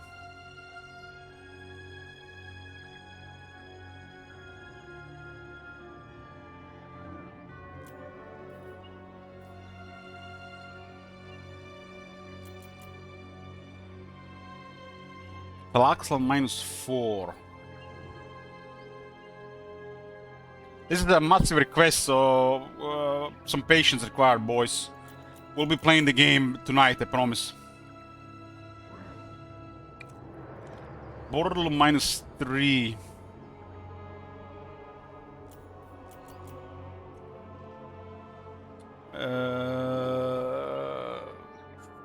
Clan Menge -3.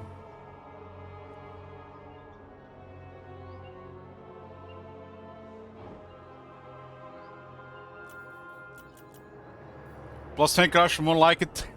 What are you talking about?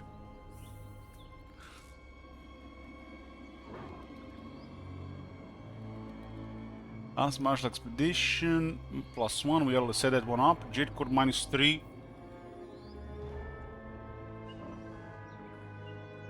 Give a good fight, and your skull shall ascend. The Celestial Court.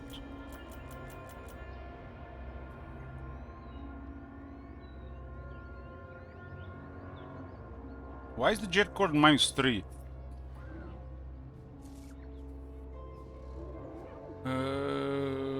Blue Wipers at -3.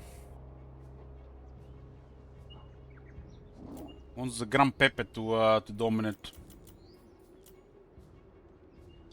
What numbers mean? We're adjusting a setup, starting setup of the campaign. It means potential of the factions.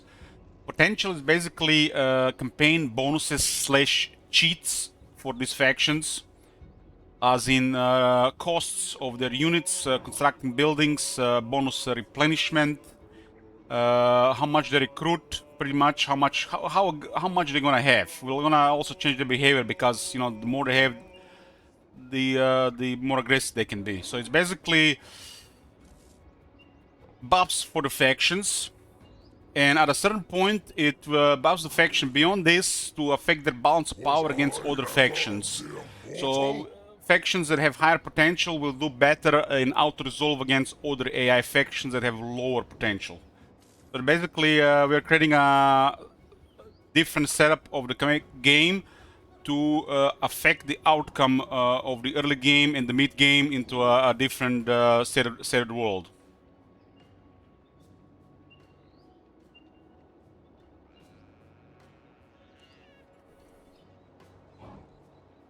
Blue Vipers -3, New Colonies -3.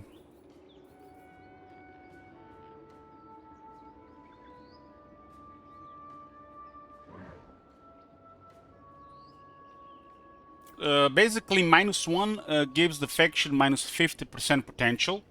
Legendary difficulty gives them +200, for example. They can also roll a random up to +50% from the base game, from 0 to 50. If you do -4, they'll get destroyed at the end of the first turn. At 6, pretty much only the player will be able to deal with them. No other factions, other than the ones that already have high potential. There are also many variables to affect this, but usually only the player can deal with the high potential ones.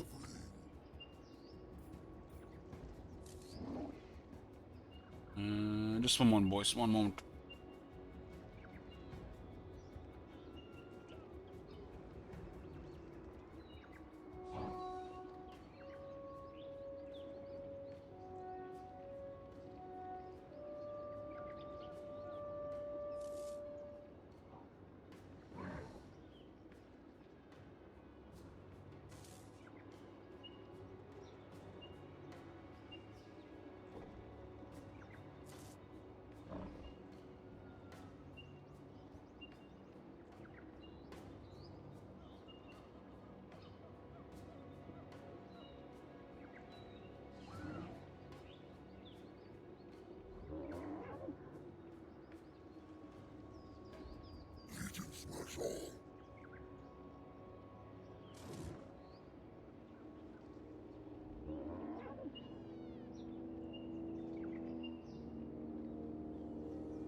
Okay.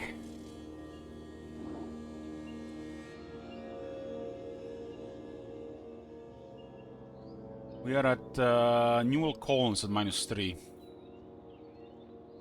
That's the Empire.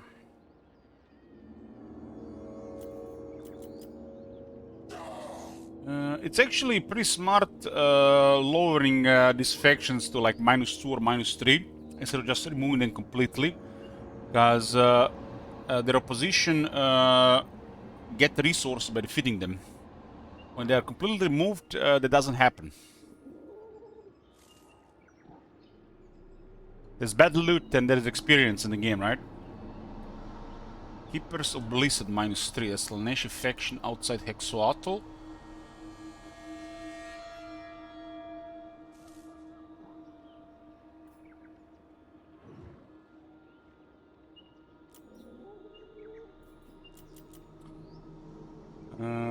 Skeggy -3. That's 2 buffs to pretty much Hexoatl position.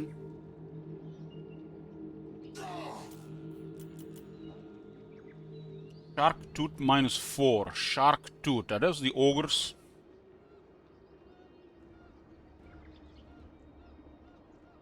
You mentioned Shark Tooth. I remember that nightmare-filled plate from Diablo 2.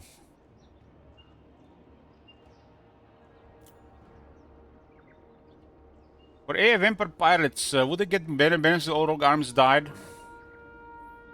The rogue armies, rogue pirates, they don't do anything in the game.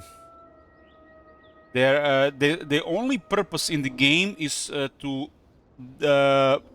appear, not declare, but appear at war with the player when the player is in proximity.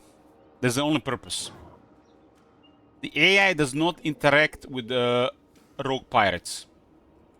They only exist there for the player, as a Vampire Coast for their Regiment's Renown, and for non-Vampire Coast player to appear at war with the player. So they're not really a real faction, and they really serve no purpose in the game.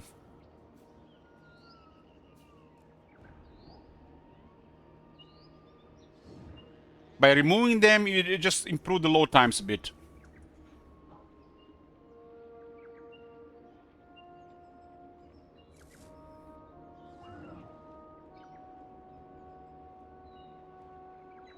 Shark Tooth -4.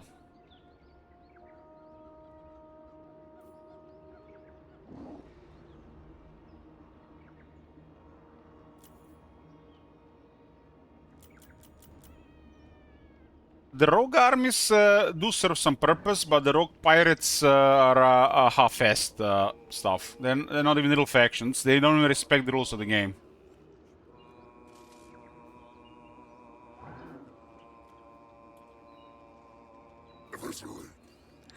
Look at Agnieta, man. I always think of new evil ways.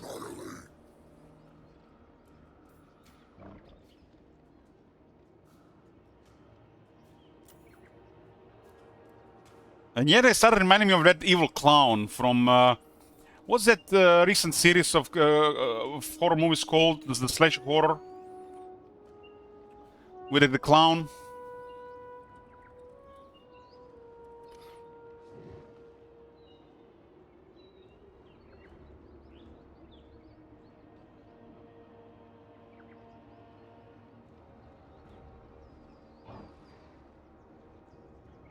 Terrifier.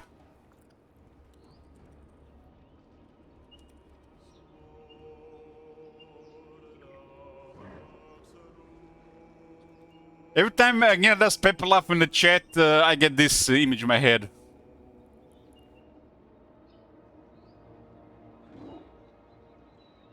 He gets an idea and then he uses it. A challenge! A challenge!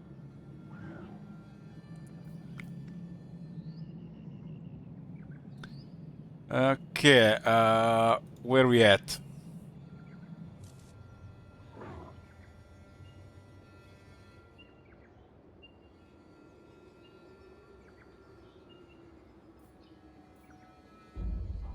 Shark Tooth -4, and then we have Hexoatl at +6.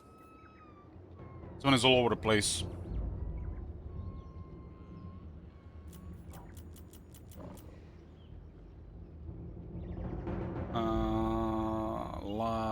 Sheridan at 6.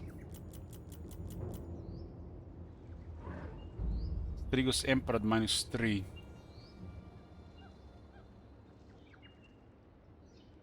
You know, when you think about it, the whole setup, and then you combine with a sabotage, it's pretty easy to just sabotage entire request. Like, we just put our entire wall of text, and somebody could disband our army on turn 1. That would be a major troll.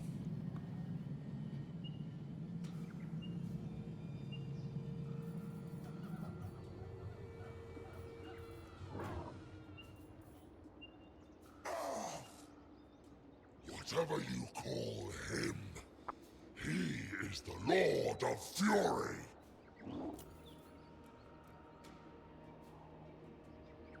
At least we are trying to find him faster. We're almost done, boys. We're getting there.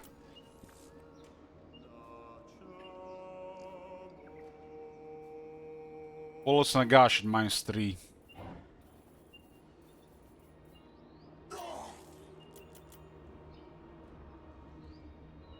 All bottomless factions and all beastmen, huh?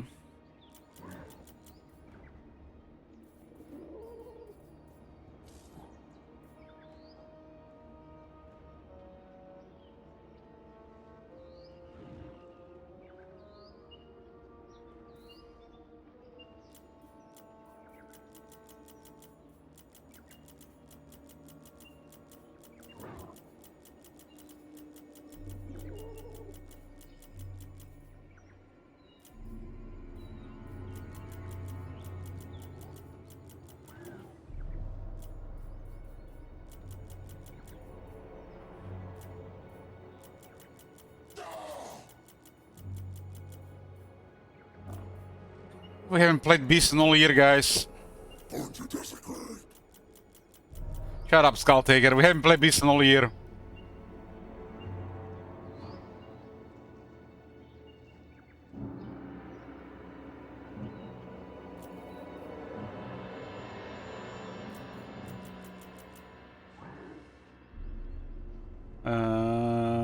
Okay.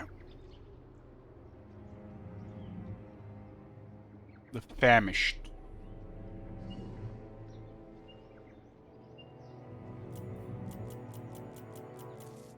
Famished at -4. Vegan's Errant at -4.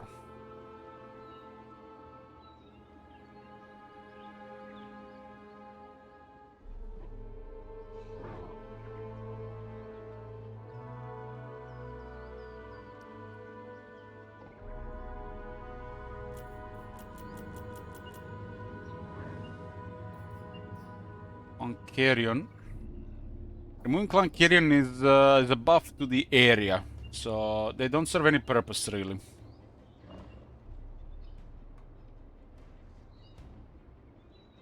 Whoever is close, it's heavy. It's gonna be good for Clan Carrion not be there.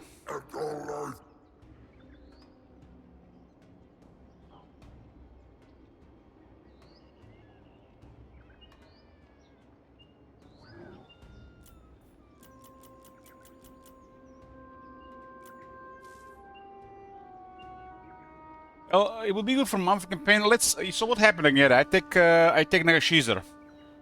Before I even get it fortified, we get 3 armies on it. It's actually worse for the player to resettle than capture.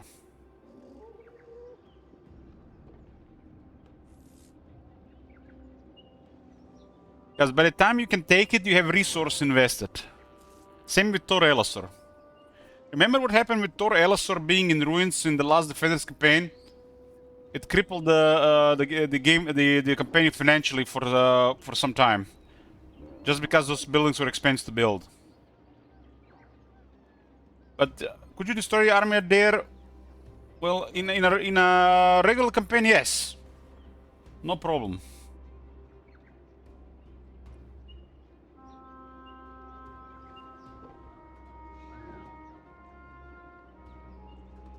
Death in single combat holds no shame.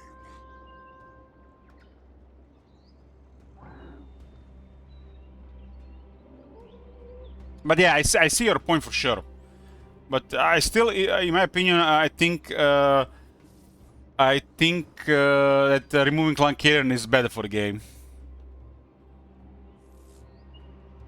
Because the AI, how the AI interacts with in the area. If the AI cannot interact with a certain area of the map, it makes no sense for that map to exist. That's how I see it. And that's, for example, is Nagashizar and the Eastern Colonies being the main example.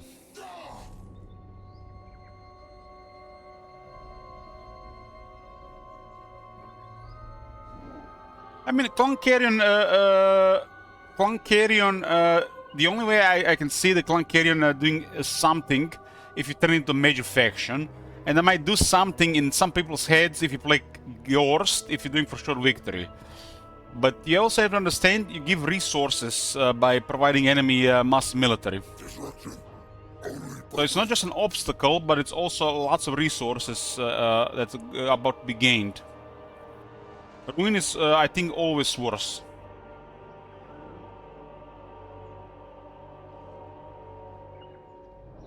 Because every force, every battle is resources.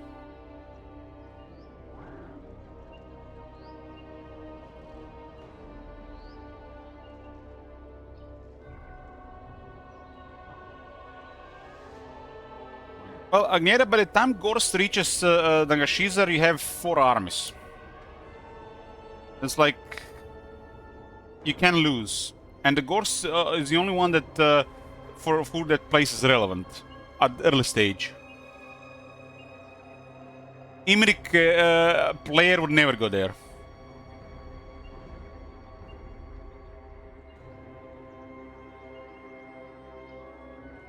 Clan Morse never would go there. That place is just weird, man. It's just weird and it's not good enough to prioritize, I mean.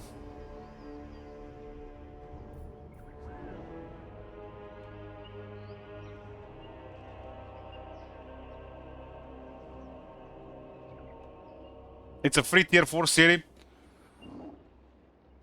You do know that they can capture 3 provinces by literally any other faction without going there, instead of going there. Which will be more consolidated territory than going to Nagashizar. Nagashizar ought to be way more powerful to be worth it.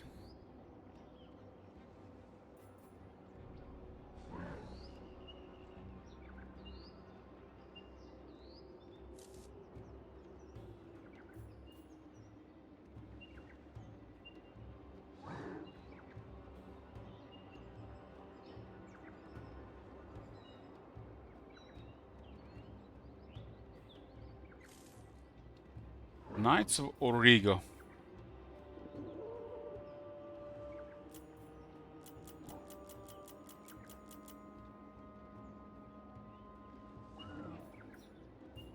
Greybeard Prospectors.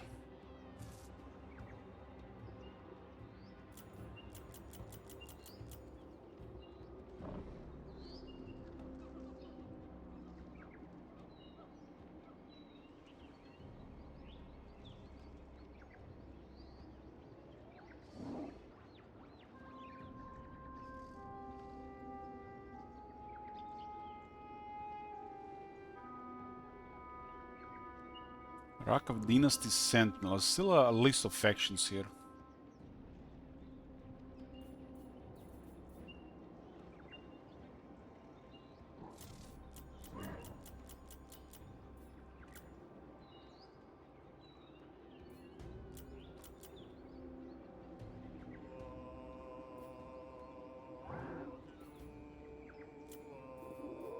It's, the Sentinels are a little the same case. It's better that place being a ruin than actual affection there. For the player is worse, for the AI is better. So it's always better for that to be a ruin, to be affection than a ruin. The other way around, actually.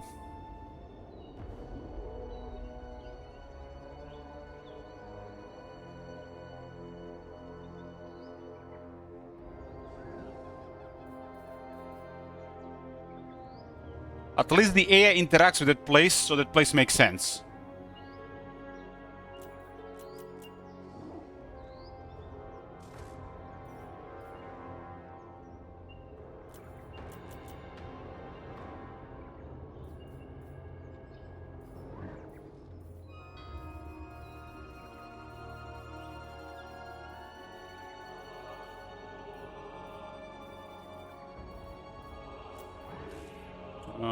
Sylvania, Dragon of Conclave.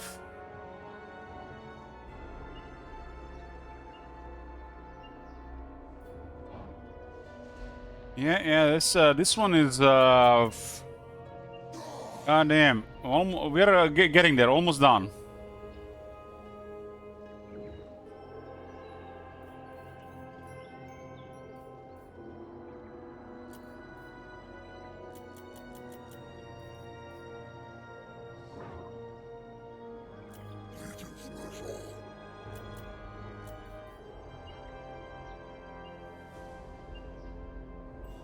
Zlatl -4.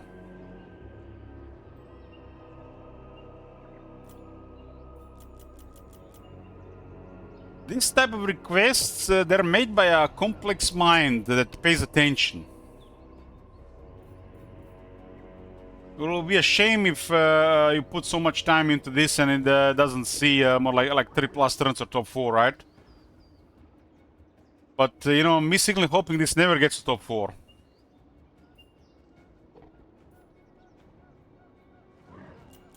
But it's ultimately down to you guys.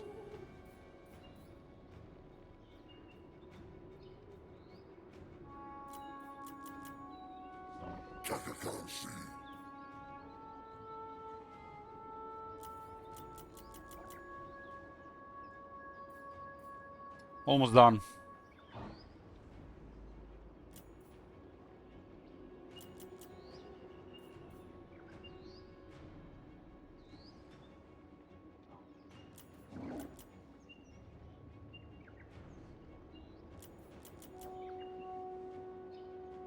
Removing last defenders.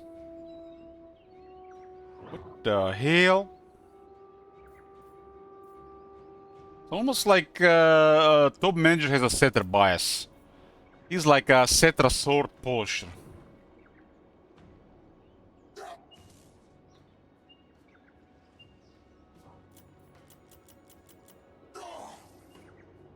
Corn does not discriminate.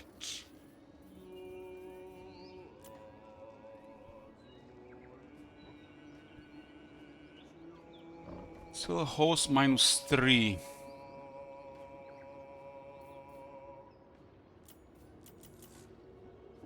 Portal Baras -3. Oh god. Let's see where this is going. Oh my god. Have you seen that shit?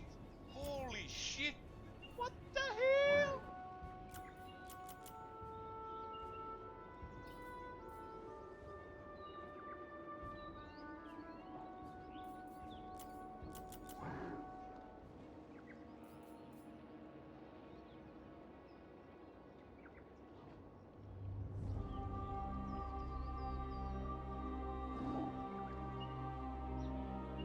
My trophy sack grows hungry.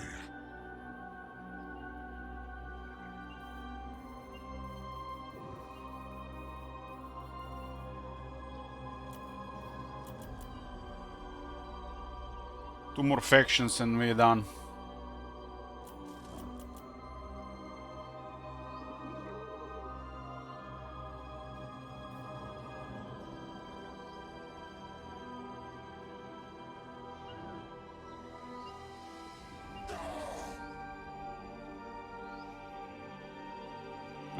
Sure, St. Isaac.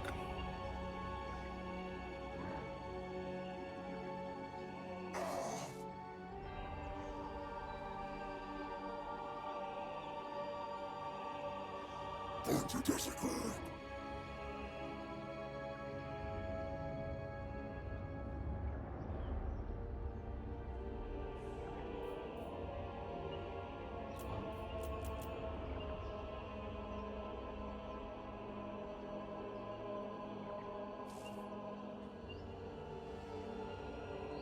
That's it.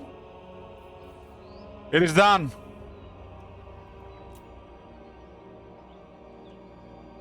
It is done. Nature calls though. Nature calls. Be right back. Skulltaker! We're back, boys. Let's go. Bloodletting maiming. 0 to 1 battle victories. I have Minus 10% upkeep plus 1 corn corruption local province. So there's no negatives anymore. What?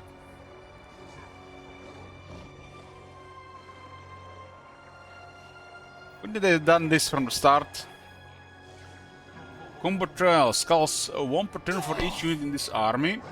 Wins of magic power is a plus unit per turn. Enables rotation for this army. Unit experience game per turn plus 200. 200 still seems low. Demonic portal. So it's a different one for sure. Ah, there's the negative one, it's the one below. Okay. Minus 5 attack, minus 3 con corruption.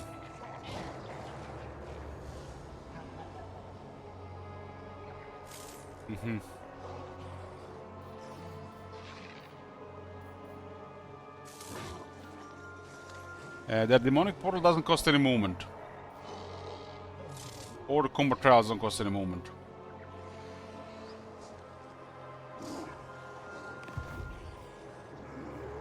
Cloak of Skulls or Holy Manifestation. This one spawns the army, huh?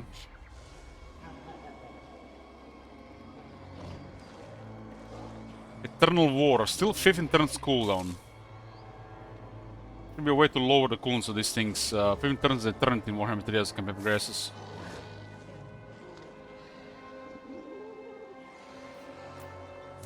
Horns champion! They actually have an enemy of 9 units here, wow. The more eminent Skulltaker's opponent, the more essence there is to reap. And with every new genius of Skull come with ever greater rewards. Champion essence is a measure of this character's strength and can be claimed by Skulltaker to empower the Cloak of Skulls. Lord type not identified 10, Lord rank 1, base amount 5. So total of 16. Hostels of Change. This used to be a Tzeentch, right?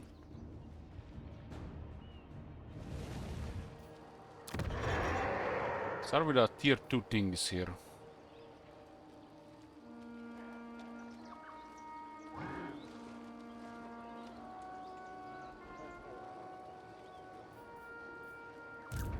Destroyer all!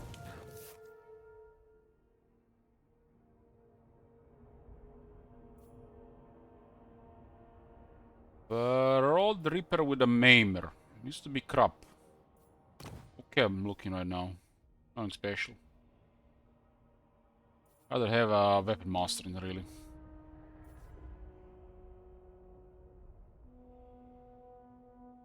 Hate Slanesh. Yeah, let's see the Skulltaker here. Has almost has 5800 health, 60 armor, 80 leadership for a demon, huh? No missile resistance as usual for demons.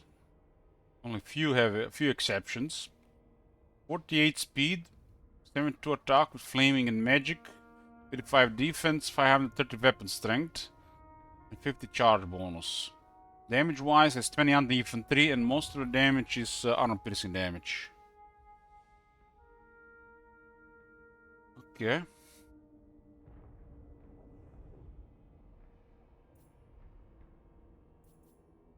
Unyielding Assault, you can lower his melee attack. 20 phys resist, 35 spell resistance. No character missile resistance. There's a Hellblade when he gets over 80 kills for 20% more damage. There's a Bloody Onslaught. It can affect an enemy to lower their armor defense. Any enemy. And the duration is 38 seconds. That's long. That's a big penalty. It's a pretty good ability. 30 armor, 24 defense. That's gonna hurt, especially if they get hit by a strong unit.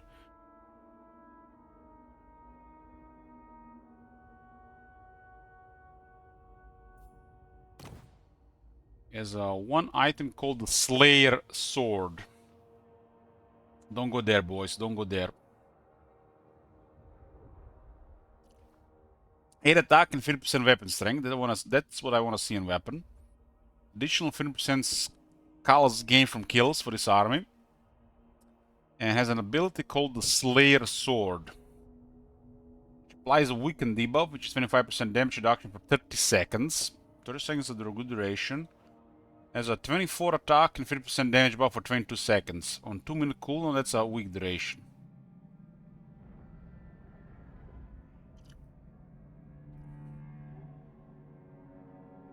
Like only relevant if he's fighting some single entity.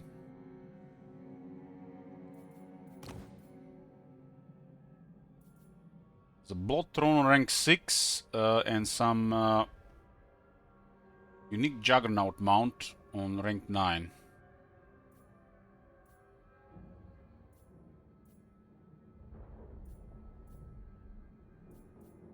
Blood God's Vigor has a rampage on a skill automatically unlocked already.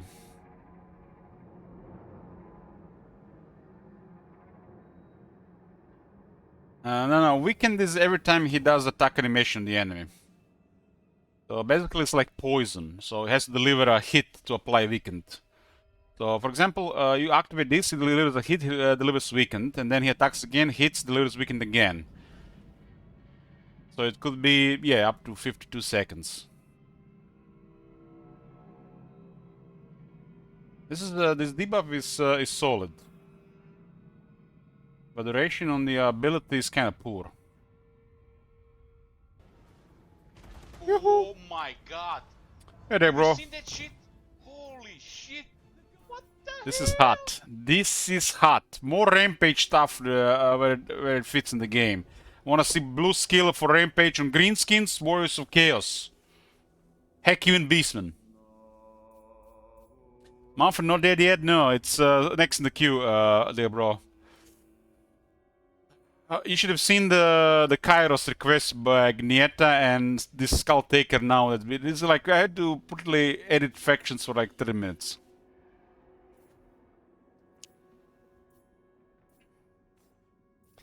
Bloody Onslaught, kills replenishment rate plus 10% for this lord, so he gets 10% more replenishment, the lord only. And has 30% on Unholy Resilience, so I guess they didn't get the memo.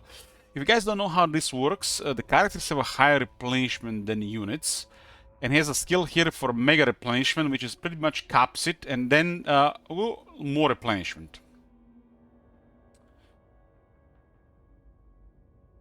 10% hit points is pretty nice though, and 50% longer duration for the Bloody Onslaught. More stuff like this. This Bloody Onslaught ability is crazy. This ability is crazy for the player and crazy for the AI. This is a very strong ability. And has a 50% longer duration. Wow.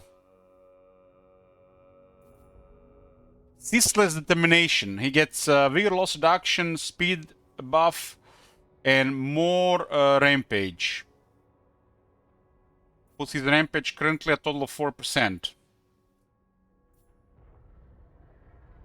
Unending Terror.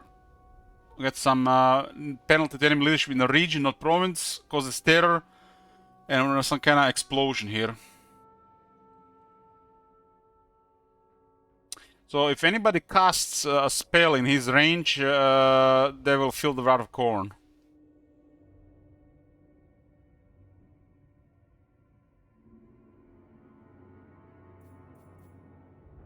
Legacy of Blood. After winning a battle, the local province is marked by corn for The next... hell?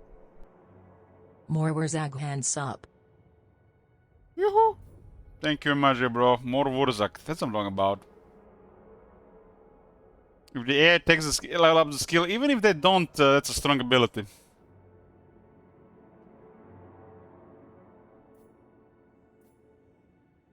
Warzak in the queue. There you go. And Warzak goes to turn 22 plus, huh?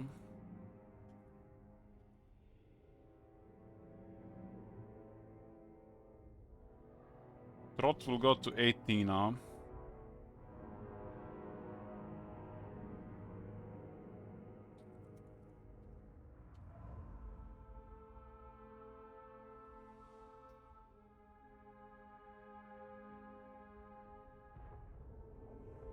I'm really not enjoying the scaling much these days, but that trot mechanic is kinda attracts me to that campaign. See what we can cook with it.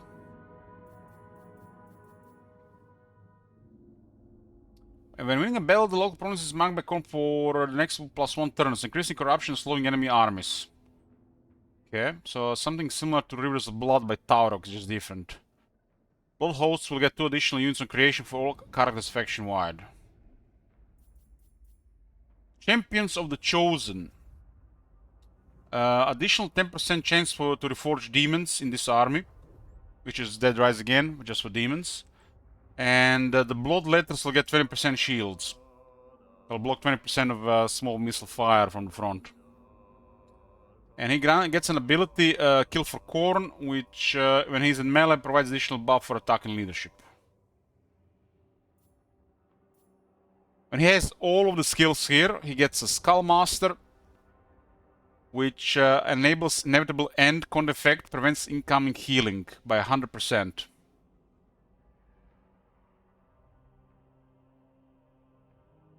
Wonder if they're going to work together with the Slayer Sword. And he gets an ability called Executioner. A unit with Execution will execute units in combat below a 20% hit points threshold. Okay.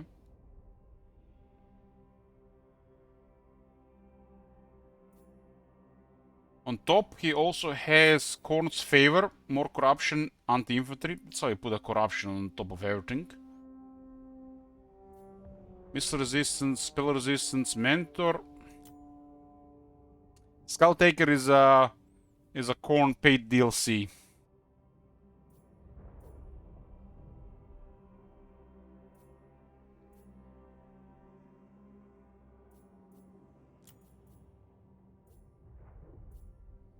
Lots and lots of damage, huh?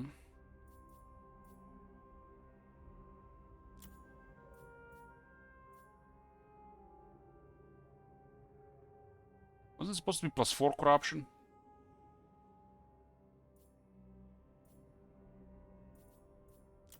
Nothing unusual down here. He has Rampage, and Rampage is fun. More faction ought to have Rampage. I really think Greenskins and War Scales should get a Rampage and a blue skill. And now in the field ought to give a little bit of Rampage as well. Rampage is when you restore movement range on victories. This guy starts with Rampage on turn 1. Single combat holds no shame.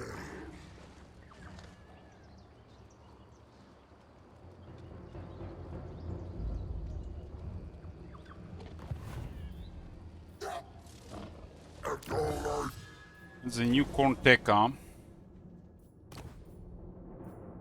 We're not gonna go in this in depth since this is not really official Skulltaker campaign. So we'll look as we go. What is this? The Skull Throne.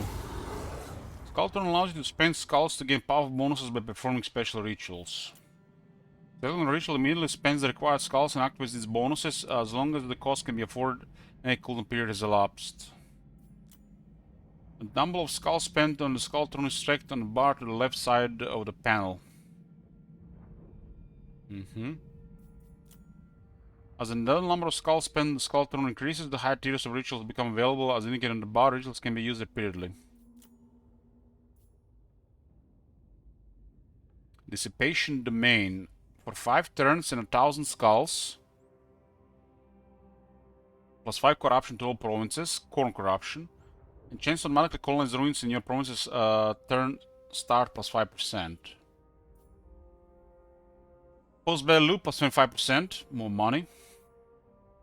Summon from the Beyond. Blood Letter Summon. For all armies. And the next Blood Host Summon will have 2 additional units. We started only with 5,000 skulls.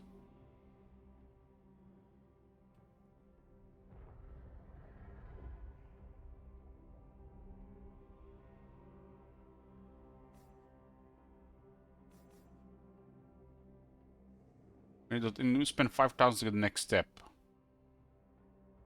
Hungering Blades is something. It's stronger than that Hellblade. It requires only half as many kills. And has a attack on top. And it stacks with a Hellblade, right?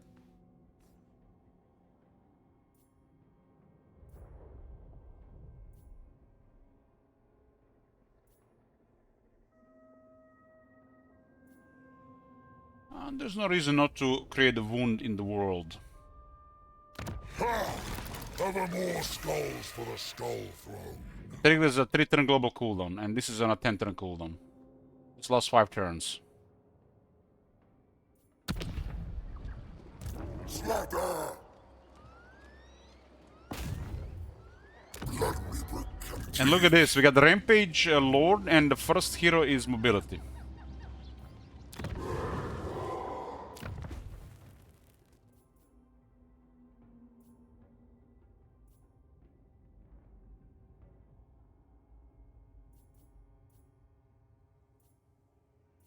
So even tier 1 has the same upkeep reduction.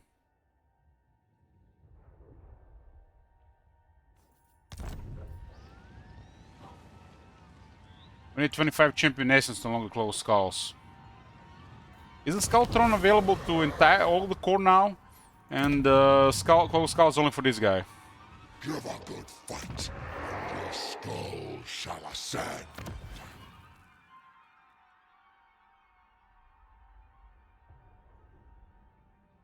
Okay, very good.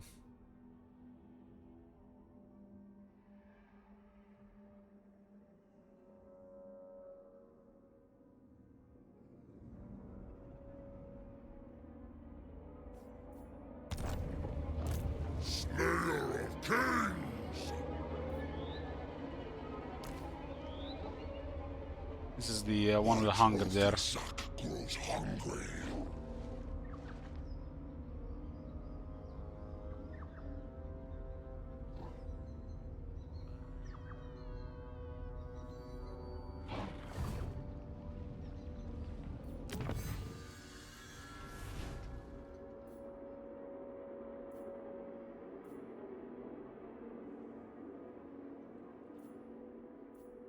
Pillar of Pride, Pillar of Wrath, Pillar of Rage, Pillar of Honor, Pillar of War. No nonsense with 8, huh?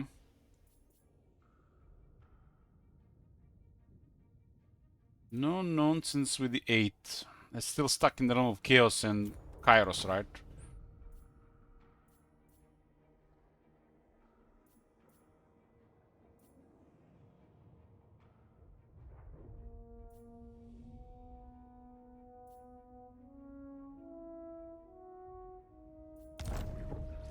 I can. I will. I must. I can, I will, I must. Corn does not discriminate. So I guess puts us to 21 essence with this. Yeah.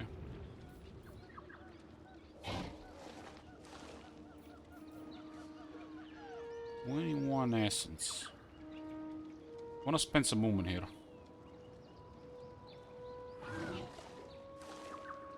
Sweet Fighting a Tzeentch faction here. Lord got shackles. Lord or hero, they won't be able to move for 34 seconds.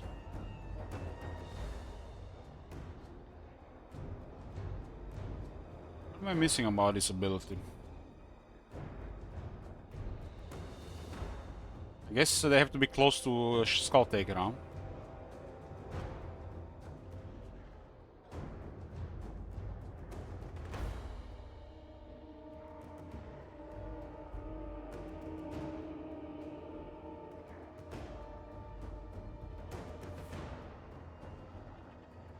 When frenzy on the blood letters is disturbing.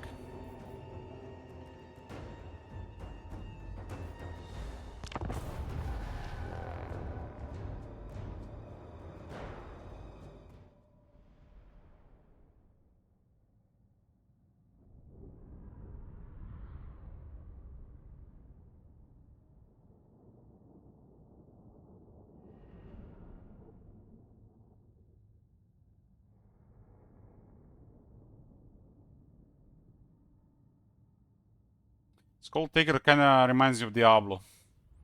Is a portrait.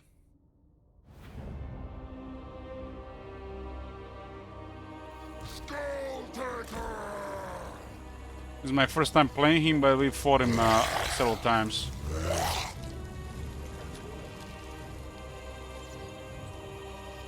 It's a big ass sword.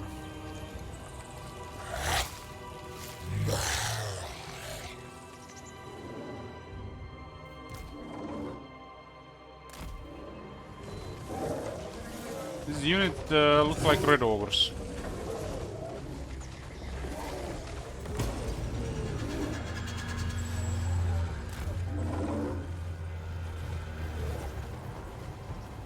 But these guys have 150. What? Ah, they have frenzy. Look at this, boys. Look at this. Look at this. 8.3 thousand health, 40 armor, 75 leadership, 65 speed, 38 attack, 28 defense, 140 weapon stack, 50 charge. I got frenzy and 35 spell resist.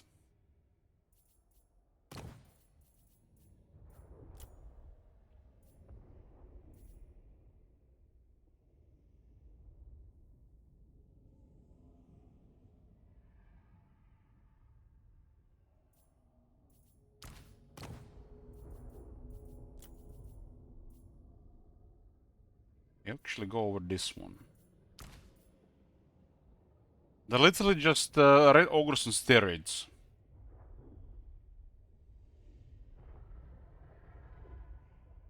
$8,200 health and 140 damage. 7,700 health and 75 damage. What the fuck, man? This is literally inferior unit in every way, and it's the same unit. This is same unit. This just have incredibly shit stats.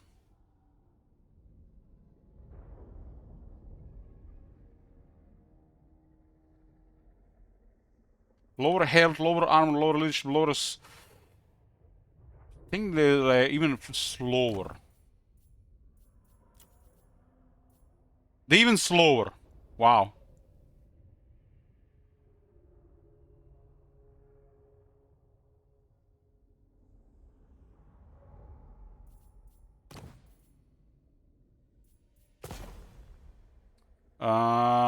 Red ogres are tier 3. Wolves are on tier 2.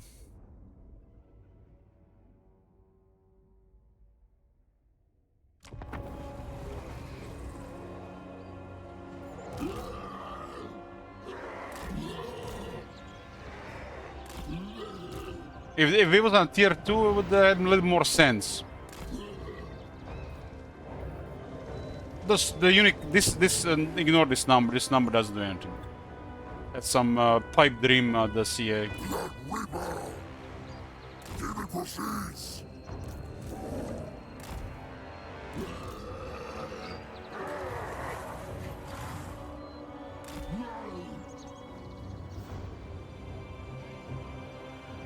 This is the same company that put ogre pistols at tier 5. Do we have to say anything else?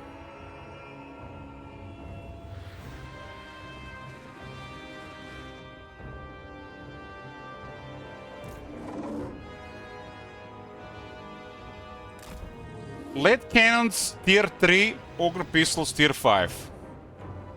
And they're getting paid for this shit. Incredible.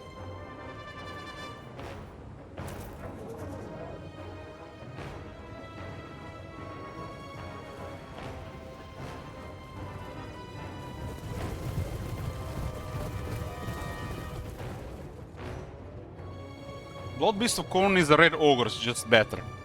In everything.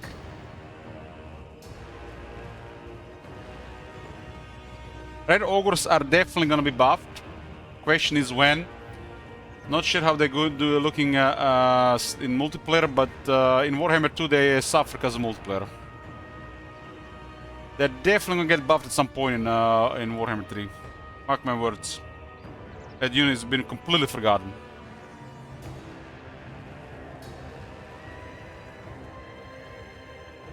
Especially now the Blood Beast of Corn been released, which is identical unit. Just better. First among bloodbatters.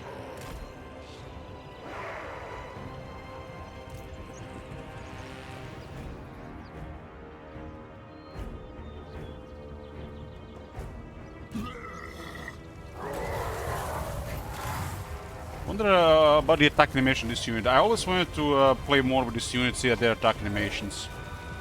There's a couple of corn units that have bugged attack animations, and that really turns me off from the corn.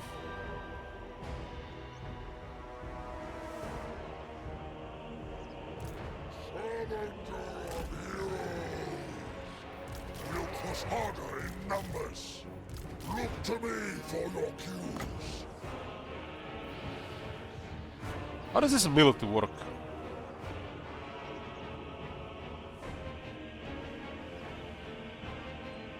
Am I getting confused by the double duration there?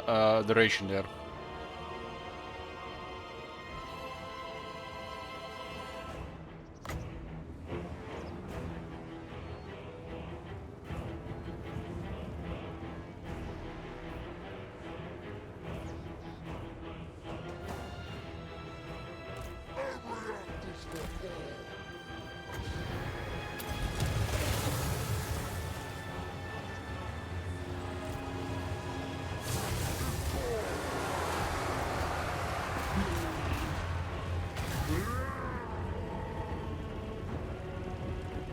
If God commands.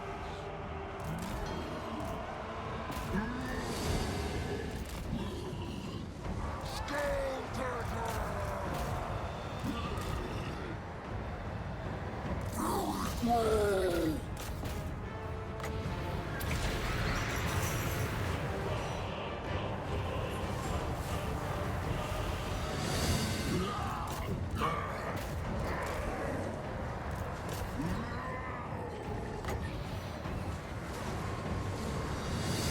The Slayer Sword awaits your death. Man, those guys poofed.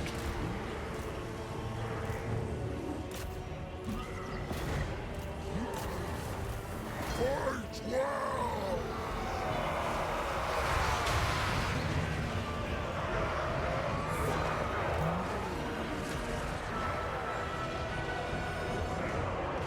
Looks like the block crashes are delivering damage.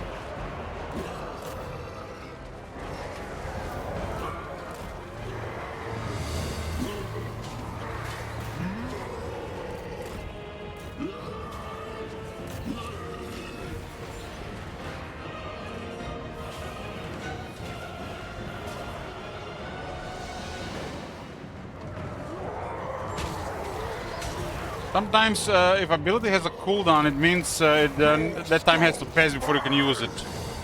But sometimes, you know, it's just extra stuff.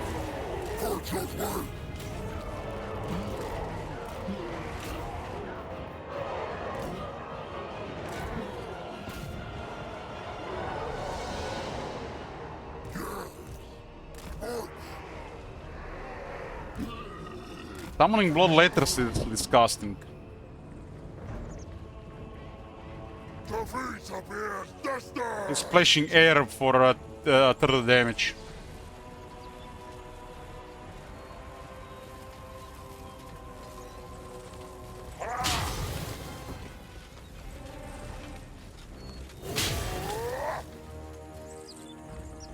Okay, he has one good attack animation, but that one is splashing air. Form's work There's a graphical glitch with his cloak as well. Sometimes one of his skulls disappear. their ranks.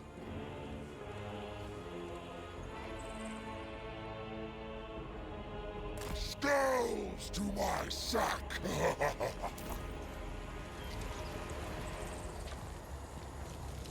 Skulls piling up!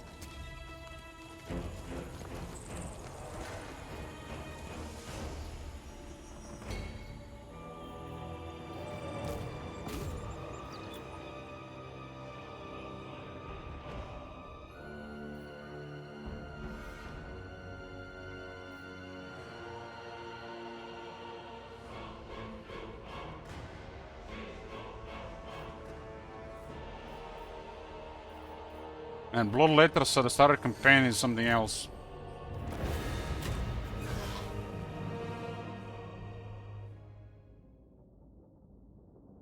So these guys, the blood crushers. What is the other one called? The anti-large ones? They are the mortals, the skull crushers. There's blood crushers and skull crushers.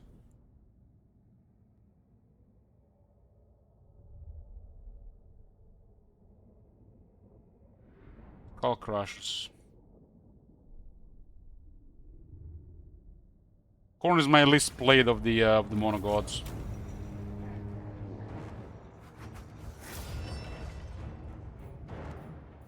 We can deck skulls, we can get some replenishment, and we can offer us tribute.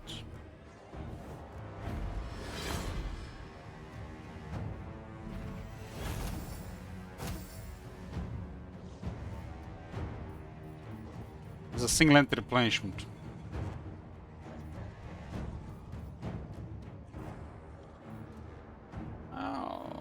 Doesn't matter what we take here. Let's get skulls.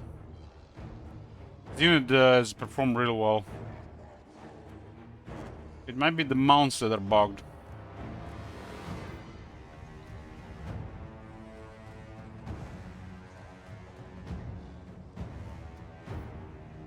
I'm glad that this is a Red Ogre, not a Chaos Spawn. Red Ogre has better attack than animation than the Chaos Spawn.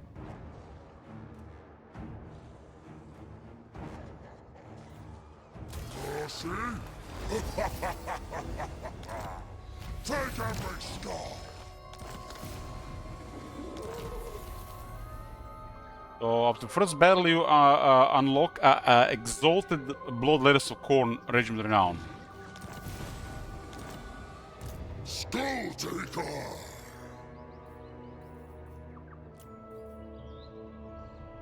And they got Hungering Blades.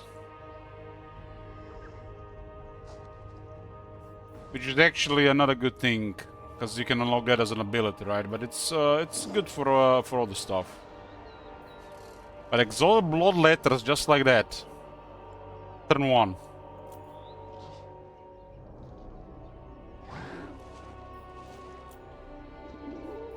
Among the fodder, I sense future greatness! Blooded Wanderer!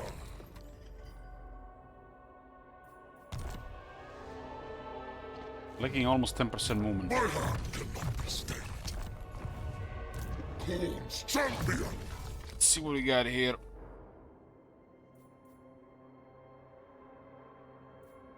These are some really good campaign skills already at the start. I still think there should ought to be a rampage way. I'm glad they added another effect to the recruitment cost stuff. All factions should have another effect on the recruitment cost. Renowned Feared is king. Renowned Feared is king. Corruption looks good as well. Heir of kings! This is all good here. This is all good. Skulls piled here. Yes, a good day. We can only get the Blood Reaper or a Cultist.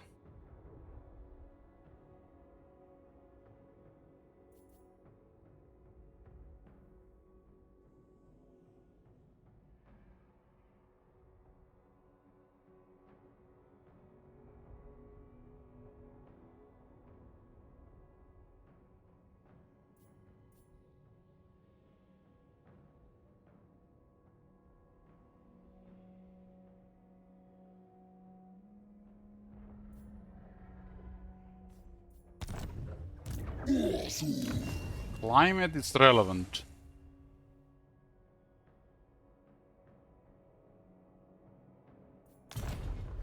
A hero's journey ends here!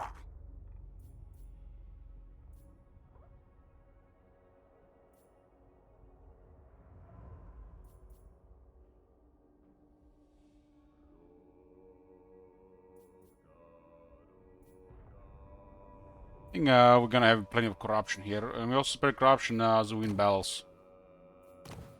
Go with a blood feast.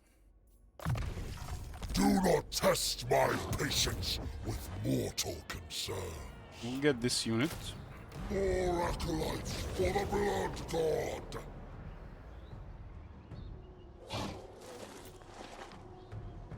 Only the finest. Blooded wanderer. The end to all sagas. I sent life and I heroism. wonder if they are reinforced here or they just create a thin air.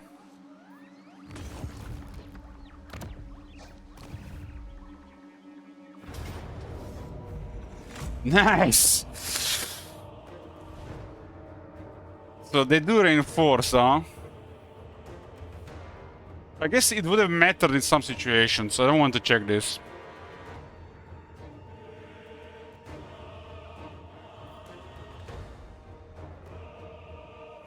It really depends what you're gonna do with the settlement, right?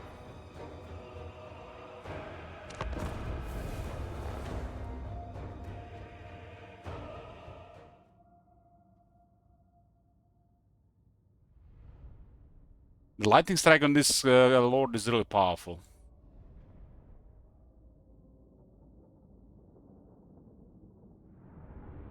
This type of this what we done here can be invaluable in some situations later on, because you can pull them out, avoid the tedious sieges, although corn is fun in sieges, and get the movement restored anyways.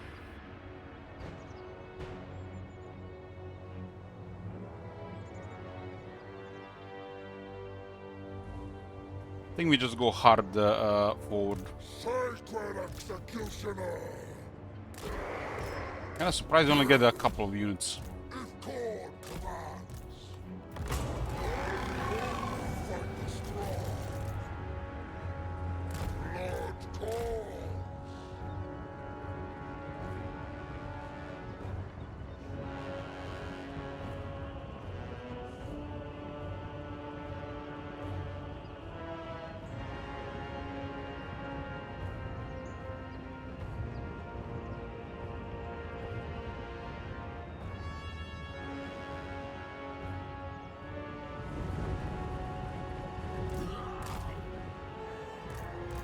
For Corn.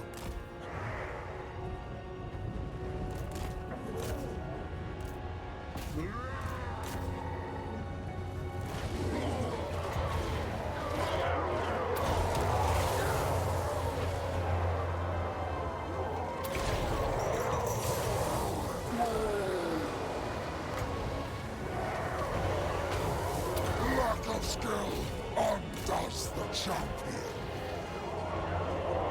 The Slayer Sword awaits your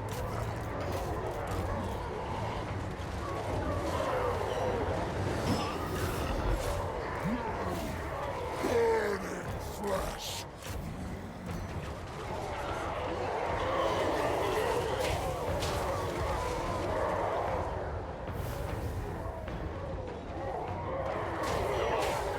Blood, skulls, slaughter.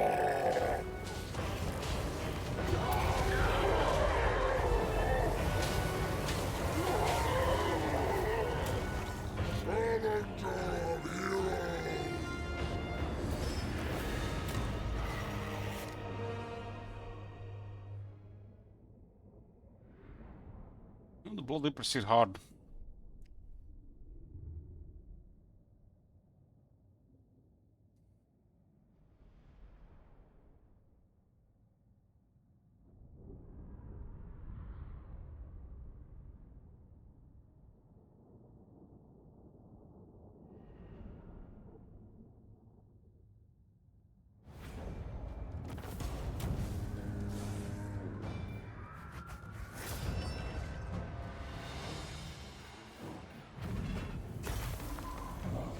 Stay your violence. These are corns.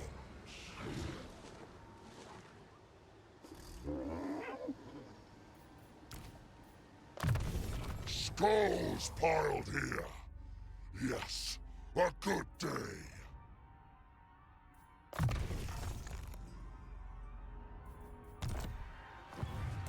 Skulltaker!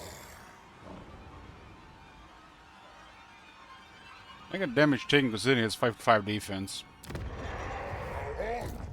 On until we've winnowed all that liveth.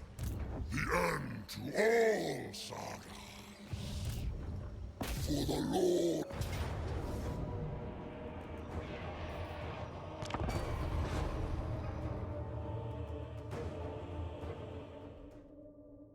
We could have defeated him in a previous fight, but this is a separate fight, so there's some things that will happen if it's a separate fight. For example, I can get another chance to find another item. Items are per battle, per lord participating in battle. You can fight up to 5 mucks per a fight. 4 lords plus steel. Steel was bugged for a very long time, but they fixed it some times ago.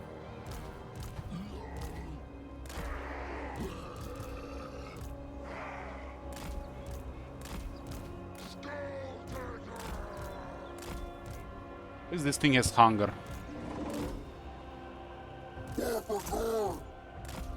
This seems like way too much damage to other items. Squishy demons.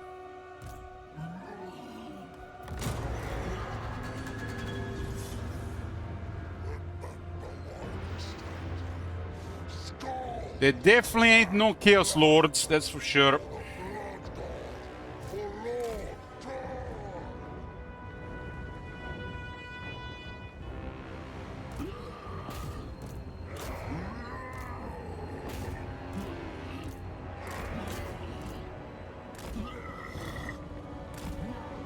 Or Dwarf Lords, yeah. I mean, the Chaos Lords are just Hierophant's Dwarf Lords.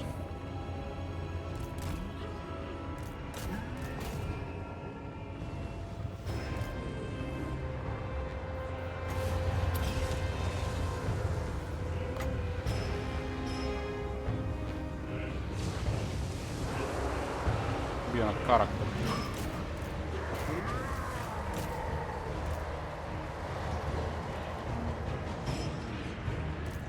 Damage in those block crushers. This units have 26 charge.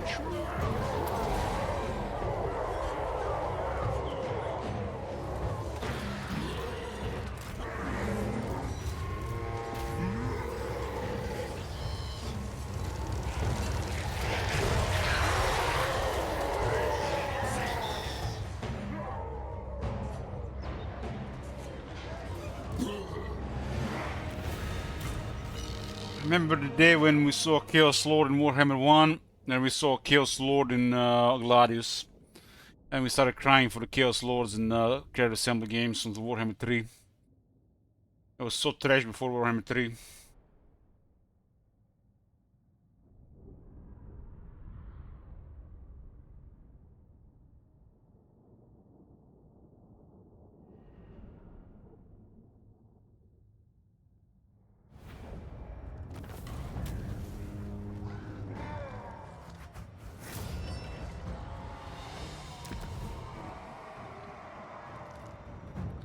Cloak of Skulls, huh?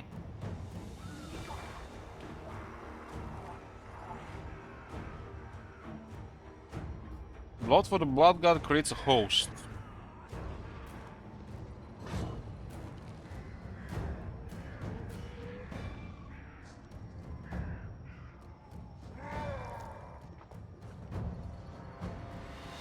Someone's blood holds its army can recruit exchange units with other armies and will take damage over time, but its survival can be extended by fighting battles.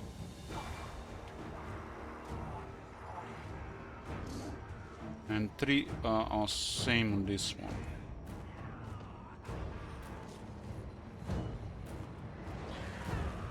Born should rarely occupy. I think we go blood for the Blood God, considering we need military. A mighty host, hungry for slaughter. Skulltaker! We get Crimson Eaters here. Not a bad army. Now on until we've winnowed all. Didn't it say they would be getting Winds of Magic? But they're losing Winds of Magic. What I missed there? A hero's journey ends here! Only this army gets Winds of Magic? Skulls piled here. Yes, a good day.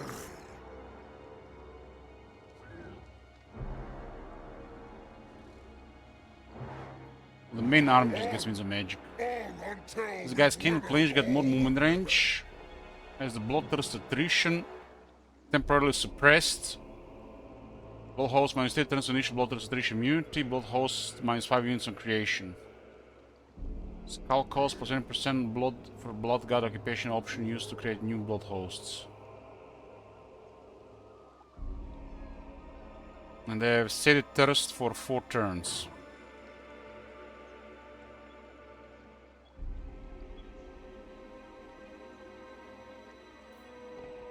They don't cost any more money. Didn't these arms just cost money?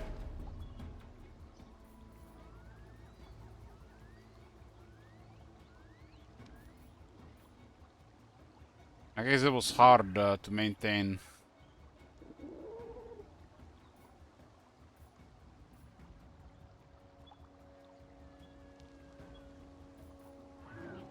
I guess you want more skulls now.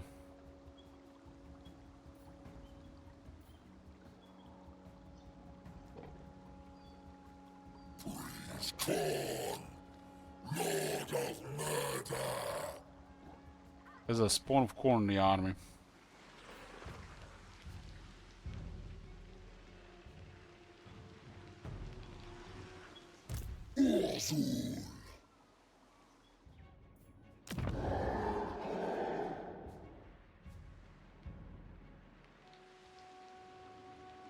Slayer of Kings! I think raising a settlement will give us a turn of replenishment.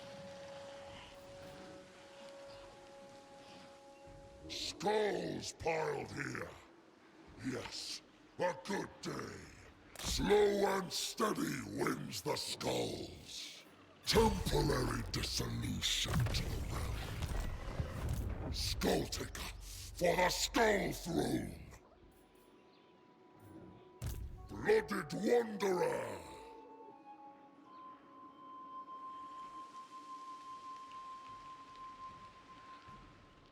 Do you remember what's gonna happen on turn end? I know one thing for sure. We're gonna get to turn 16 here and nobody's gonna switch this campaign. And then I have to worry about it. I'm in a copy mode. Unless I see a campaign in top 4, don't worry about it. First among champions. The weak shall be trampled to dust. Thanks to the mutilating level of bloodletting, we can global recruit -1 turn. Global recruitment ratio -1 is one of the most powerful things, period, in the Warhammer 3.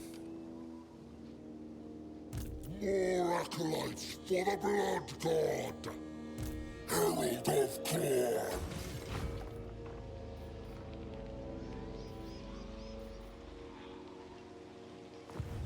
Now on until we've winnowed all the living. This was actually a mission to occupy this one, not raise it. Frenzy upon me. And I'm guessing we can't get a follow-up quest unless we occupy it.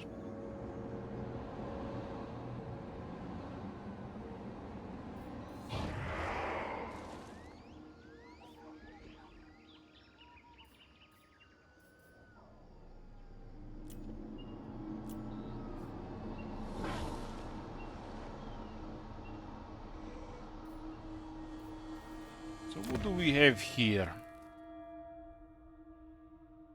Kind of funny that the Warhounds have a tier 1 building and they're not part of the base building.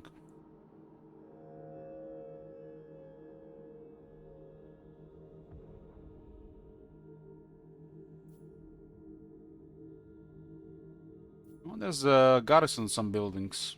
That's how you should do it with pretty much most factions.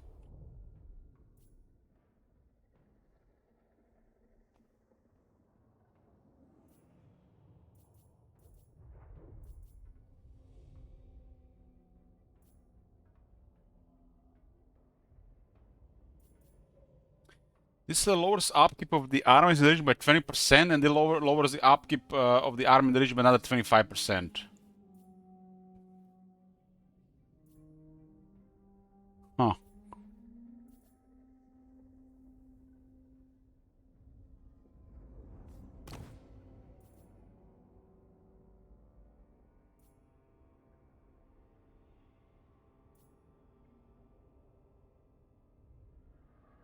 At least they put a bit more thought about this between the settlements. Like, this is completely ignored as a flavor with Kairos. Should be more like this for sure. The Kairos is so fucked up, they actually put Marauders on the portal. Meanwhile, there is a mortal and demon flavor here. Kairos is just a kid, just dump the Marauders on the portal, where the demon's supposed to come out of.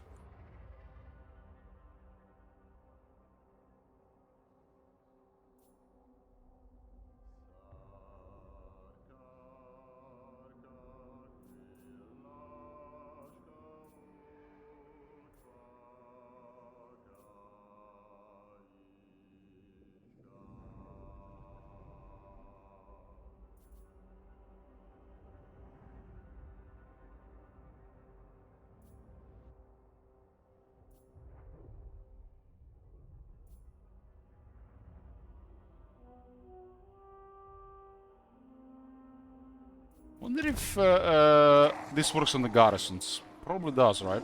Because it's an army.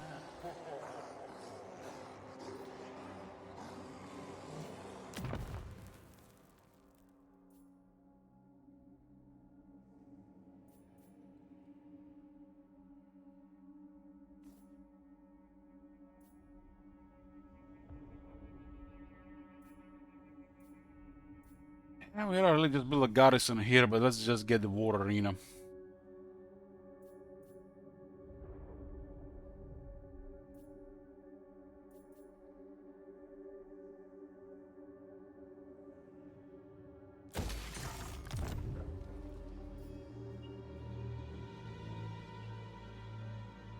The end to all sagas. These guys are pretty good. Pretty good. Turn 1, global recruitment 1 duration. Always hunt.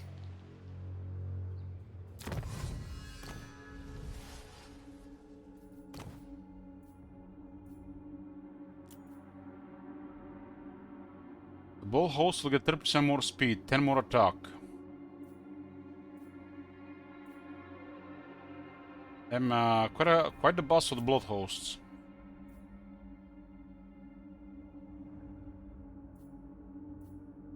Man, the blood hosts are on steroids. What the hell, man?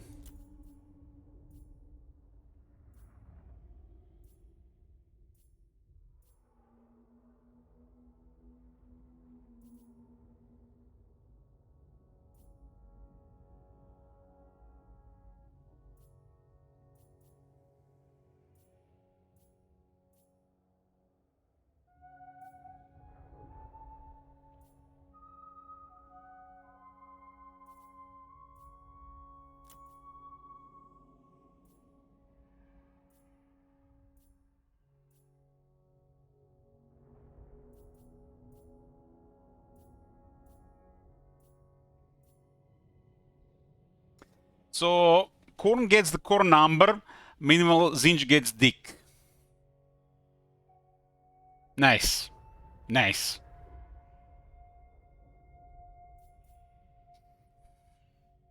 Two turns for 10% more bad loot, no brain. All life shall fall in the end.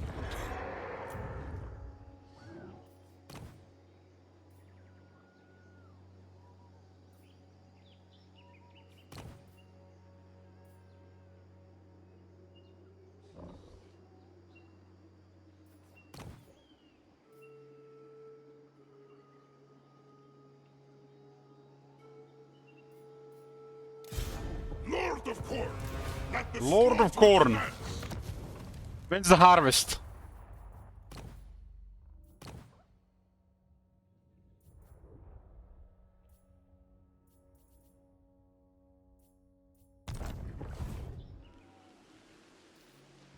Must sate fury.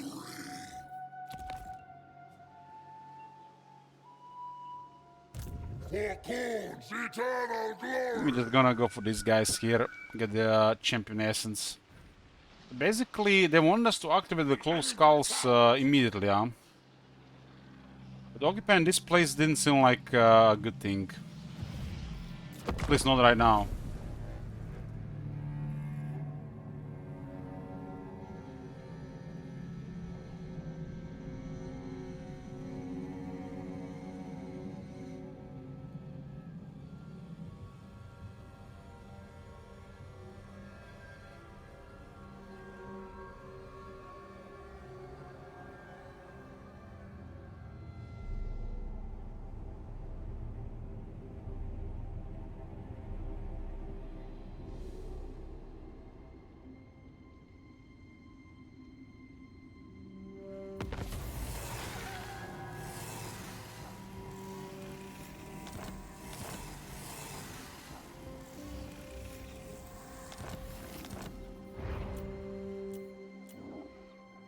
Was I ever a mere mortal?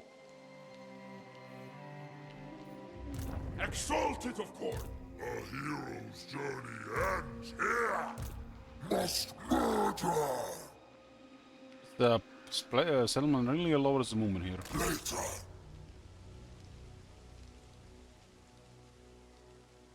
Only the finest. Corn's champion.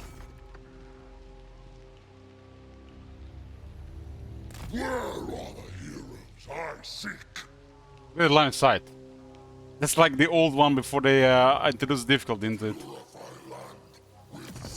The plus 100%. There's gonna be no surprises for the Skulltaker, huh? You can see the enemies a little over the edge of their fog war placement. Thirst for battle. Not yet.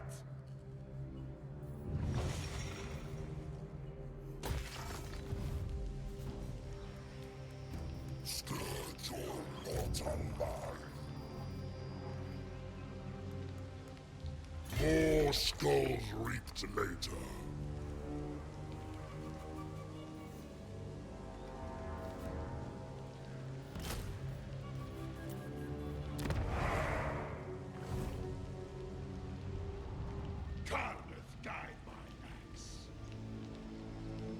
This is looking like a spooky place all of a sudden.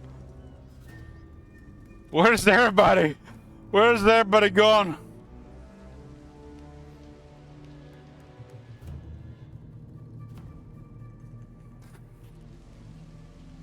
Skulls for the skulls. They don't want to give me the essence. I can. I will. I must.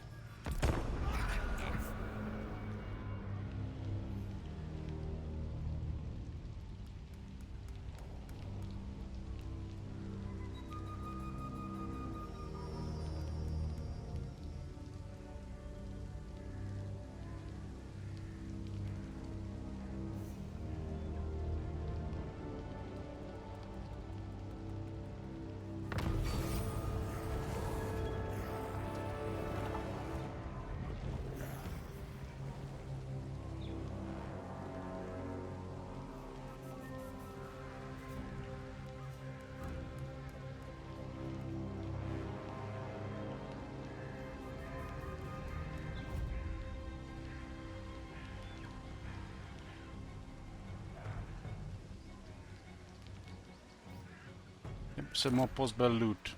I do not think so. Nothing we can do about this one for another turn.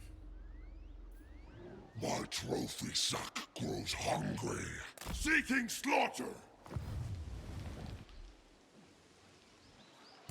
The end to all saga. Acceptable. War. Thorn's demand.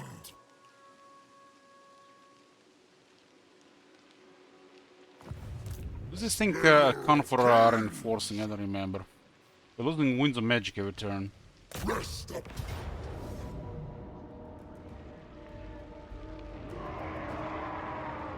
This is just goes. They go poof in a battle. What kind of damage do we take here?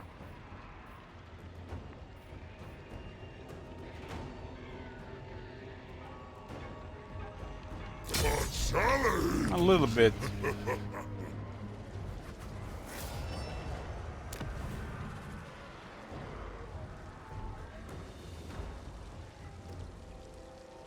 The 1800 Skulls on a Blood Host.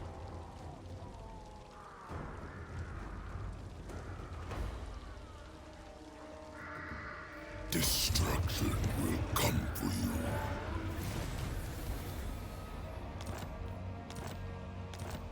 Got a Blood Throne on turn 3.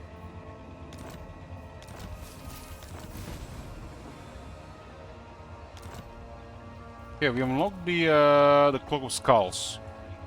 So much The damage was not good there. noise. The Cloak of Skulls is comprised of 10 unique skulls. Each skull can be empowered to provide different effects and bonuses. Selecting a skull within the Cloak of Skulls panel displays effects, while empowering it only possible after previously empowering another which connects to it. Each skull may be empowered through 3 levels of effects, but are increasing champion's essence cost.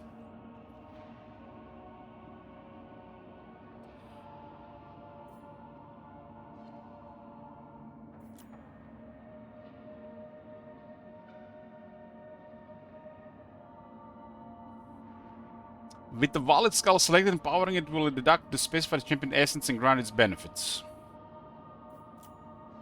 A list of all the effects provided by the Cloak of Skulls effect is shown here. Okay. Looks like they want us to collect champion essence all the time.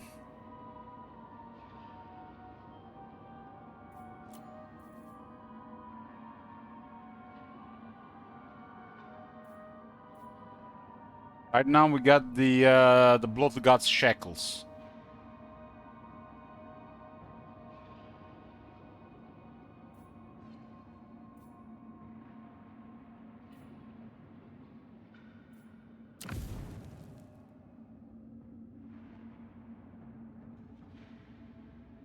Is that like supposed to be an orc skull?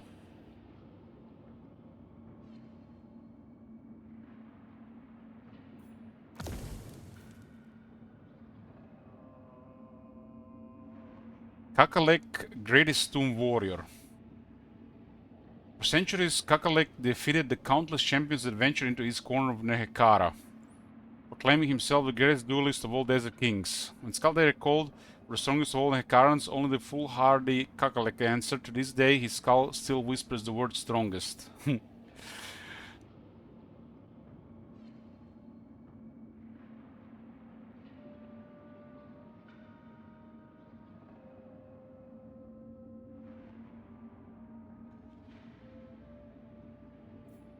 This connects to the Dubois the Prescient. How do you even read that? The boy. My Bretonnian, man. Bretonnian is hard. Might as well be Catan. Dubois. Okay. Skulltaker was destined to come to the Bretonnian Knight's bloodline sooner or later, for it carried greater strength with each passing generation. When his final bred Dubois and uttered that his successors would not share his fate. Only time will tell. More experience when defeated Lord.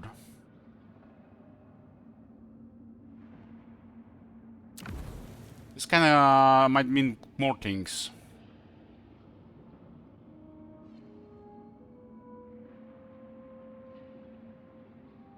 So when we defeat a faction, we get more experience.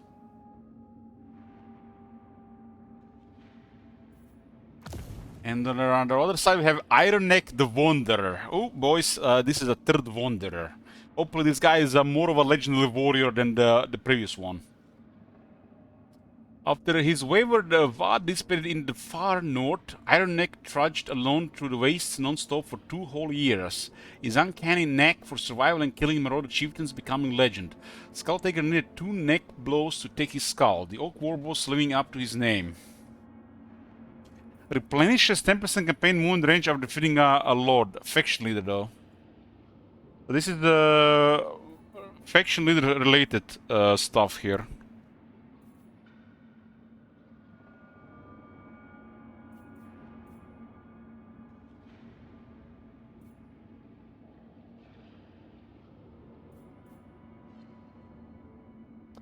Does this mean the enemy lord has to be a faction leader, or faction leader means that this only works for the Skulltaker? To me, it seems like this only works for the Skulltaker.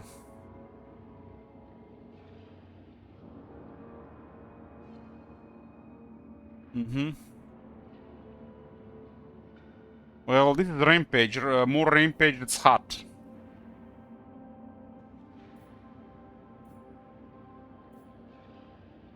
So we'll empower the Ironneck the Wanderer. This is his cloak, huh? We have 1000 favorite for that as well. And now on the cloak we have this thing here.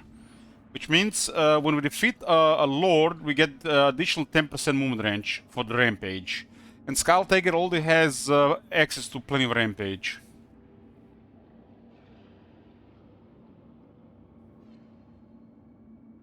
The next one costs 50, and it's Mihir the Indomitable. Once an undefeated Tongue chieftain, Mihir fulfilled a shamanic prophecy and received the power to dream the location of his forthcoming battles. Skulltaker, however, did not foresee, and Mihir fought his fate so fiercely that his severed head was still spoke even after death. That was the ability to travel to enemy lords. As a level 2 travel cost reduction, to level 3 lowers the cooldown. So basically, any lord we fight, Skulltaker gets this buff, huh? Man, that's kind of OP if it's every lord, not just Skulltaker. So basically, fight lords and the Skulltaker receives the buffs on top of the lords receiving the usual stuff.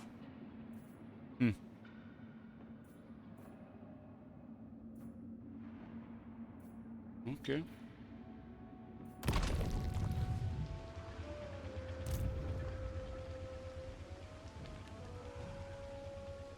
Skulls piled here. Yes, a good day. Blooded Wanderer. We are rank 6 and turn 3. What? This feels like the early Warhammer 3 before the balanced experience. Maybe you're lost.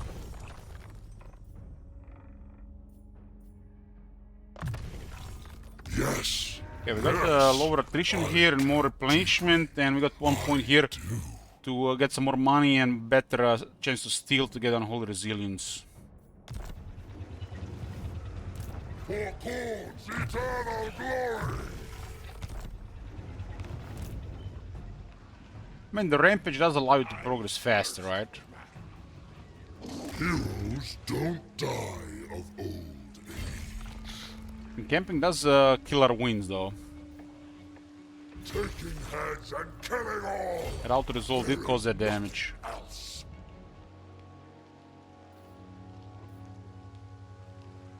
Khorne demands stand. Slaughter. Cleave.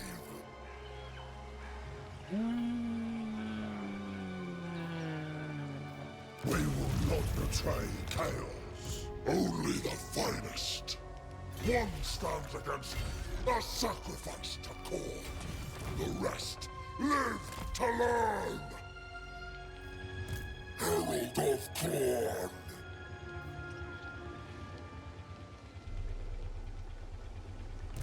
Live to fight. I'll ignore this one. Lord of War. Slaughter must wait. Slaughter must wait.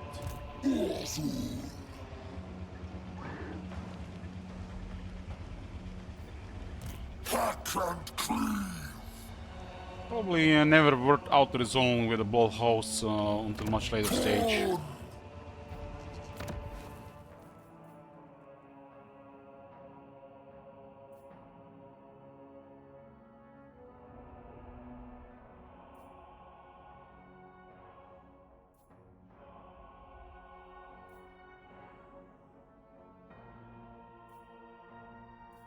Look at a crazy effect compared to, like, look at this resource compared to the so on a larger province it makes sense for Kairos.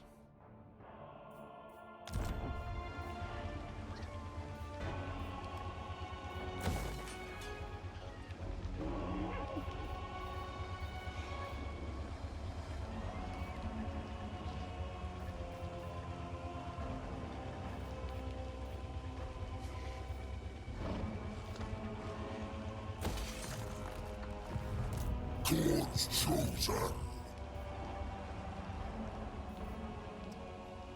So we use the march and we can still change. On until we've winnowed all the living. No rest while there's skull. It's a weird interaction with Rampage. Among the fodder, I sense future greatness. Like the Bloodletter Step Frenzy is crazy. A hero's journey ends here. It's only in this army.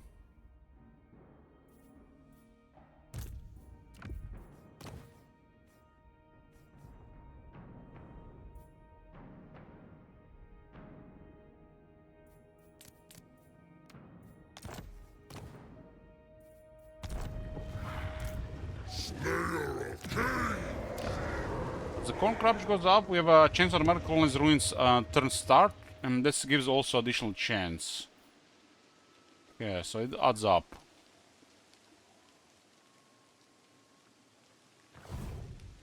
It only works for the province though.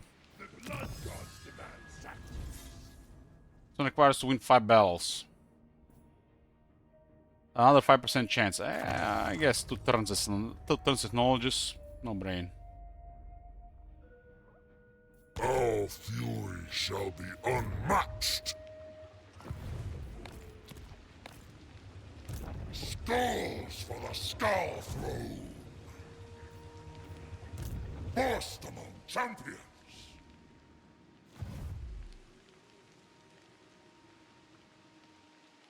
Cloak of Skulls work 44. Wild here. Yes, a good day. We have had really bad luck with the wind so far, and we actually suffer a big debuff at lower than 35. It's noticeable.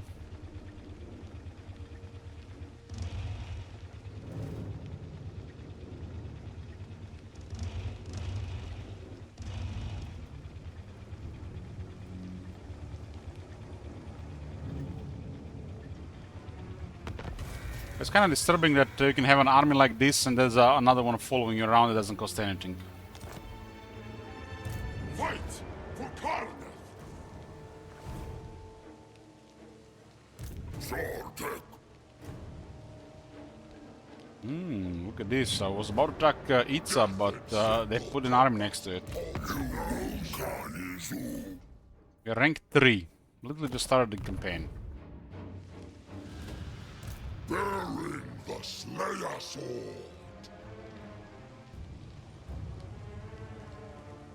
You have supply lines? No. My task endless. No supply lines. Corn's blessing for me.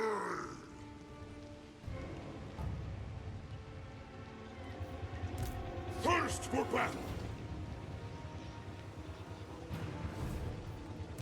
Bloodshed.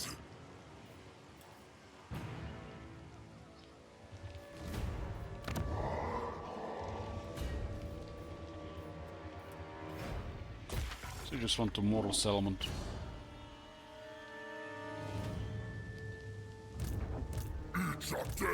This looks like a good backdoor, but not right now. Corn's champion. Sacred executioner. Hero Whose heads aplenty I have taken. Really unfortunate with the wins here. Give a good fight, and your skull shall ascend.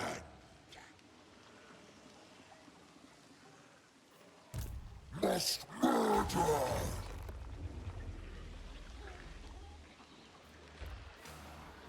I live for war.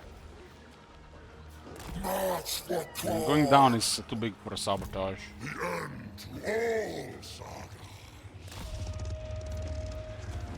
That line of sight is just too good. Must sate fury. You gotta do the combat trials. If the wins go below 35, it's pretty big debuff.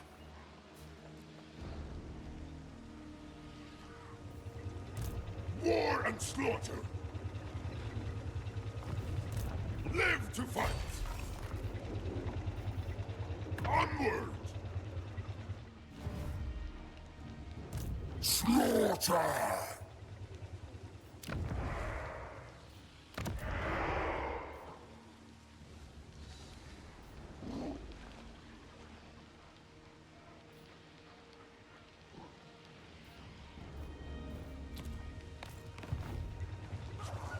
We'll find easier targets here. This is currently a lot. Korok would be a good fight, but not on top of entire garrison of Itza. Aquasur. We can bully the Wicked Lisman for now.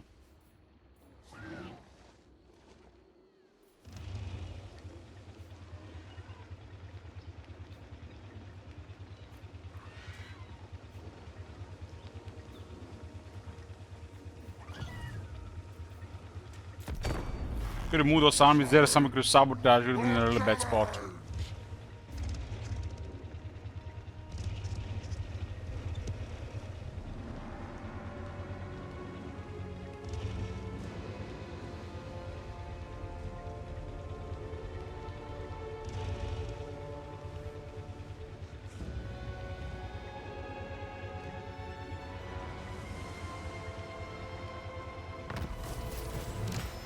I got occupied by the core mechanic.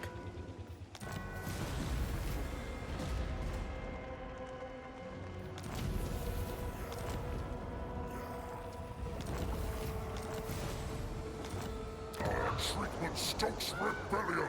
Then you grow 10% construction and 5 more voodoo. Huh? That's a commandment. That's a commandment. Lower up, can be what the hell? What the shit?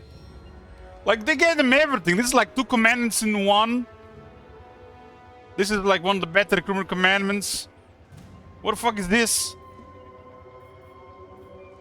This is just so polished, man. So polished. It's like it's brand out of factory. The new model. Like 2026 model already here.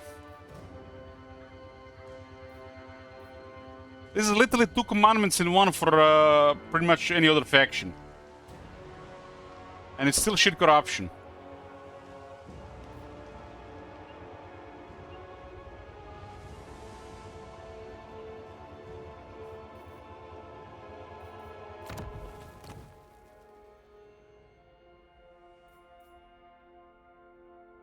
I want to have this building in the other place, huh?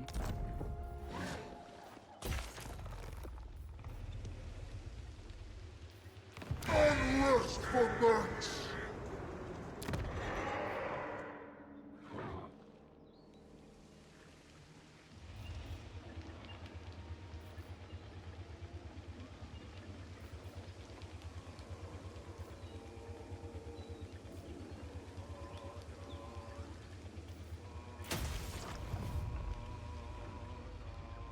We hunt. Always hunt. Corn! I obey! Wait!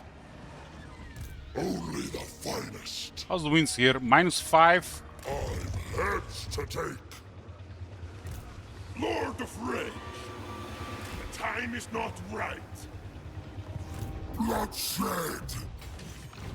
Surge! blooded wanderer.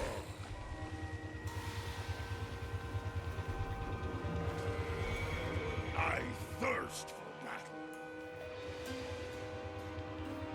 Looks like the Blood Feast does drop the attrition from that damage. Lord of War. Pursuit of slaughter. This is a real rough position here.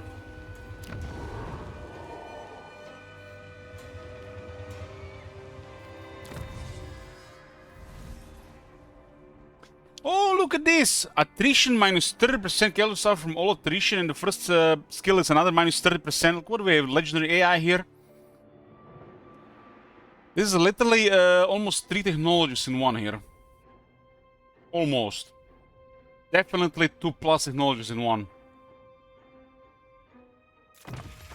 Too hateful to die.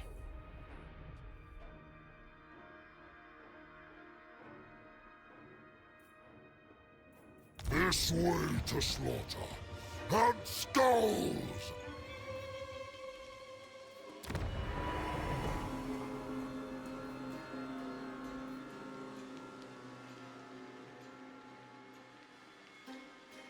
Mortal garrison, but still 3 demons in the garrison.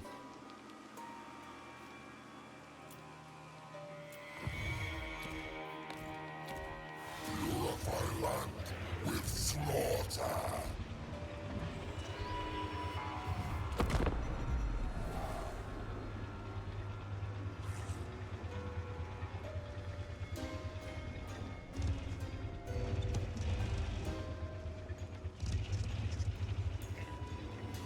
Kinda bizarre is, you know, seeing all this shit after playing Kairos, right?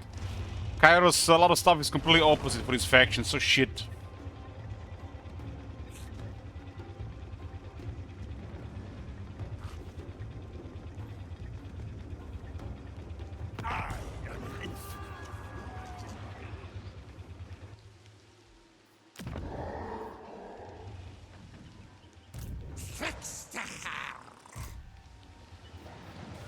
My hand cannot be stayed. War. Very well. Control this position blocks most of the movement here. The blood god demands sacrifice. For Khorne's eternal glory.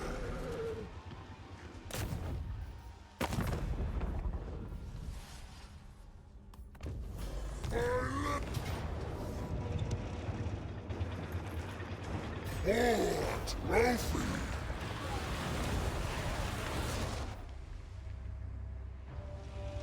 Exalted with slaughter. Horn commands, I go. Slaughter.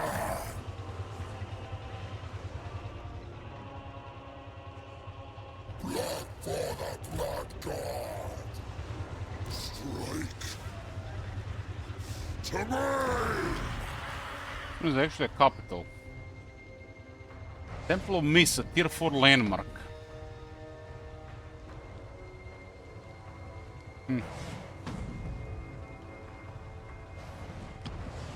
Lots of stuff. How useful it is. 3 are in the, 4 are in the province. There's some incoming garrison though.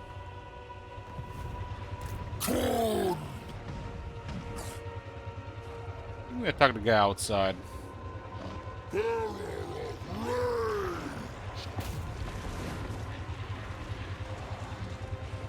Cardiff, guide my axe.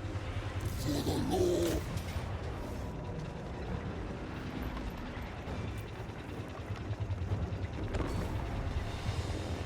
We'll see where the Skulltaker goes after the battle.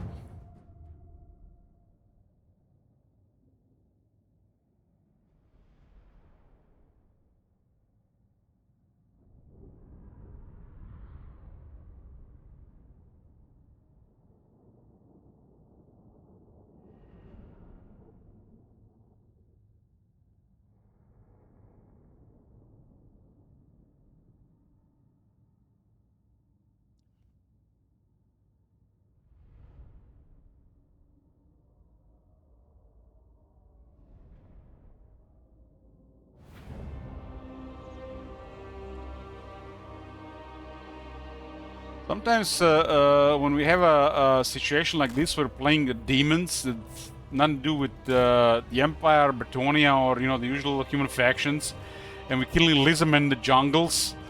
Sometimes I think like, how mad are the historical fanboys that they sit all over like this? In this scenario, not even any of the human factions.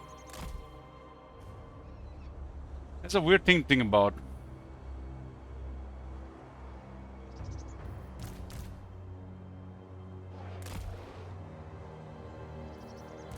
Skulltaker!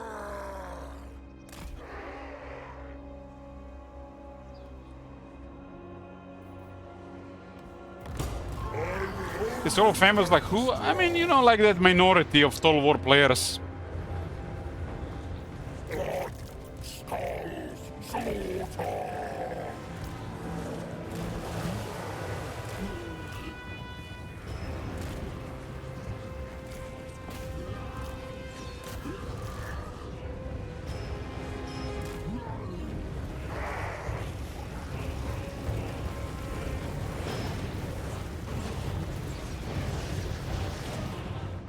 The character assembly is like, but we got you Pharaoh, we got you Troy, we got you Three Kingdoms, and the historical fans are still faring. No, we won the real historical war. Power of the Slayer Sword!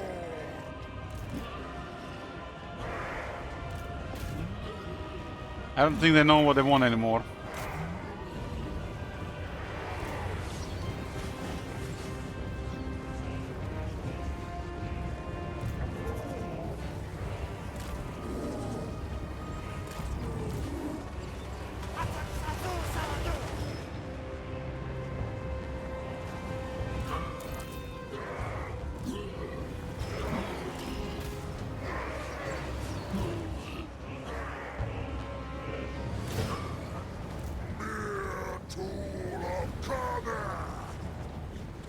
How's the Skulltaker so far? Looking good, but most importantly, I gotta collect some champion essence after this stream tonight.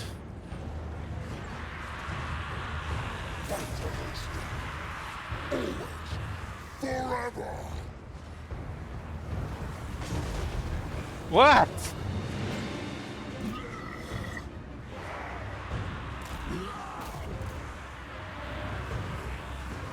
Skulltaker!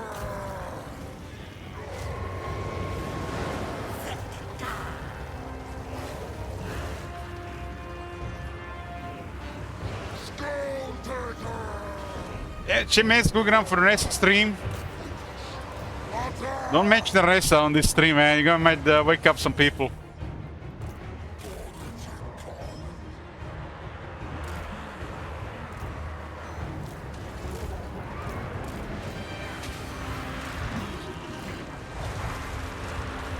I live for battle!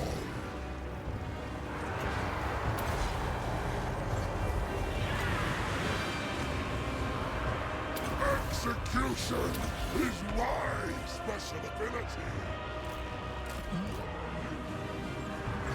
I still remember when you googled that ramen phone, I was cooking one with extra sugar. Of the battle!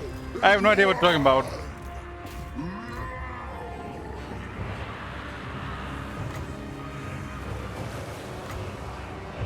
Garrison command, don't work on that. Skulltaker! Every act is for call!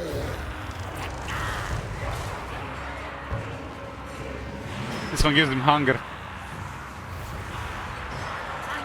Actually, really deadly trash infantry. Whatever this thing is, the vehicle. What's this vehicle called? Is that a blood shrine?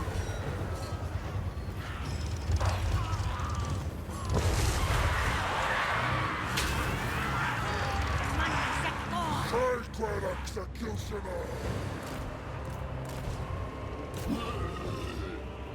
Where's Dilok these days? In the dungeon. Pepping to Murari furiously.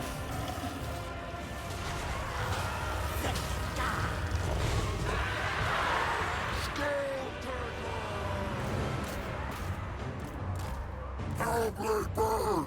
the Blood Reapers, Bloodletters are glowing, that means they have their Hellblade active. Skulltaker!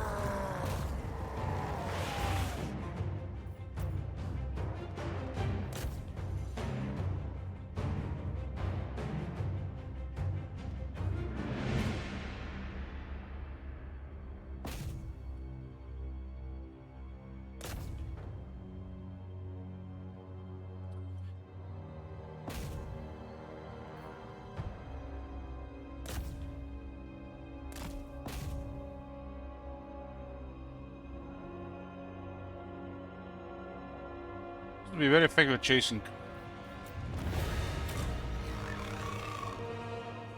Haven't checked Marathi Dungeon in the last 2 days. Need to catch up.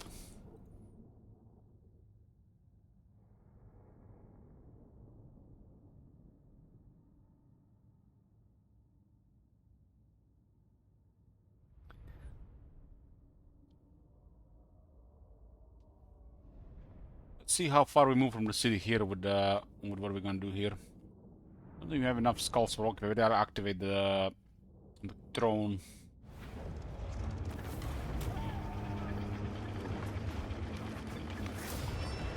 We have killed. We have killed a lot, captured a lot, but only 327 skulls.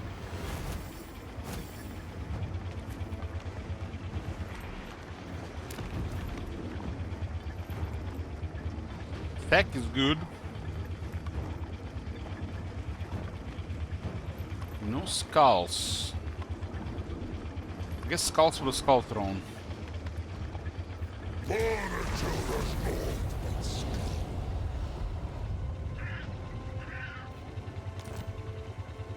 Skulltaker!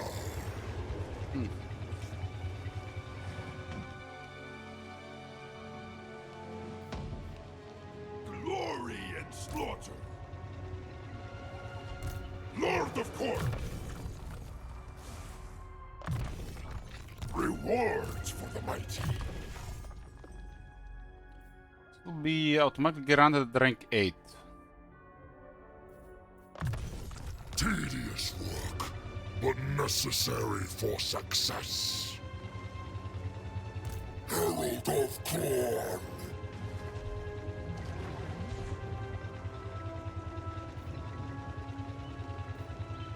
Glory, skulls, slaughter!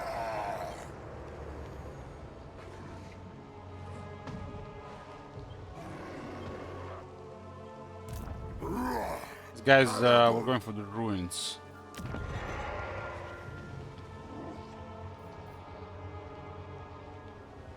The end to all sagas. Negative wins again. I guess who needs wins? Piled here. Yes, a good day. Blooded Who wanderer. needs wins? I would fight the gods themselves. Boiling rage. Exalted through slaughter. Corn's champion. Hack and cleave. Kill for a melee defense. Bloodshed. Lit.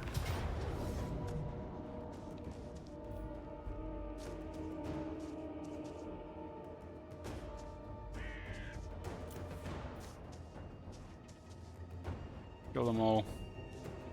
Hour of murder at last.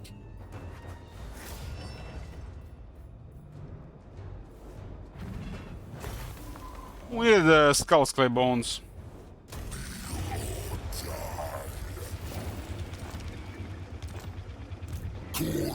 These guys don't have rampage.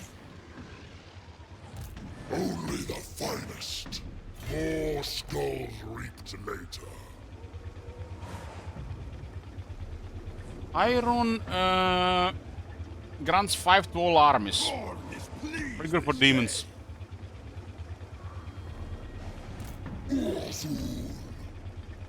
Uzul, he's Uzul. Everybody Uzul these days.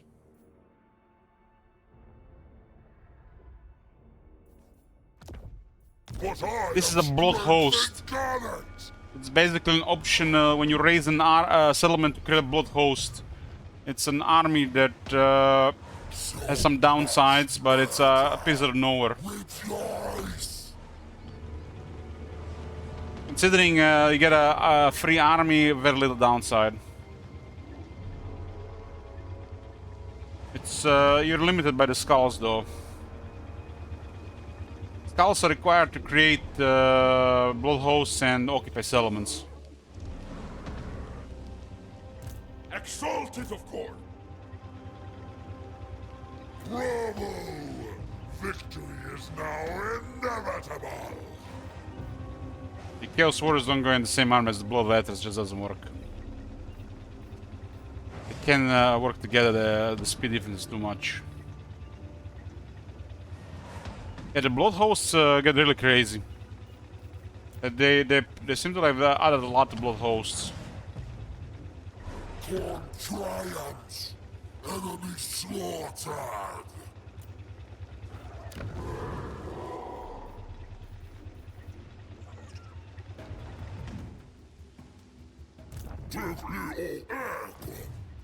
We shall refuse no battle offered.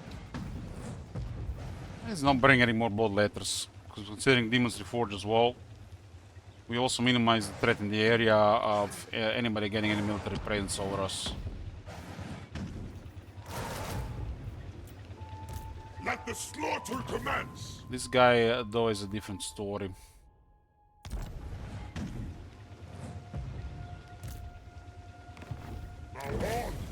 We can upgrade the Kakalek, or we can unlock the Dubois.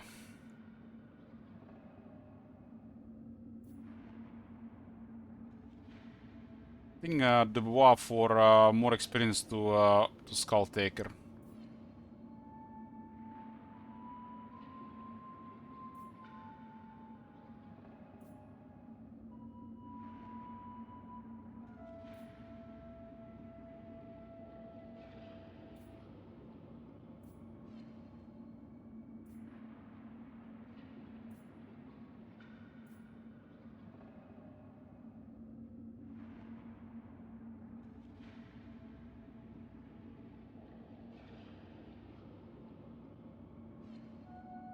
This one is kind of like confusing. All blood hosts are replenished by 5% by defeating a lord faction leader.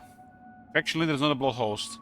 Does this mean it works on every army that's a blood host, or every army that defeats a lord, or it just works when the Skulltaker defeats an army?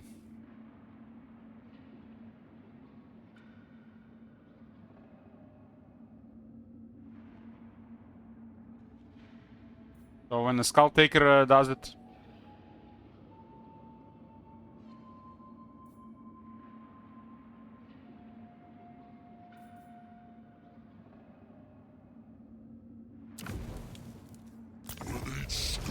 Taken. My cloak is further bejeweled. So Skulltaker will gain 20% experience over the defeated lord.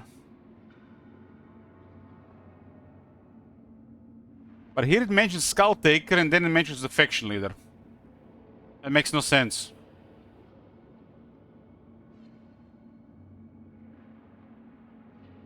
It's very confusing how they have written this shit. Because they mention him twice here.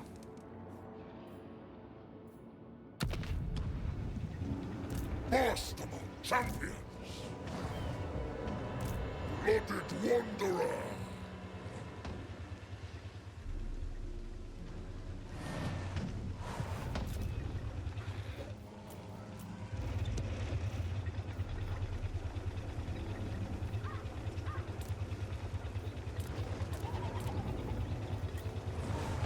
Acknowledge again, and was the one to hit to die. It's a pretty good one. Lord of Rage! We have a pretty easy target with Tlaxlan here. Zlan Huopek.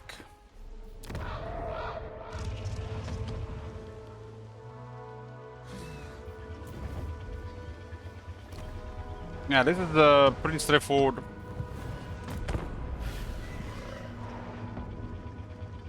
but we have different objective regarding the back and forth campaigns. There's still a reward, decent reward there, right?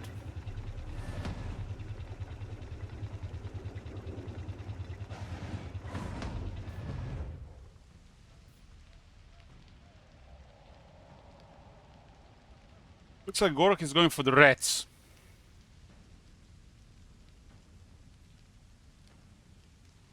Too hateful to die. Lower attrition from all attrition. Higher chance for demons to reforge and recruit rank +1.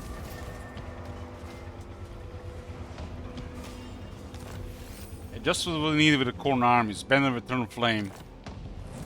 Slayer of kings! Do not test my patience with mortal concerns. Out of range here.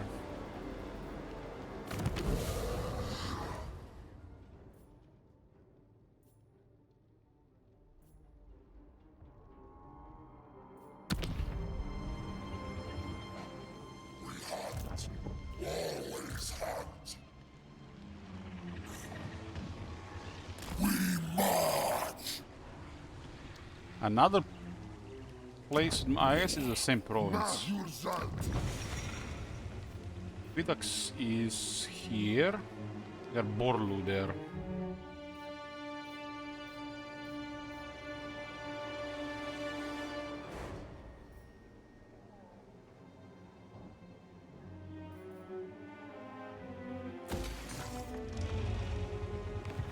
Exalted with slaughter!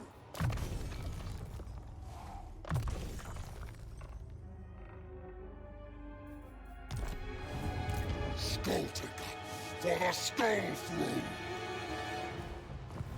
No range for this stuff War here. and slaughter! Might to war! For Khorne's eternal glory! Walking wastes my skills. Maybe they go for us here, so we gotta follow a bell. Gorok already has a lot. This journey ends here! Constantly losing wins. Can't guide my axe. More movement range for the blood holes. This 2 turns technology are pretty nice.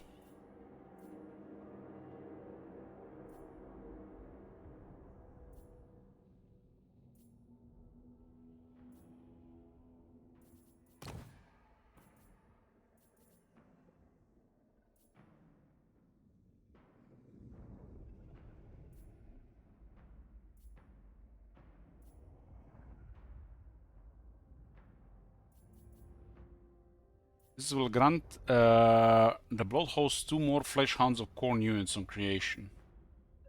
This grants the movement.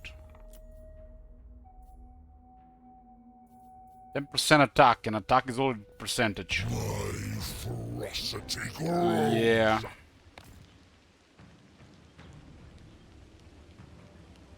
I thirst for battle.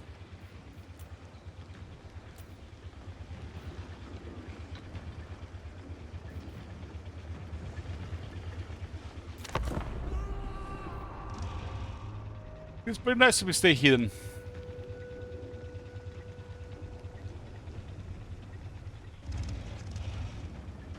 Or the scout.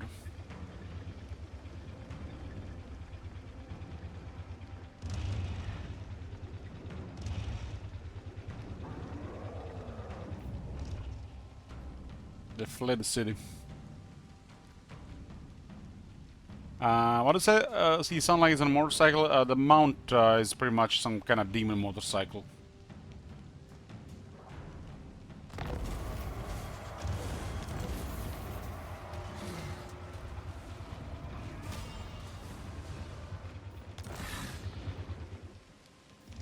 My trophy sack grows hungry. Quite an interesting situation here. And to all sagas.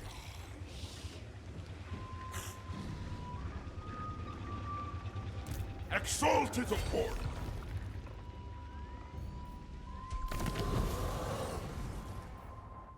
25% more post-battle loot. My Slayer Sword's victims. There's any campaign on hold? Yeah, Carl, one request, Oxyotl and Hans Marshall.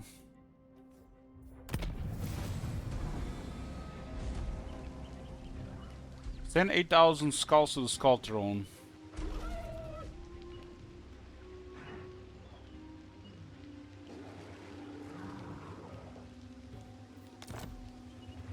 Boston champion. I guess in one region. Only the finest.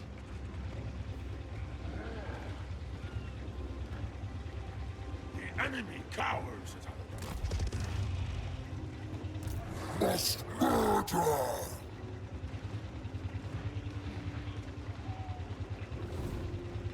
Herald of Corn.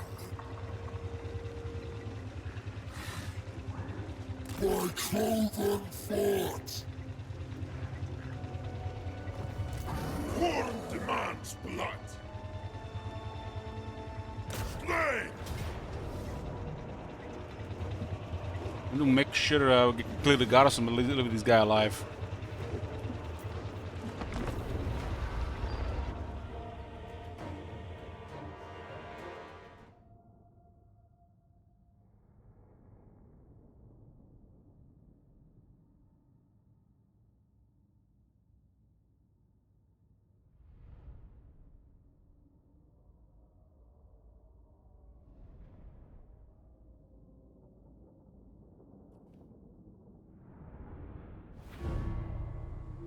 But nobody told me they gave that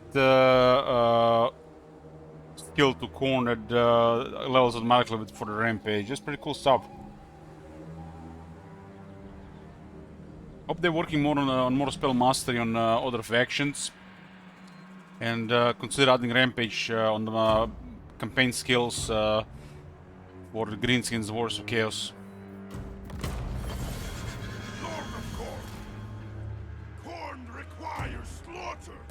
Sacrifice, endless war. Let the world drown in I mean, it doesn't have to be like this. It could be half that on a basic campaign skill on the left, a third of that on the right side, and half of that on the Ground and Feared. seeking slaughter. Without so much the Greenskins and the Wars of Chaos, especially the generic Wars of Chaos. Seeking scouts. The Greenskins definitely ought to have some rampage. It's a travesty. Greenskins don't have some rampage. You could also add the progress with red. Yes, that too.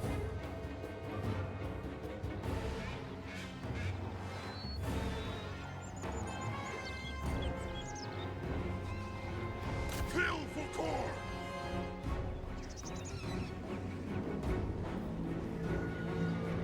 You are chosen.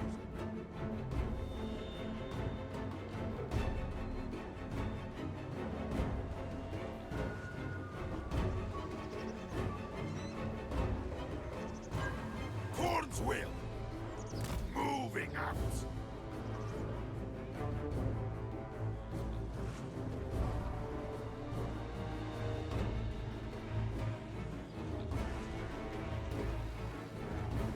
Greenskin should be getting more rampage for every consecutive win. So they win once, they get some rampage. They win twice, they get even more rampage. They win 3 times on the same turn, they get even more rampage. They win more than that, just keeps adding up for every additional victory on the same turn. And on the same time, for every victory, they should also be getting more scrap. It resets at the beginning of every turn.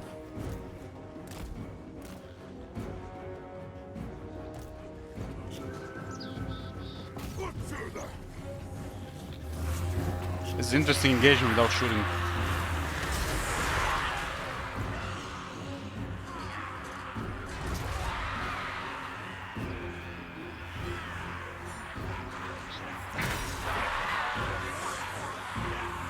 Is the one movement bug been fixed? No.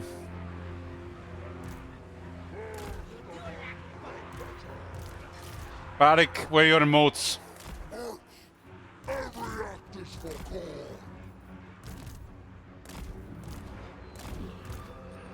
Hit us up, man. Hit us up. It's been a while.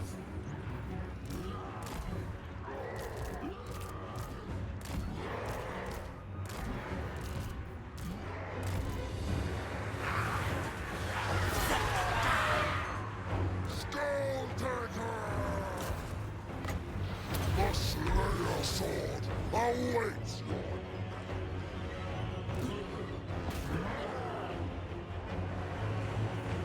Rage drives us.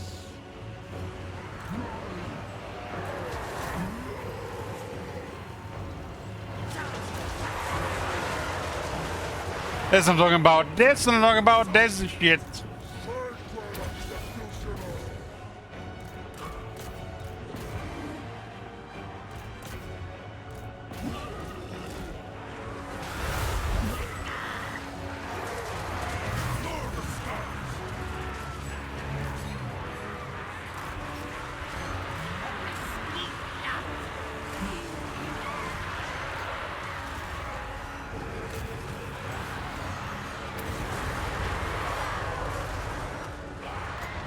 You stay there.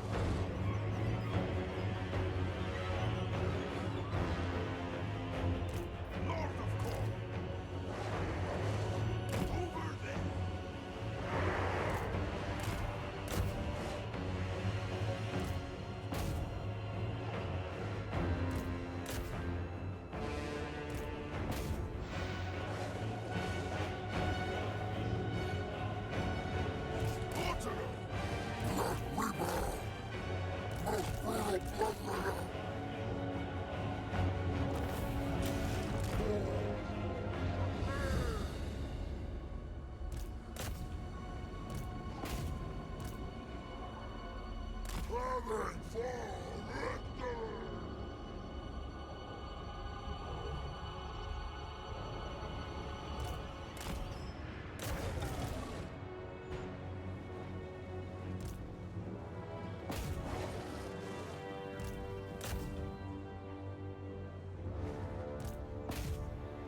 Good hounds.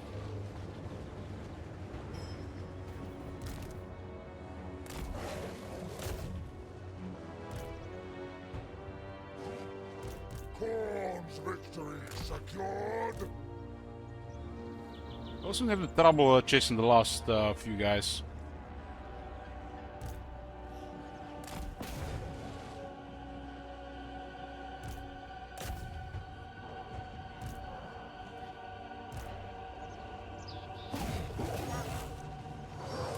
Goes my harvest. When I see a Skulltaker on this vehicle, they're just driving like this to combat. Reminds me of Mad Max, like Fury Road.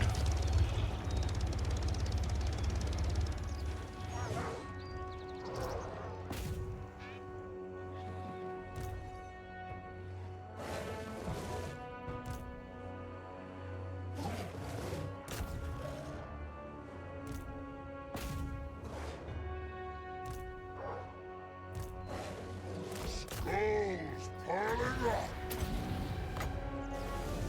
Each skull taken invigorates me.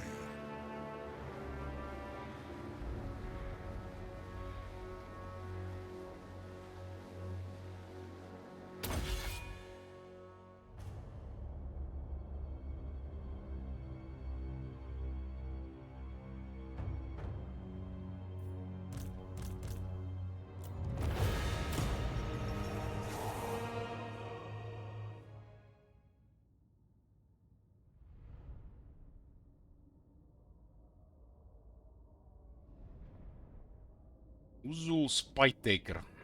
Isn't the Uzul the demon in the Slayer of Kings? Bloodthirster.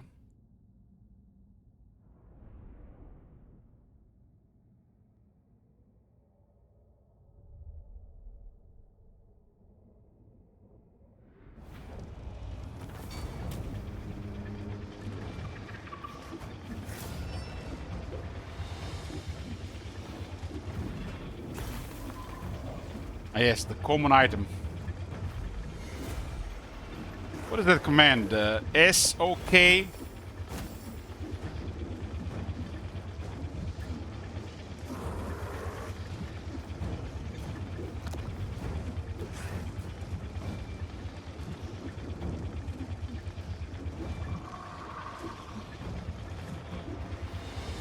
Skulls for the Skull Throne.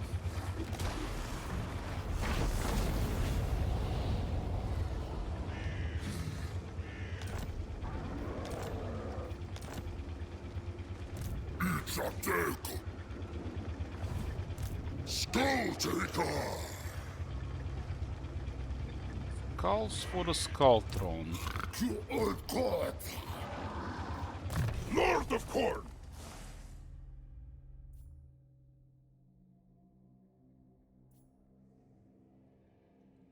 Yeah, it's probably gonna be replaced before we switch, so corruption for now. Aid me in slaughter! Herald of Corn!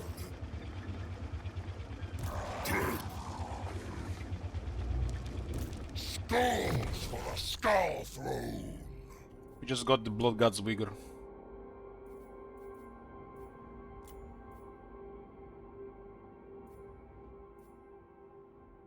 Lightning Strike is crazy sometimes with Rampage. But I am strength incarnate! Must murder! This movement is really tough here, and this retreat could be awkward. Now on! Starting a war here without a follow-up, I don't know.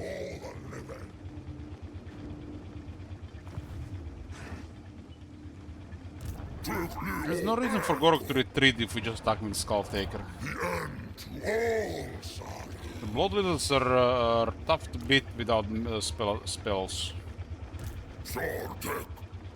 And we have anti-infantry. Slayer of Kings!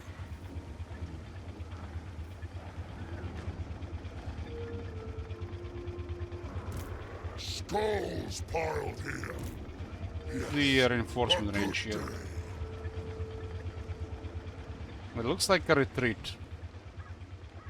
And then we get attacked by both armies. Celebrate this day.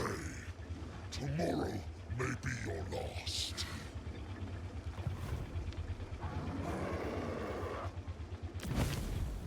Now on! On until we've winnowed all the living.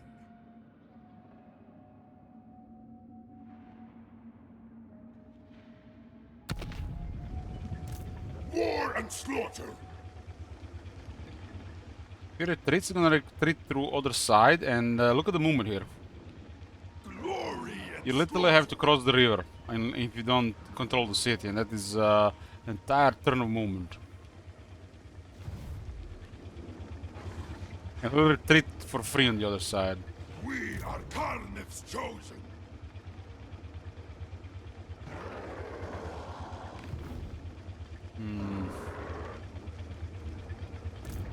Corn is pleased this day. It's probably best to try to target this guy for the battle. This looks like a retreat to across the river. Corn triumphs. Enemy slaughtered. Hopefully it does not put us on the other side.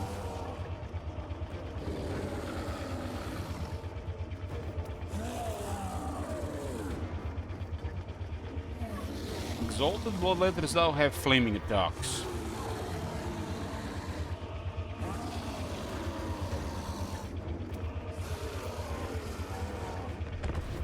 If we auto-resolve, we'll not kill him and we'll not get the money. It's some kind of flaw in the balance of power auto-resolve stuff when there's only one.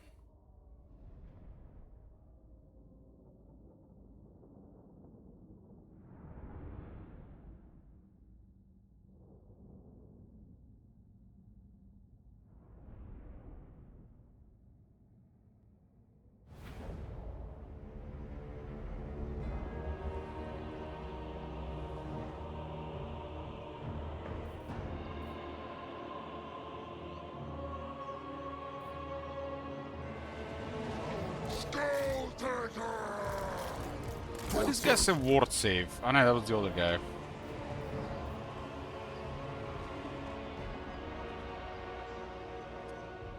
I've been watching your VODs on YouTube lately. I love that I can put them on as I go to bed and they will last till I wake up.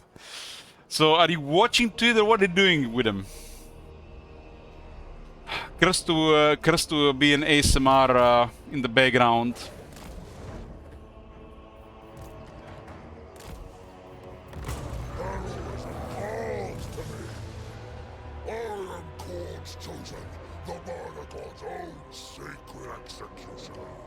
Today, his eye is on you. Show him right. Well, more traffic always helps. Even the people are just chilling or listening to my voice and not really have any idea what's going on in the game. Pays the bills.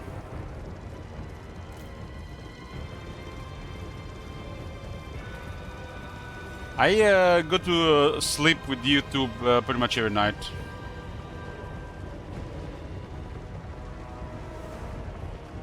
And then you watch them in the morning when I wake up. Wow. Bit of a little dismounting for this fight.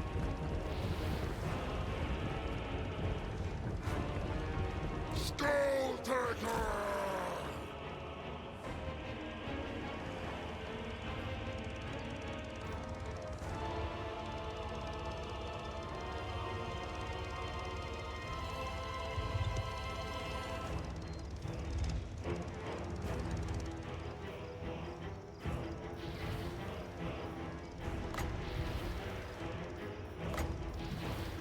Cloak of Skulls undoes the champion.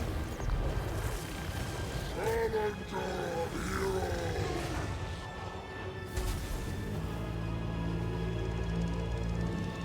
He falls asleep on 39 hours later on 33. God damn it. It must be a Gore's campaign.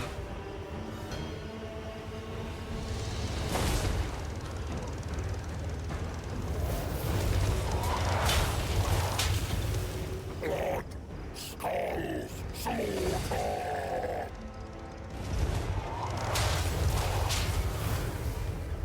Skulltaker! Seems to be pretty good glue on the character.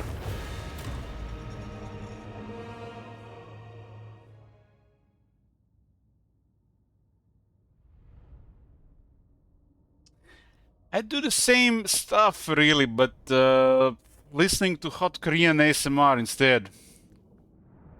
I have no idea what they're saying, but I fall asleep anyways.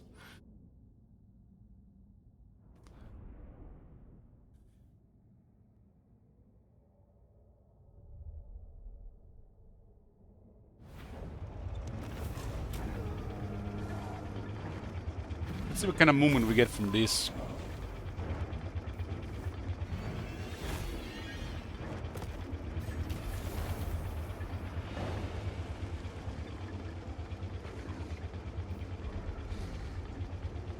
Womp.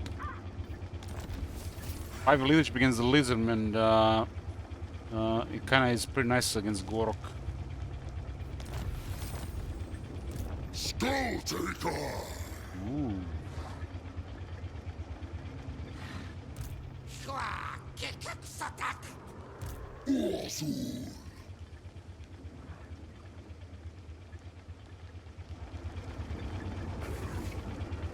Celebrate this day. This might be fine, but it could go pretty bad if retreats on the other side.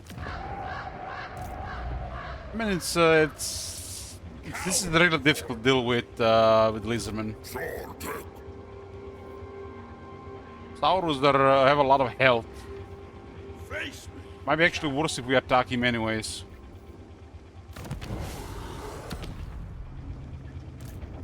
These guys make all the difference here. Lord of Court. This is too good to ignore this rampage potential.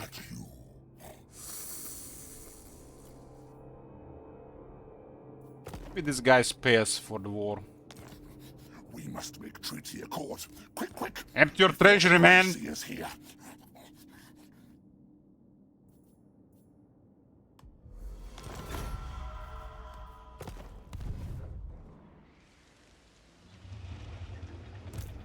This is definitely a retreat, but where though? They can't move much, right? Imagine they go all around the mountain. Oh my god. Oh boy. Oh boy, here we go. Tomorrow may be your last. This is also a good retreat here. So much murder. Rejoice. I think we can attack top. When there's a situation like this and you really want to fight them, you have to consider what direction they're gonna go.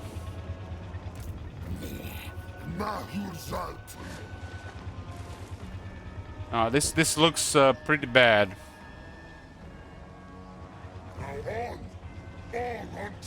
We'll send them left.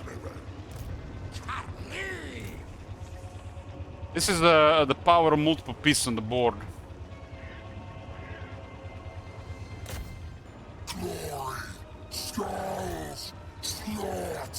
Oh, just enough. Only the finest. You can see here, it's barely looking like there's something, but if you hold Rise Mount button over this force, and it's green, means you have enough movement. If it's red, it'll just reach the zone of control. I thirst for battle. It shall be. Demons, go further. My cloven foot. Skulls for the skull throne.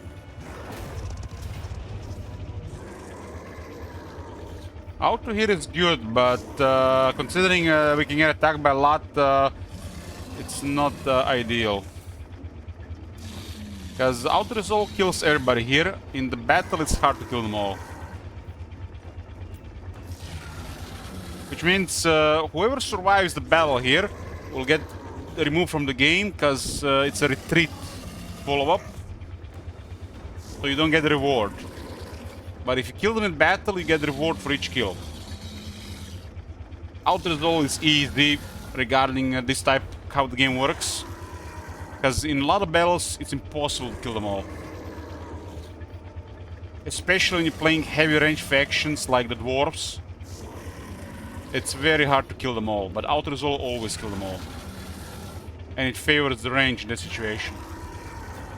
Dwarves really dominate in this type of scenario, but they have one of the worst battle loots of all factions.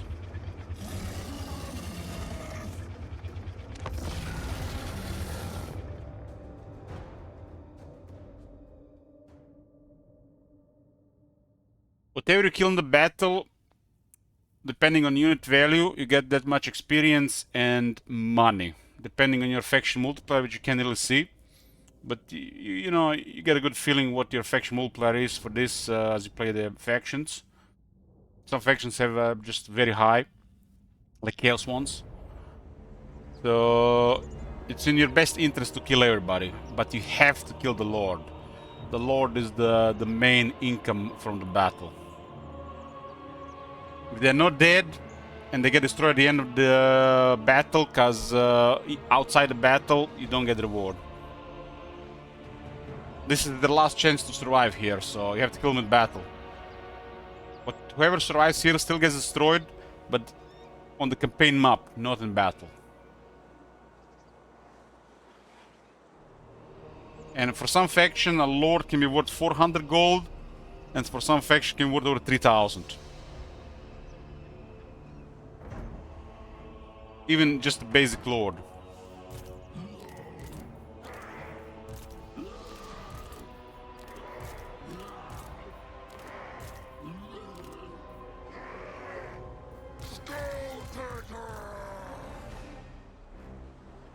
Blood letters should definitely go hard on the Saurus Spirits. We'll meet their formation and just do a sync charge.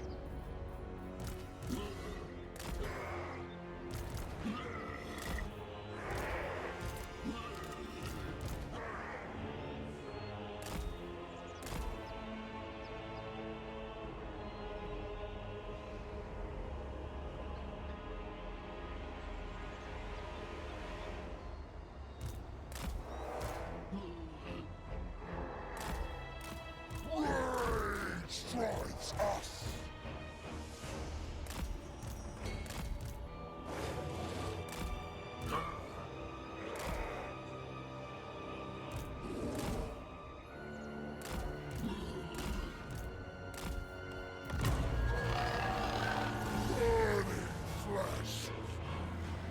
They don't have really any range, they're just waiting for us to charge them.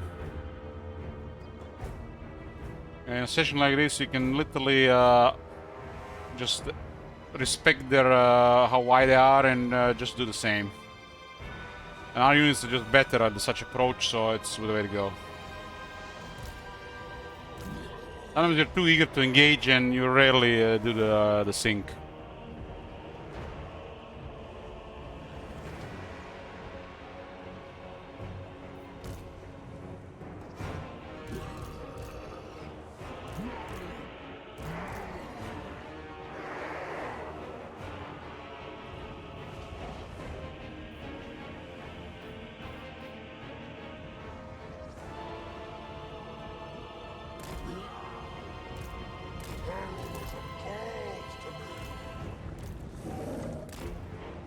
I wonder if they're gonna move the spears away.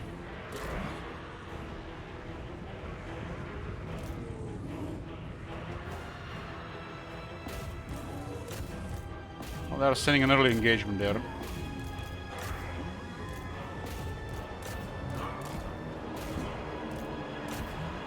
Oh shit, a contact.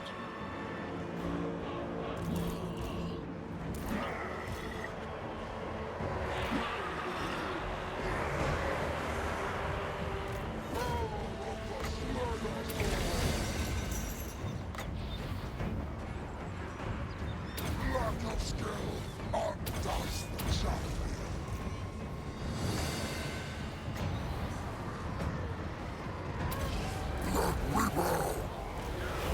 They don't have to use the rest of the units, they just can't fight us, we have too much aggression. This time.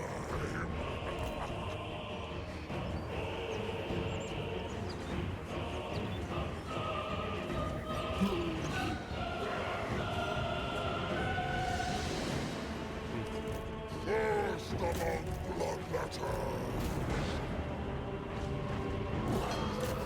You did very good here. 27 defense. Every act is for all. So if we flanked them, we could have avoided some of the casualties.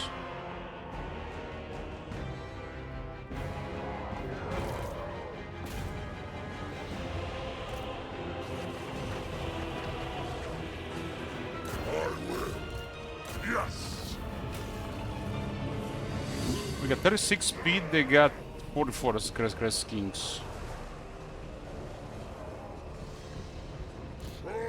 What do you think about the Skull at this point? I like saying like we had every corn faction just mind the slaughter. Makes me have fun with wizards when I play a proper faction.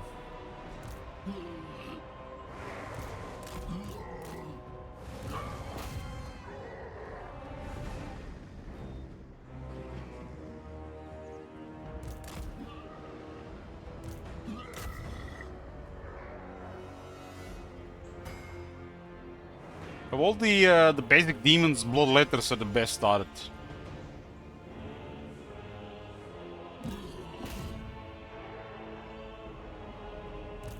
Then it's between the plague bears and the demonettes. I think the plague bear is a little bit better.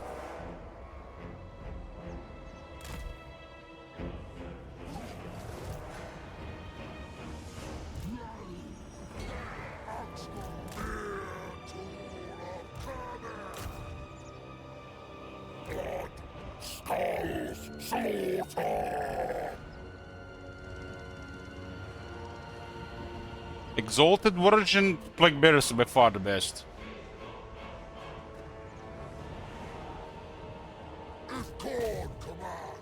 The plague bears, gold plague bears, are just disgusting.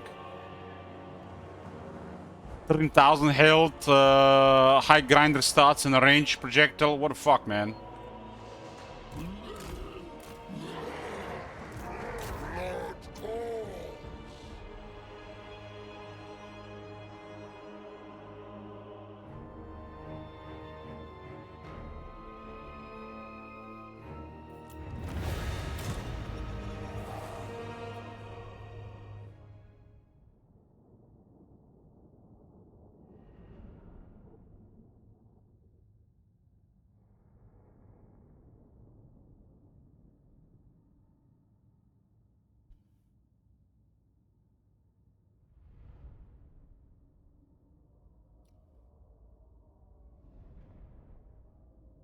Quick summon, disband all units.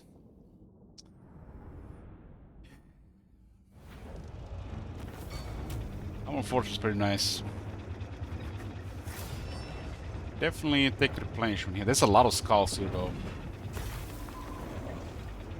Definitely, yeah. There's a lot of skulls here.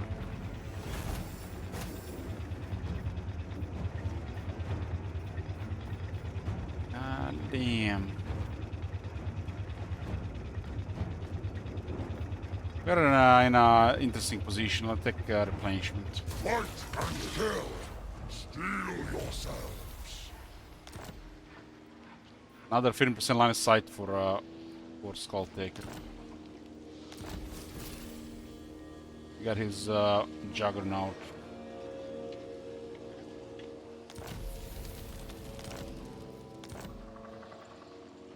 Skulltaker.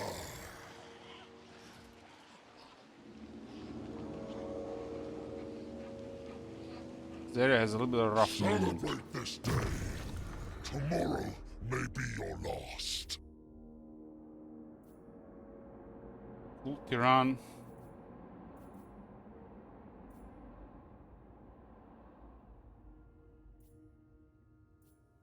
Only the finest. This is the Warriors of Chaos skill here. Lord of Corn. A hero's journey ends here. Tedious work, but necessary for success. I know exactly what you mean, Skulltaker.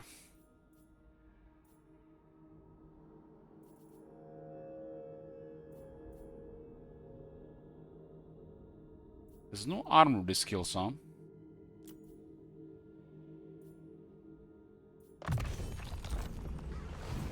Herald of Corn. Goro goes here, could be really sweet for us. These guys are exposed. First among champions. Ignoble, yet necessary. I would fight the I'll try to gods ambush Goro. themselves.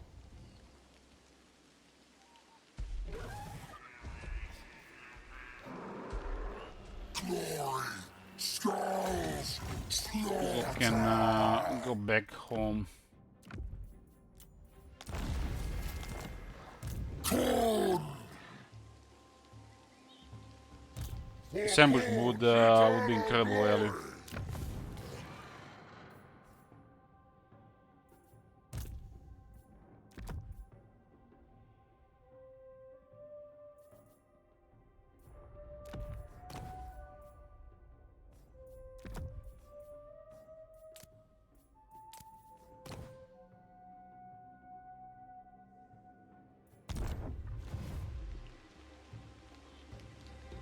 army looks like they've been going for the sacred pools. They don't really care about the minor settlements at all.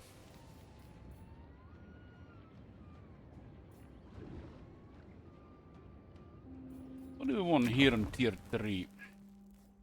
This is a demon building.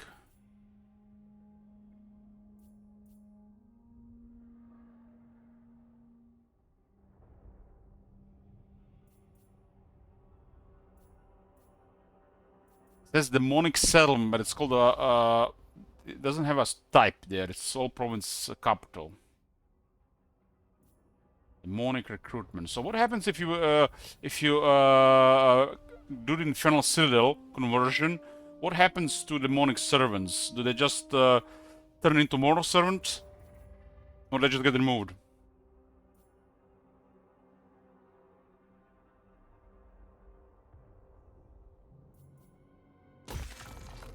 What happens to this building when this is done?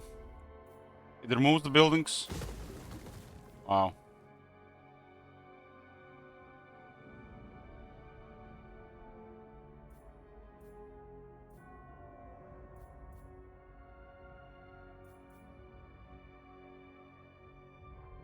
Exalted Blood Letters, that extra HP and armor.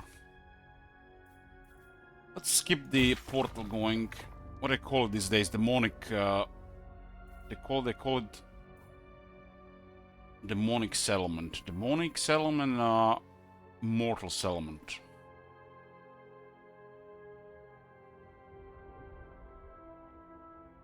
That made this make more sense. I mean, like Kairos, there's not something like this, and they even put the Marauders on the portal.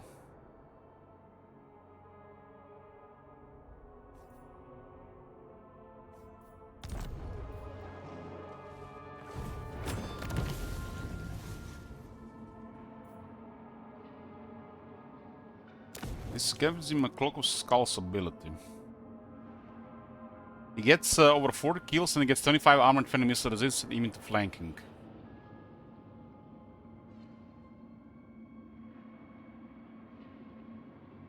That's a lot considering his mount. The Cloak of Skulls feeds my rage, and with it, his own. Skulls piled here. Yes, a good day. So you're gonna have 150 armor. And you're finally gonna get some missile resistance. The demons still don't have missile resistance as all characters have.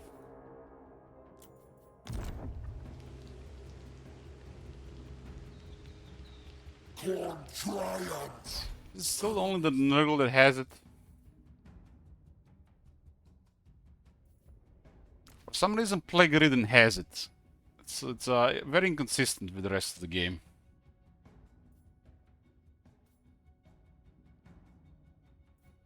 Herald has it as well. Why do the Heralds and the Plague Ridden have it and every other demon doesn't have it? Pedemius has it as well.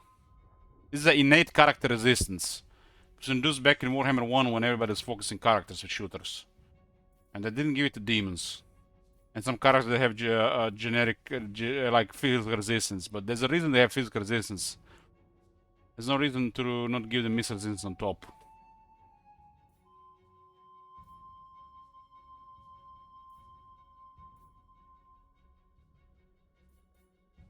Like, look at Tamurkan. Tamurkan has also generic physical resistance. But he's not a demon. And he has more stats than most demons.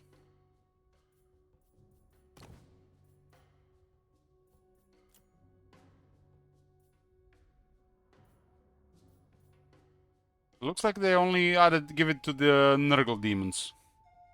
Plague Ridden and Herald, but not the Great Unclean One. It's not like what's not a problem. It's not consistent with the rest of the game. Every character is supposed to have 50 missile resistance for good reason. It was the big issue back in Warhammer 1, that's why they started adding it to all the characters. In Warhammer 3 they forgot the demons. That's why Unit of Crossman kills Carbon, which is sad. Remember Manfred campaign? Civilian Crossman fucked up Carbon, like what the fuck? They don't have any magic missiles.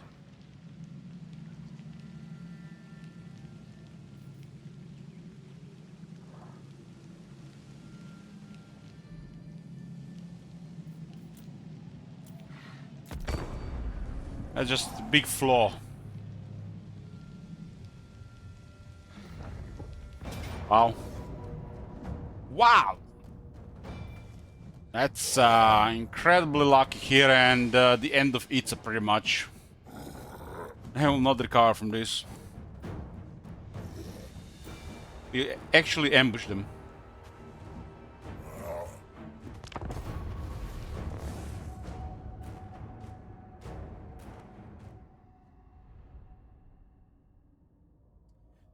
The Skarbon even has a strong base armor. It's even worse than Kari.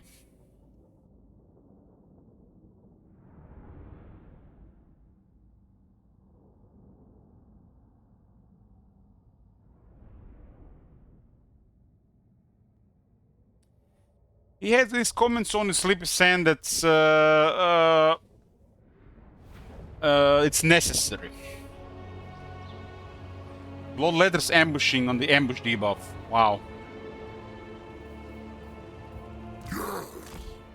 Skulltaker!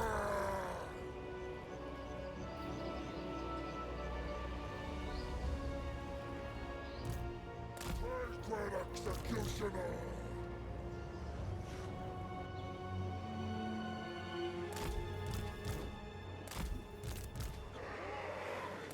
If I were them, I would just be fleeing here.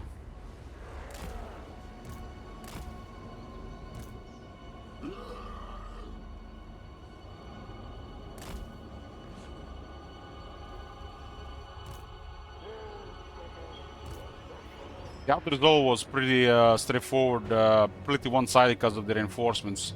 On battlefield, we don't have the reinforcements for the ambush. It's stupid, the balance of power. We were probably out-resolved with no casualties, but battle is a different story. It still got a big debuff for 1 minute.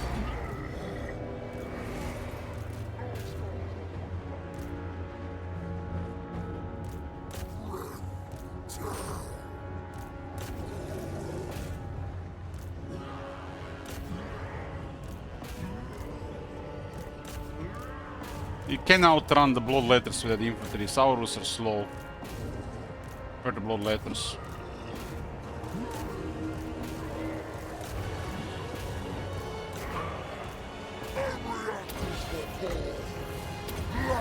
One is not easy to duel. You got a ambush debuff, the intensity type of debuff. I think Gorok can do pretty good damage to Skulltaker. That thing doesn't have defense. Spearmans are fleeing instead of helping Gorok. Every act is for call.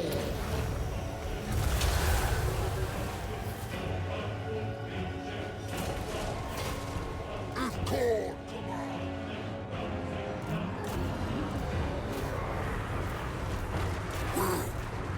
mutilates. Challenger of heroes. That Saurus Spears could actually fuck up Skulltaker for sure.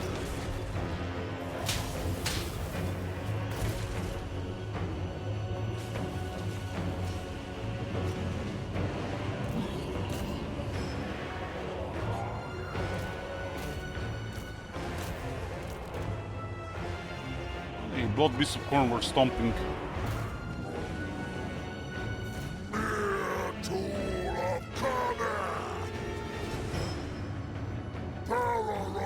I have a really high chance to hit and still missing quite a bit against Gorok. Gorok is really tough.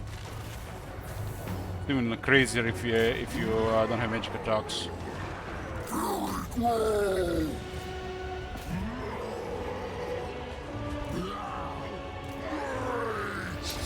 It's us!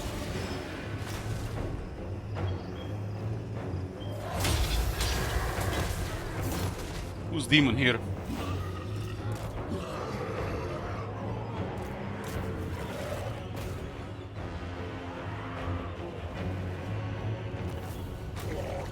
Slaughter! Sacred executioner! Every act is for call. Each skull taken invigorates me. Something tells me that they had to definitely test the attack animations on Skulltaker on every mount, making sure he can duel properly, and that might have been the saving grace for the mount combat. This was like the such a cheap way to deal with Gorok. This is even cheaper than Outer Zone Oxyotl.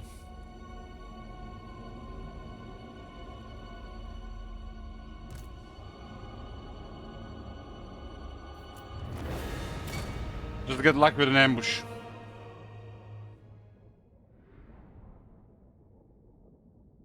We got the first move and we got him ambushed. On the same turn.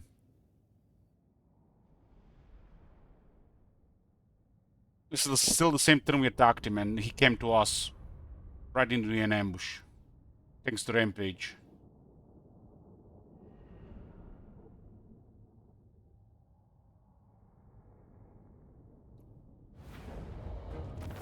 Look at that 6k favor.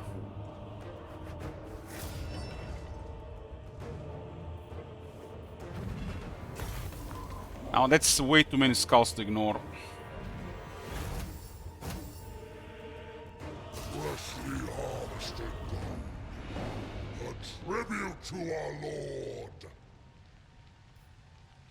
Defeating Goro grants Skulltaker 4 leadership for his entire army and expert charge defense.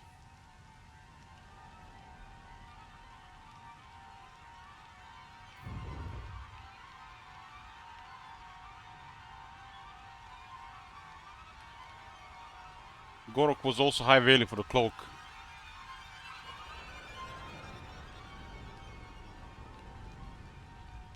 That is another demon.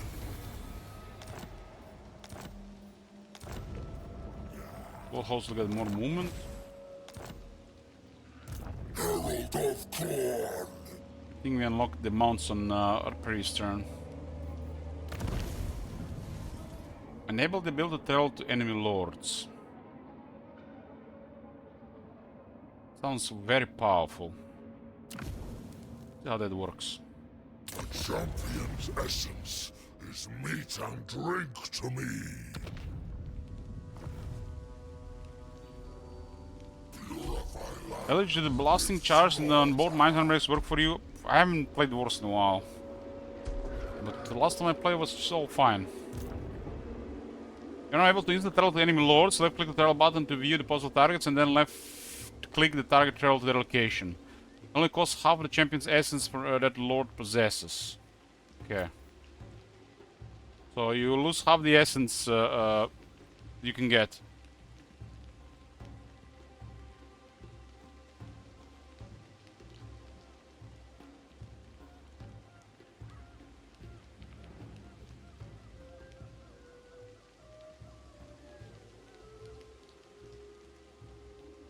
Okay.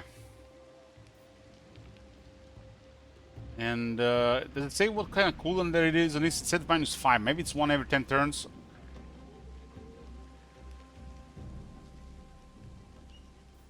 Skulltaker!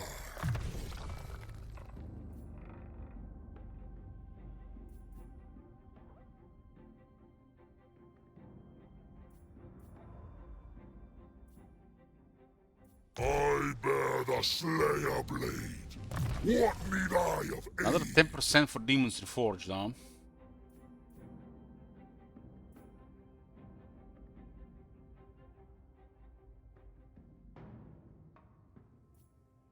And this is another 10%. And this is another 5%. I don't know what the base is.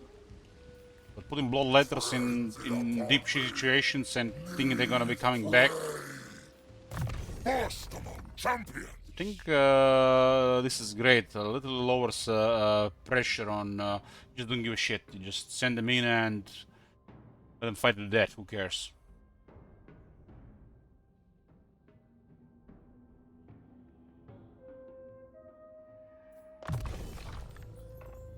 But I am strength incarnate. We're gonna be a little bit extra for this on Skulltaker's army. My trophy sack grows hungry. Corn corruption also increases, yeah. Task endless. Corn's blessing for me. That's a really crazy one. The assassin. And has a good campaign effect as well.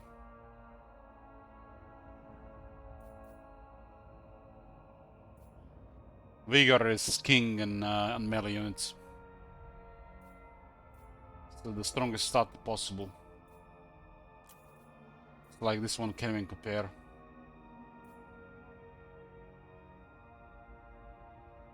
Can't even compare.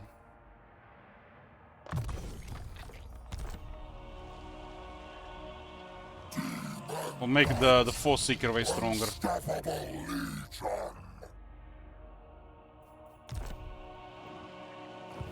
Slaughter. Corn's edict. Skulls for the skull throne.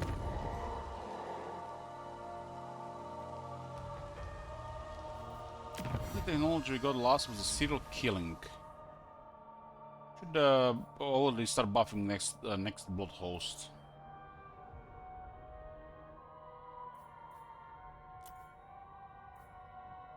Let's add 2 additional units to the next blood host. This is the first This way to slaughter. And skulls. Reggie Nile is OP. Did I see that one?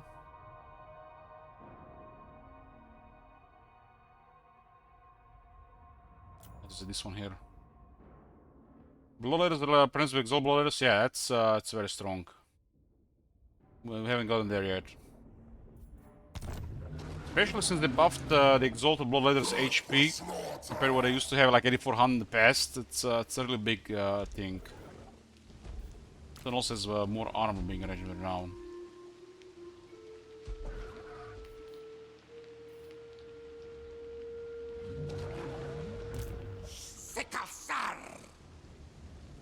A hero's journey ends here. Such a high movement cost in this area. Challenge you. A challenge.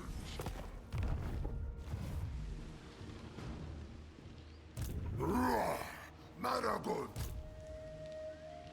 Let's see that we're not losing power in here. Sacred executioner.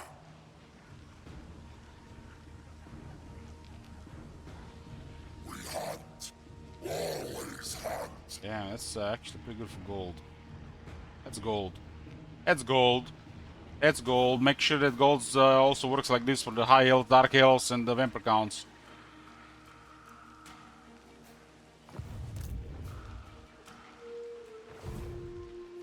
Bloodshed. Corn's champion.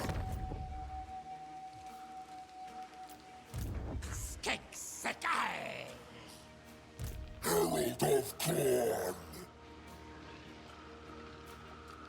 These guys don't have the rampage thing going. Plenty I have taken. That's more expensive for the Skulltaker. Give a good fight, and your skull shall ascend.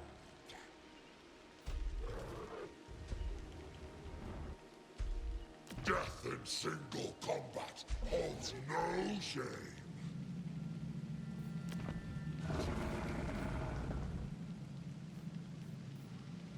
Travel to Animal Lord, wow, just, and you stay there, right?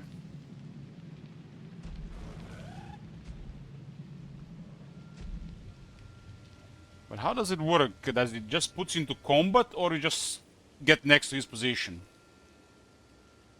I don't know how this works.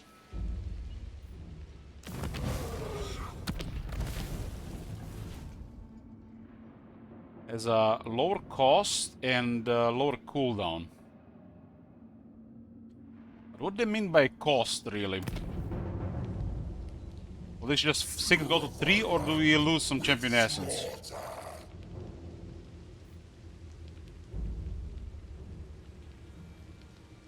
So we have to spend 3 to throw to this guy. Or you pay up front how much it costs.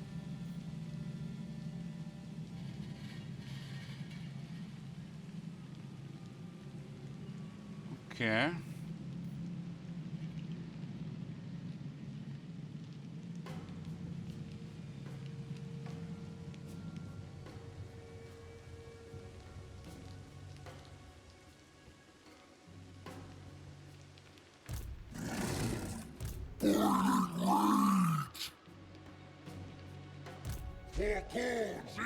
It makes having an agent really good.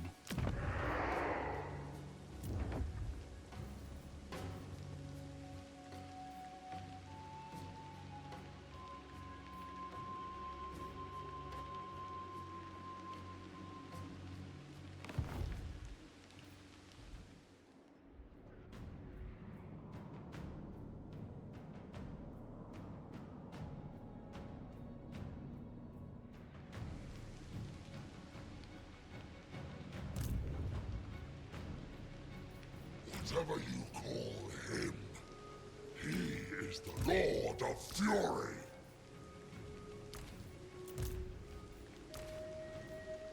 Freeze Korn, Lord of Murder. I can, I will, I must. Must. The end to all sagas. First among champions.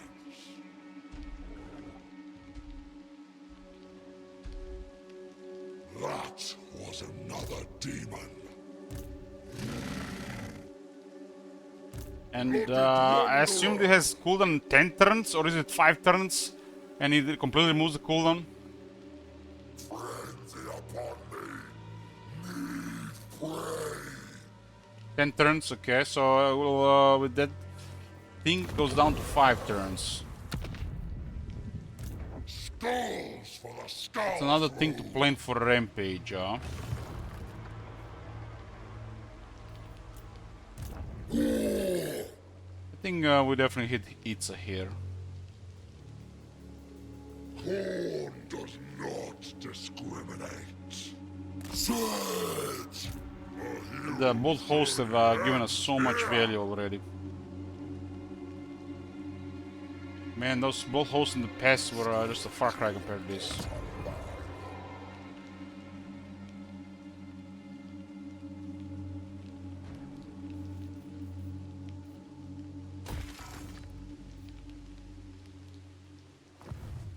Only the finest. My trophy sack grows hungry. Azul.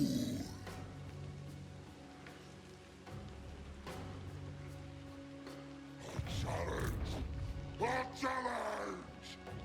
The largest unit absorbs the smaller unit. And the experience tend to stay with the largest unit. Rest upon.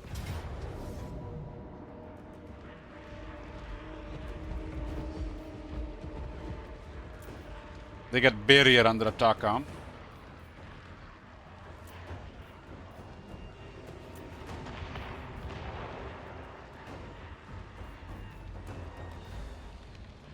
Let's give these guys crazy damage.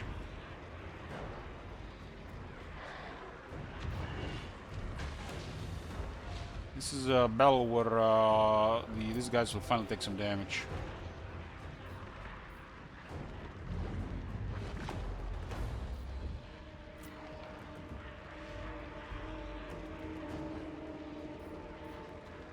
think the sieges are definitely more interesting like this, because you don't seem to rely. You don't rely much on the magic. You just have to go just throw power.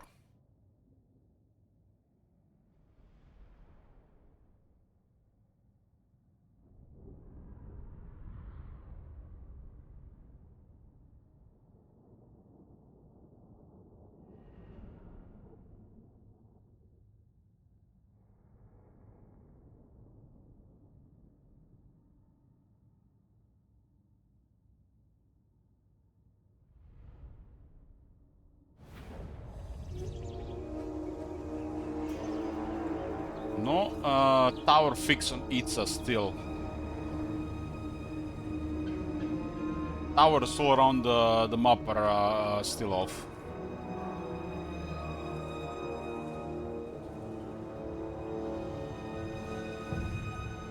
Considering the size of the garrison, try bamboozle them here.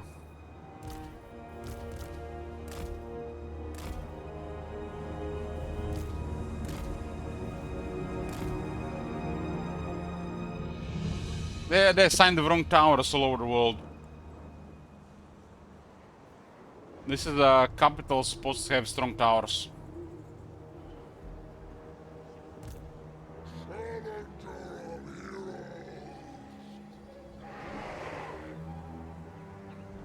There's the inconsistencies with this the entire game.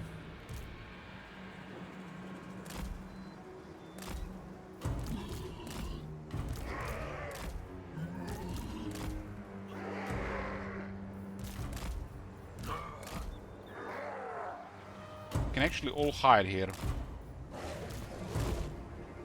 This thing can hide, okay.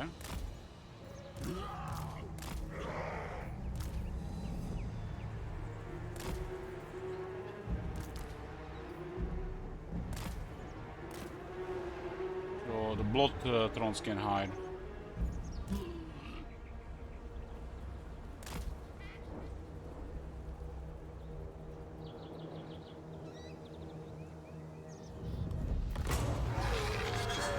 The left side where there is currently present, we should have more movement.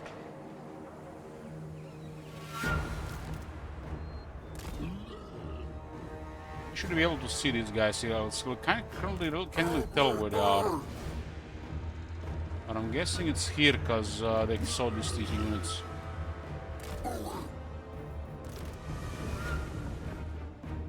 It's a really long wall, and we got a faster army, so we get into the city before they can reinforce the side. Used to be a literally important thing to do when I had the laser towers.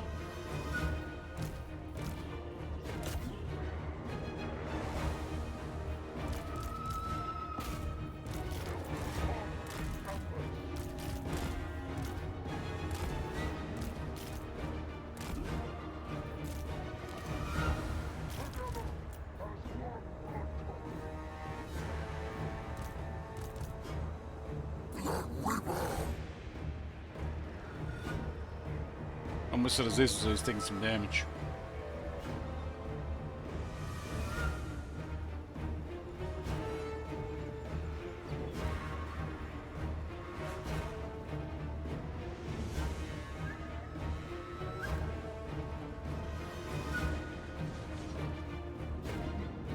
We'll delay this. Can we delay this on this side? Can, okay.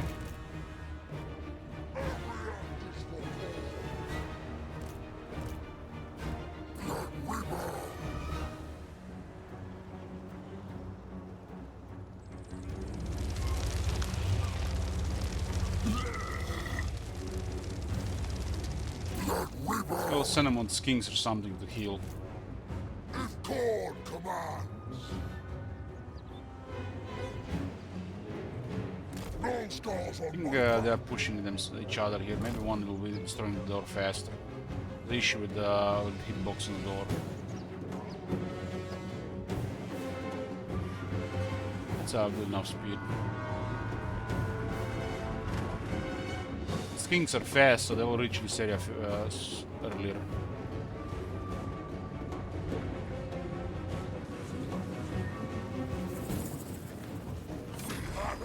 The ground, if not the battle, is won! The moment we take one of the towers, we get momentum. It should not work like this. Momentum should be only assigned by by location city. These things here in the tower should not be giving momentum.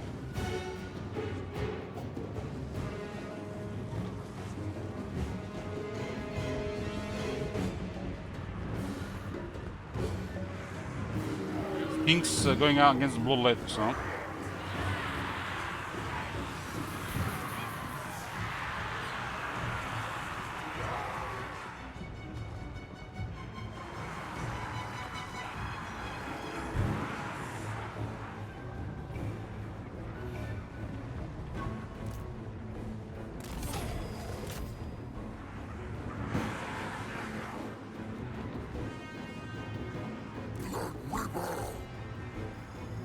This guy Revel in Slaughter, huh? From Endless Bloodlet. So it's in Revel in Slaughter.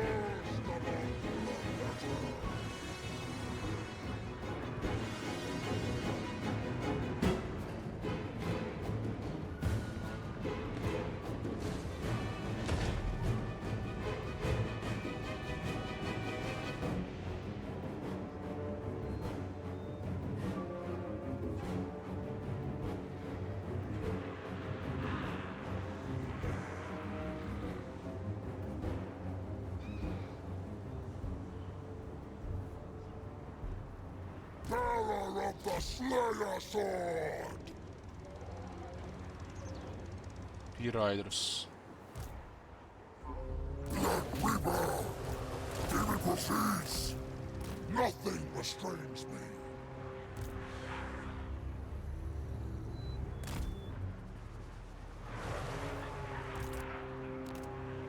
Skulltaker!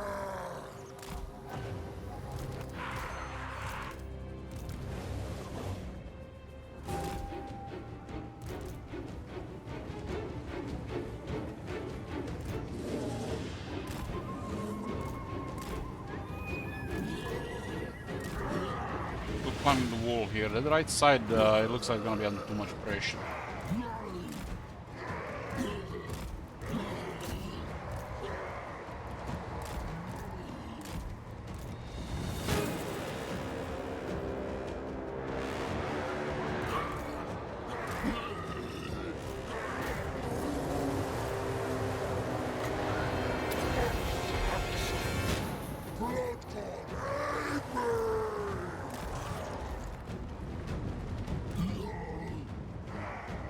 I don't need to give them any advantage here.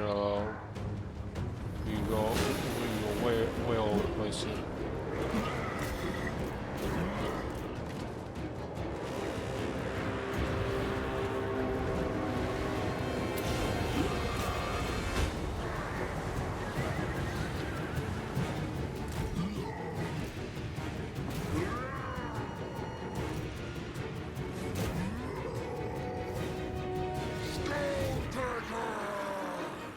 Torches!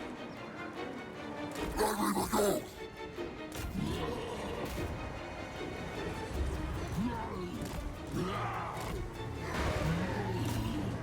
There's still big numbers there, so I can put Bloodletters in a bad spot. They have really big penalties when they're tired. Strikes us!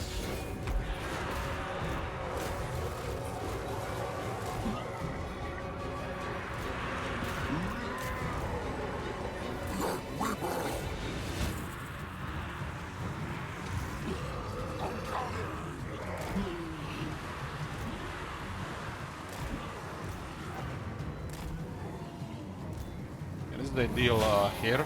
Still crazy outnumbered.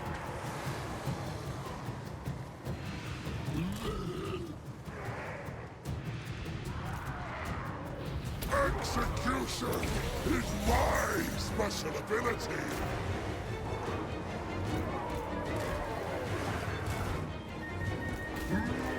Always we get wrecked by the shooters.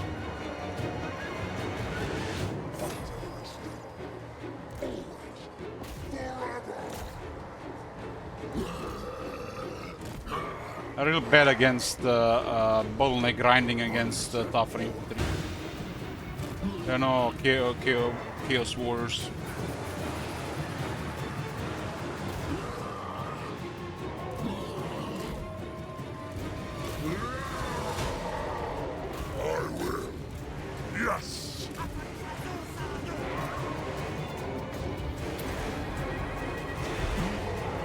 what happened to this unit with the cousin shooters. They got murdered. Murdered.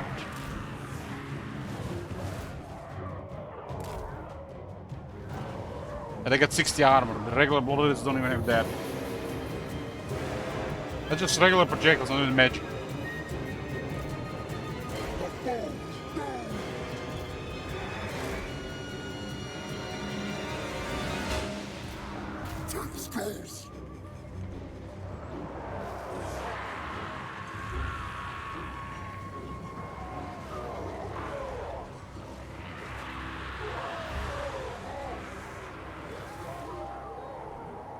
This is okay right now because we have a 100 armor unit.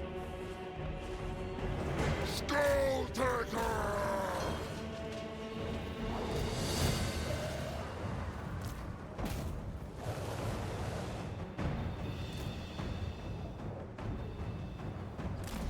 Playing with gold fag, do you know the difference between normal corners and the ones painted purple?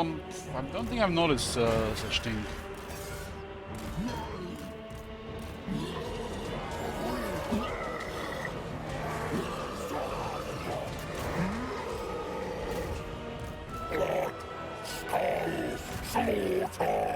Just heard Scarburned.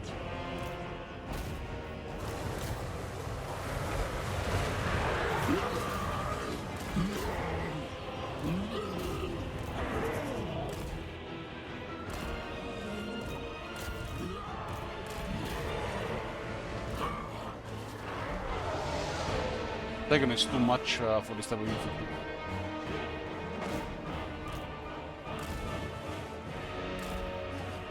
I have one more of these blood crushers.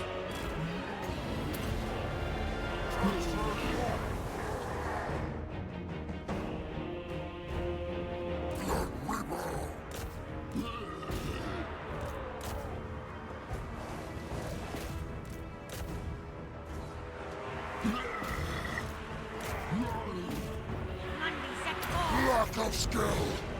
I don't remember about that, Ralphs. Sorry.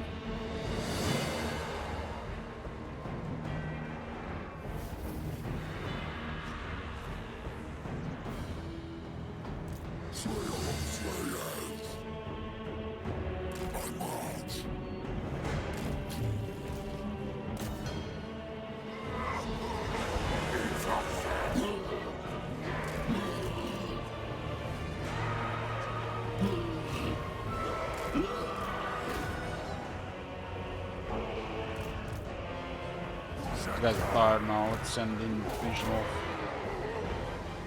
It was really coldy here.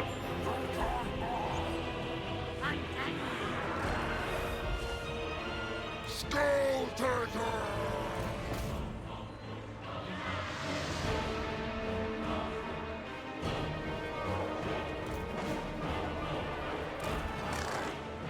Let's take it on with a shield, that's cheating.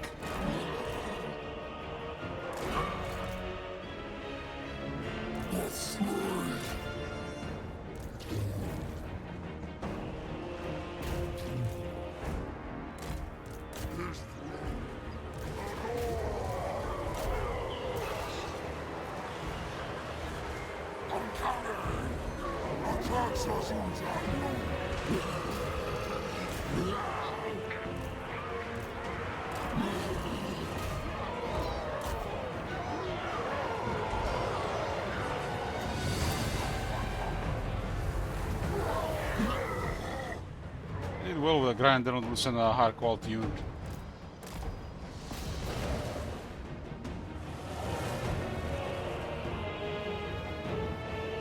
Won't be able to fight these units. Get away!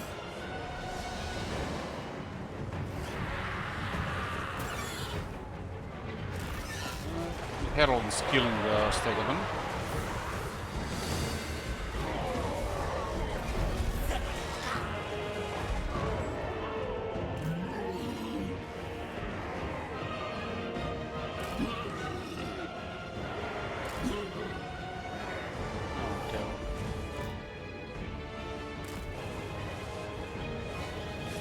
Fierce.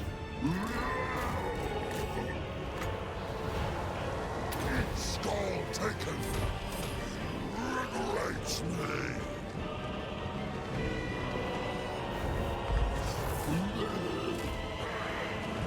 Skulltaker!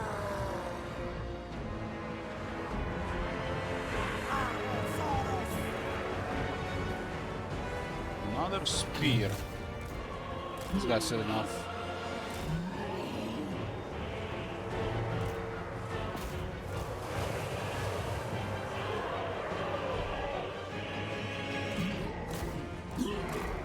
The gods say we'll win! We are getting more momentum here. Defeat seems unlikely.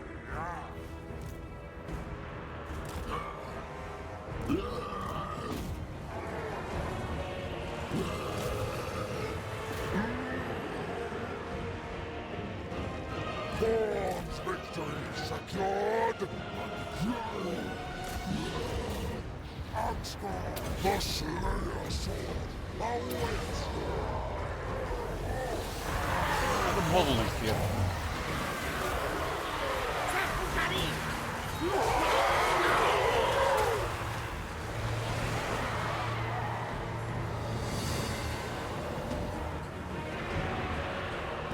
On we slay. Corn is smiling. Skulls for corn. Many skulls for good. Defeat appears destined.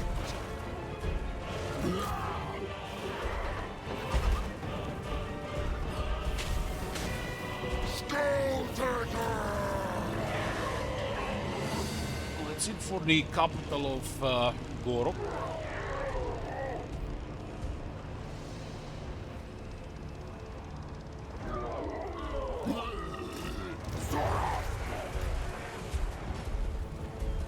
At least the regiments now, brought the letters went down on the other one. Skulltaker!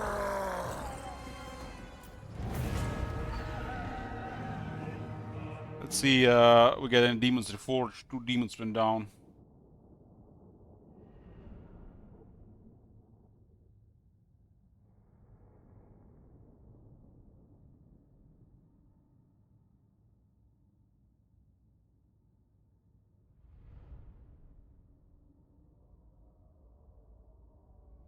Those guys got shot quite a bit, right?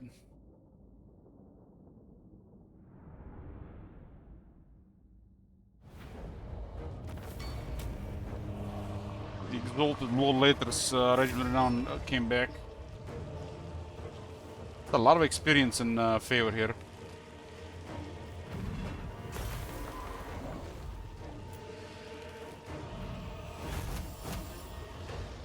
Two ranks for Skulltaker as well.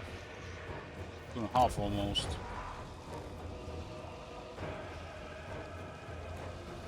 It's Tzeentch, that's a big sack.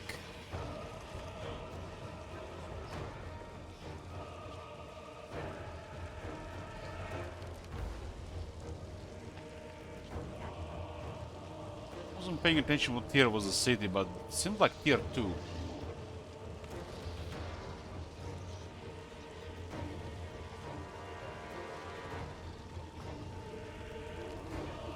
I think we're just gonna get tier 2.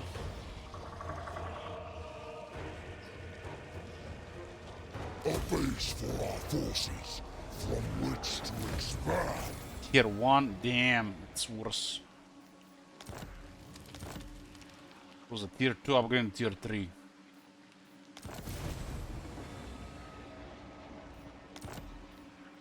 Skulltaker! We still restore some movement on Occupy. Interesting. So the rampage movement is depleted after this, and the regular rampage movement is depleted, but this movement gets restored after.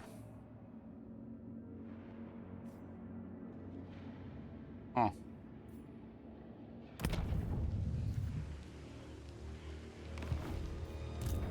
Many demons dead, still triumph.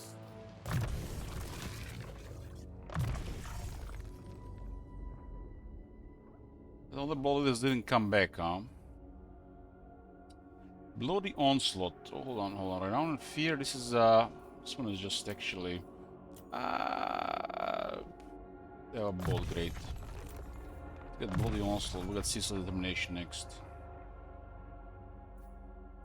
Do not test These my next skills patience are with mortal also a little bit over the top.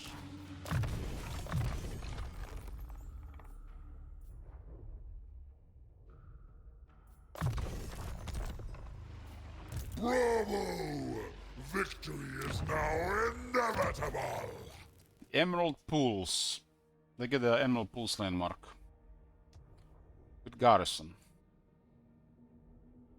All armies get more replenishment and higher demons reforged. Pretty cool. And 2 units makes all bloodletters of corn. That's a solid landmark. Solid landmark.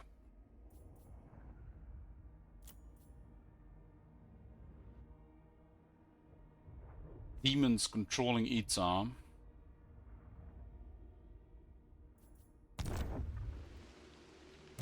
Herald of Corn! Now we can fully raise the rest of the province. Blooded Wanderer! I don't believe that they have anything else. Corn's champion! Power at least is not going down here. Victory! But want more slaughter! It's never enough. Oh, look at this. New faction and recruitment actually works on global. I have to patch it 3 years later. Recruitment ranks. Blood Crusade continues! Hey Moses. Oh my god. Have you seen that shit? Holy shit. What the hell?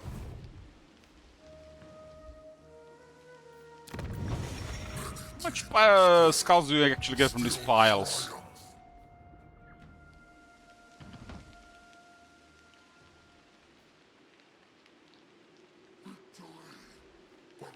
I don't remember that shit at all. This might not even work. There's a skulls collect from skull piles plus 12%. Sure, I don't even remember that. Only the finest! The hero's journey ends here!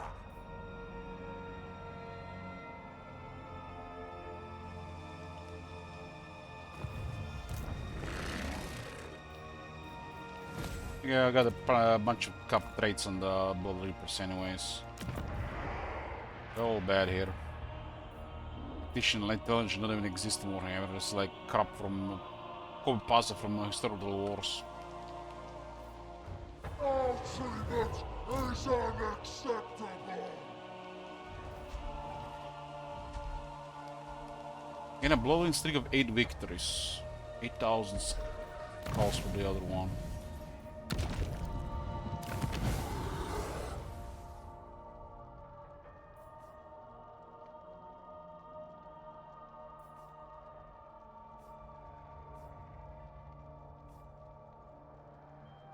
Instantly replenishes faction leader army's movement range. Oh damn!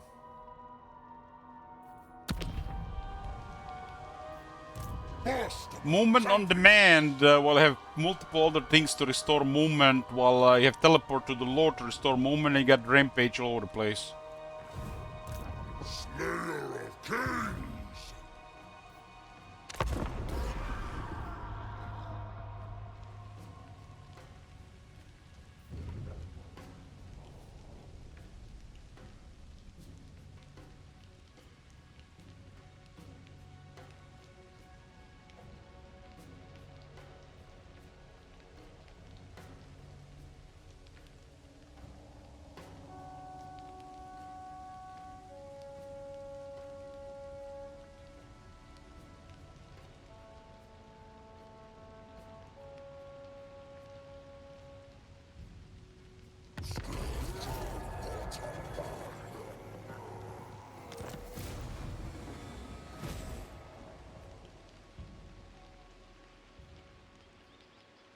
We got 800 from raiding, and we got this Skilla Umfingrim raid for corn. Well, I totally forgot about that guy. Thirst for slaughter!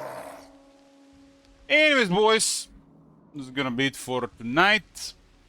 To be continued. Probably same time tomorrow. Maybe a little bit later. We got Skulltaker, we got Manfred, Trotwurzak. And we got also two other campaigns. Thanks for support, thanks for watching, and I'll see you boys next time. Good night.